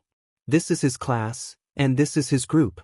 Izuku, Katsuki, and Hitoshi finally found a wider group where they could belong. Izuku now has a bigger group he swore to protect, not that they'll know that, anyway. Today, your new heroics teacher isn't around, Shouta drawls out tiredly. So for now, you're going to choose your class president. The class erupts into chaos, other students volunteering themselves while some of the less vocal ones stare around the room. Can it be Izuku? Kirishima asks from his seat. No. Ray is not a student. Shouta answers. Izuku smiles cheekily, mostly because of the near slip Shouta let out than the whines of the other students. Shouta makes eye contact with him, sending him a heatless glare from the front. Izuku only smiles wider. A boy seated from the other side of the room stands up from his seat, his arm chopping accurately as he starts telling his classmates to settle down. Ida, Izuku thinks, as he remembers from Hizashi's photos of them with Ida Tensei and his younger brother. Aizawa-sensei, we will be deciding through the election by anonymous voting. Ida exclaims, do whatever, I don't care. Just don't wake me up. Shouta grumbles, looking far too excited as Shouta can look, to be able to settle down on the corner of the room. Izuku takes it as his cue to chime in. All right, he starts, skipping over to the front of the class. He steps behind the teacher's desk and pulls out a box, out of nowhere, and a small pad of paper, also out of nowhere, before setting them on the table. Settle down, I'll be distributing a piece to each and every one of you. You have 3 to 5 minutes. After that you'll put your votes into this little thing, he emphasizes by shaking the box with his hands. Then I'll check each of them. For the class to respond before he smiles kindly. Ida raises his hand up once more. Izuku calls him. Do you need any assistance distributing sticky notes, Izuku-san? No thank you, the offer is appreciated though, Izuku says. He puts his hands on the desk in front of him, and suddenly the pad on the table lifts up on its own, earning a few surprised exclaims from the class. Each note ripped from the pad floats towards each student in the room. Start right when you receive a note of your own. The class settles into a comfortable silence after, leaving Izuku to his own devices. The ghost decides to walk over and sit beside the head of the yellow caterpillar at the corner of the room. He'd like to ask Shouta who the new heroics teacher was now that it wasn't him anymore, but then the students, especially the ones with enhanced hearing, would possibly hear things they don't have to. So Izuku sits quietly, legs crisscrossed, as he listens to the sound of scribbling pencils and pens, occasional whispers being passed to each other. By the thoughtful looks on Jiru's face, Izuku could guess that it's mostly about their interesting choices for the class rep. A few minutes later, when the students are starting to get louder again, Izuku delivers a soft pat to Shuda's head, ignoring the small amused huff the man lets out before he stands up and walks back to the desk. He scans over the class, and finds that no one really struggled with their votes as they're already either mumbling with each other or busying themselves with books and doodles. Izuku hums to himself, contemplating. He thinks about the effect of erasure on this class, how Shouta would simply activate his quirk and everyone would fall silent right away. So maybe, a childish and capable boy like Izuku would also want to try something quite the same, wouldn't he? Izuku makes eye contact with Hitoshi, who's squinting at him suspiciously. Izuku can only guess how he currently looked like, probably like plotting something ominous if it got Hitoshi looking at him like that. He'll do it anyway. The ghost continues thinking. If erasure has them intimidated that eventually leads to silence, Izuku wants the class to simply know that he's there, watching them and simply waiting. He thinks of coldness, shivers, and how it always felt like to announce a presence even when he wasn't visible. Izuku does it when he wants petty criminals and villains to stop whatever the loving hell they were doing within his route. It always ends up making them anxious, even more so when they realize that no one's there. And that's when he attacks. But he doesn't want to scare this class. So instead, Izuku starts to think of the same coldness and shivers, but in a different purpose this time.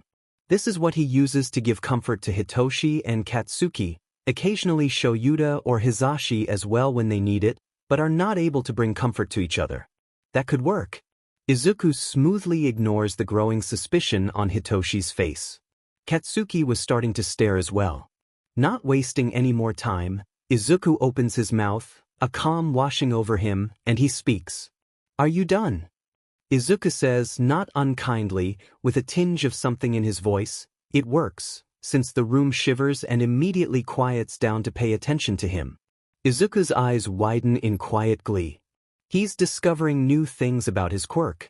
Anybody still voting? Yes, just to make sure.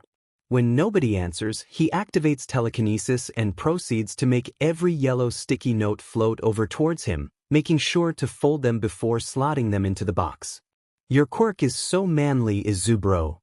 Kirishima exclaims from his seat. Izuku chuckles. Thanks, Kirishima-kun. The election passes by with the class anticipating every little line Izuku marks beside somebody's name, Occasionally he'd skip over one name and the class wasn't well acquainted with each other enough to bother reacting on the name with no votes. Eventually, Izuku steps aside to show the board. Yairozu Momo for Ida Tenyu Shinso Hitoshi to What the F dash? Hitoshi says before anyone could even speak. No, this class will crash and burn if I end up as the vice rep. You can have it, Ida-san. Izuku's eyebrows raise in amusement. He subtly ignores Katsuki's smirk and Uraraka's silent giggling. Oh well, are you okay with that, Ida-san? I am Ida Tenya, and I am honored to serve this class as the vice representative. I will do my best, Izuku-san, and please drop the honorifics. We'll be together for the rest of the year. You can call me Ida. The boy passionately delivers. Alright, well, if that's the case, call me Izuku. That also goes to the rest of you. Izuku smiles. Anyway, Yairozu-san, congratulations on being elected as the class rep. The elegant girl stands up from her seat, smiling kindly to everyone in the room. Thank you, I'll do my best to help with what I can to this class. I'm Yairozu Momo, but please call me Yamamo for short, or Momo if you'd like. Everybody claps their hands to show respect towards the two students standing as they bow once again before taking their seats. Izuku turns to Shouta, waiting for the man's next instructions, considering that the class was technically a vacant one if they plan on leaving the whole heroics PRD a free PRD. Shouta nods at him, and Izuku immediately understands. He turns to the class and smiles at them, a little more cheerful than polite. The rest of the class is free. Get up and get to know each other, yeah? You'll be working with each other in the future as heroes after graduation, after all. Almost immediately, the class erupts into excited chattering, although a little subdued, still aware of the yellow figure settled in the room. Izuku was just about to go back to Hitoshi and Katsuki when he feels the tiny skull on his hoodie vibrate. Someone's calling him. Izuku looks at the notifier that Nizu attached to his hoodie, eyes widening at the white glow inside the skull, making its whole figure glow brighter than its usual gray. It's white, Nizu's the one calling him, then. Izuku taps the skull 2 times, a response, before he watches it dim back to normal. It's so cool, Izuku thinks. Nizu made his notifier look cool on his hoodie without making it too obvious. He turns to Hitoshi and Katsuki, both already nodding at him. They were there when Nizu tested the notifier, just in case Izuku was to leave during an important situation, and the pair would handle the rest without him. This way, his best friends won't have to worry about his skull suddenly glowing out of nowhere and think it was a new thing about his quirk. Each teacher had a small button to use to activate their own color so Izuku would know who needed them. Aizawa, Izuku calls. Nizu-sensei needs me. HN. Aizawa grunts, turning around to face the wall. Izuku giggles and walks towards the door, silently leaving under all the excited conversations. Nobody sees him leave except for the 3 people who were aware of him. Izuku walks through the empty hallways, swaying his sleeves as he takes his time walking to Nizu's office. The glowing wasn't blinking, which meant that Nizu didn't need him to hurry, but Izuku wouldn't dare to take too much time anyway. When he arrives, he knocks on the door even if he knew Nizu was already aware of his presence. Somebody opens the door for him, revealing All Might. A flash of televisions, miniature figures and dirty concrete passes through Izuku's memory. He mentally shakes his head. Izuku smiles politely, bowing his head. It's nice to meet you, All Might. Ah, it's nice to meet you too, The number 1 hero trails off. All Might, this is Izuku. Izuku-kun, All Might will be the new heroics teacher of the hero course. All Might, Izuku-kun is the teacher-student assistant of the campus. Ask him whatever you need and he will assist and give it to you. Nizu explains. All Might nods, smiling at the ghost. Izuku tilts his head before turning to the hero. Aren't you busy enough being the number 1 hero? He asks, suspicious. The hero in question sputters awkwardly, waving his hands around with that strained smile on his face. Izuku wondered how people didn't see how fake it was. Young Izuku, I merely decided that I wanted to spend some of my time helping potential heroes grow into how they want to be. Settled enough, the ghost nods his head before turning away. Am I the last one to know about this, Nizu-sensei? Apologies, Izuku-kun, but yes, this is because All Might just decided to apply to Yurii yesterday. It was mostly unexpected, you see. Nizu answers. Yeah, no, Izuku thinks, there is no way Nizu didn't expect this. I called you in just to inform that a new color has been added to your system. All Might will notify you as the color blue. Right? Izuku nods. Is that all, sensei? Well, if you would like, Izuku-kun, how about you show the hero around the campus? Surely you haven't seen the newly improved places, have you, All Might? Nizu asks. I haven't, All Might answers. Would lunchtime be a good idea, young Izuku? Works fine, Izuku says. I can lead you to wherever you need to go when I leave, All Might, or are you going to stay in here with Nizu-sensei? Izuku asks. I'll be staying here for a while, but thank you, young Izuku, All Might says, watching the ghost stride over to the door. Have a good day. Bye, sensei. Izuku smiles at the principal, a little pointed, but he knows Nizu wouldn't take it in a different way. His sensei's trying to make him look for something, so he'll just have to find out about it. Ugh, this meant he'll have to keep a secret from Hitoshi and Katsuki all over again. Izuku sighs. Oh well, they'll find out tomorrow, I'll just have to hide from them for the rest of the day?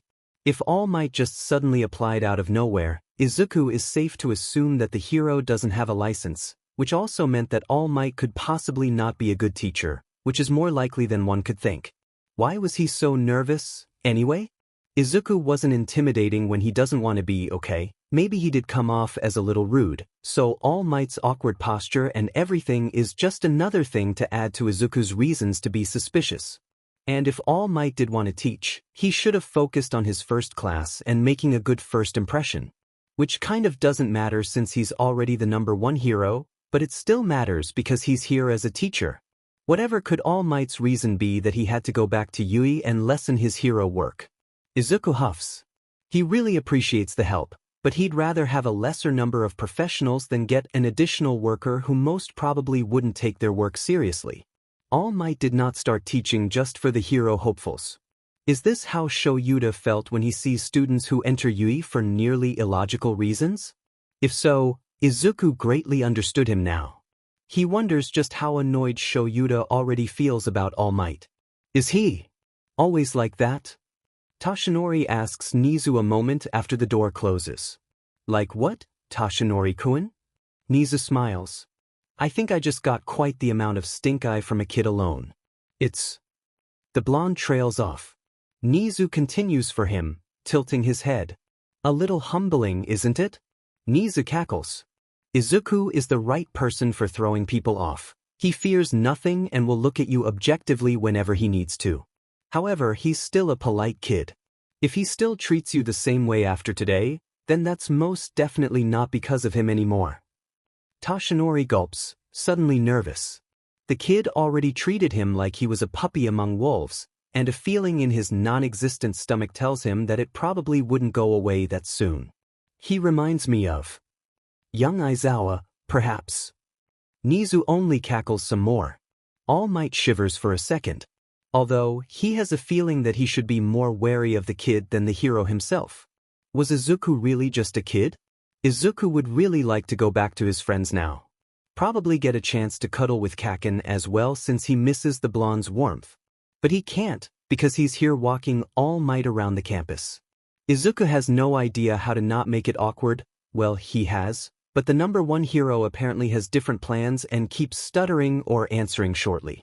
Usually, Izuku would leave them alone, but this is All Might. If he can't handle talking to a kid like Izuku, then how about a whole group of kids the same age as him, and even more chaotic? Throughout the short campus tour, Izuku just talks. He asks questions from time to time, but eventually stops when even he was feeling pained at how antsy All Might acted around him.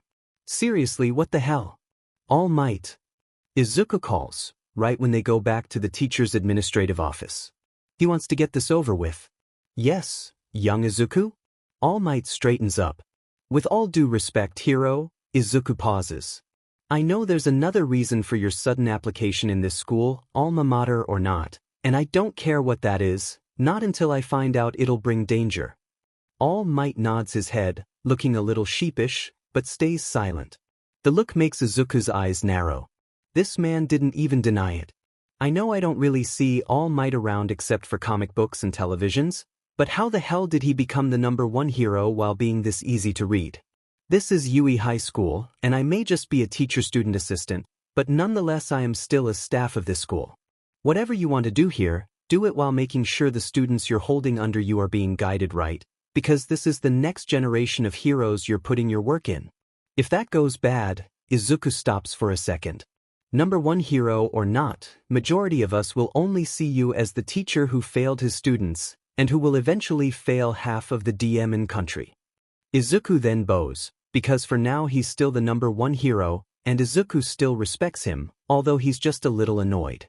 He doesn't wait for any other response before turning around to walk back to Class 1A's classroom. Lunch was nearly over anyway. The alarm blares, startling everyone in the campus. It rings loud and out towards the gates, muffled yet still heard by the media that's rushing in through the metal boundary. A young adult huffs to himself, pulling his hood down before sneaking behind the trees to find cover.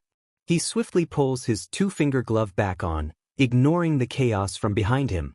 Silently, he hides from where the cafeteria could be seen, avoiding the curious and panicked looks of the students inside. How foolish, the young adult thinks. Kurogyri. Tamura mumbles, and almost immediately a purple warp appears in front of him. He steps inside and waits for his foot to meet a different type of ground before he fully passes through the portal. His eyes meet the empty, a little bit messy, room of the administrative office. Tamura smirks under the He strides over to the desks, looking for a certain one that could indicate the person they were aiming for. Perfect. He quietly cheers when his eyes meet a desk with an All Might figurine at the corner, along with the schedule they were looking for labeled as All Might, Yagi Tashinori Teaching Schedule. Our mission is accomplished, he says, ripping the paper off of the desk. Who cares if they see a trace? They'll meet each other sooner, anyway. The portal opens beside him once more, right when Tamura realizes that the noise from outside had started to calm down. He scoffs, whatever, they won't identify us anyway, let them be paranoid. When he drops off into the bar once again, he stumbles in his step when a sudden ache squeezes his chest. Tamura lets out a pained yelp, startling Kurogyri and a few of their other companions. His gloved hand clutches onto the shirt above his chest, dropping on the floor when the overwhelming amount of pain makes his knees weak. What's wrong, Tamura? Kurogyri asks, hovering his hands over the boy's shoulders, unsure whether to touch him or not. Did something go wrong? No, nothing. Tamura chokes out. What the hell is? The pain over his chest suddenly subsides, but Tamura was too distracted by what he saw next that he cared too little to take notice of it. There's a black stain on the ground he's facing, a droplet, and then a few more of them falls down onto the disembodied hand that had already fallen first. Tamura shoots his head up, looking around the room to see if anyone knew whatever the hell was happening. Everyone just started to look even more unsettled. A short, awfully tense silence falls among the bar. And it's Dabi who breaks it. Oi, why the F, are you crying black tears?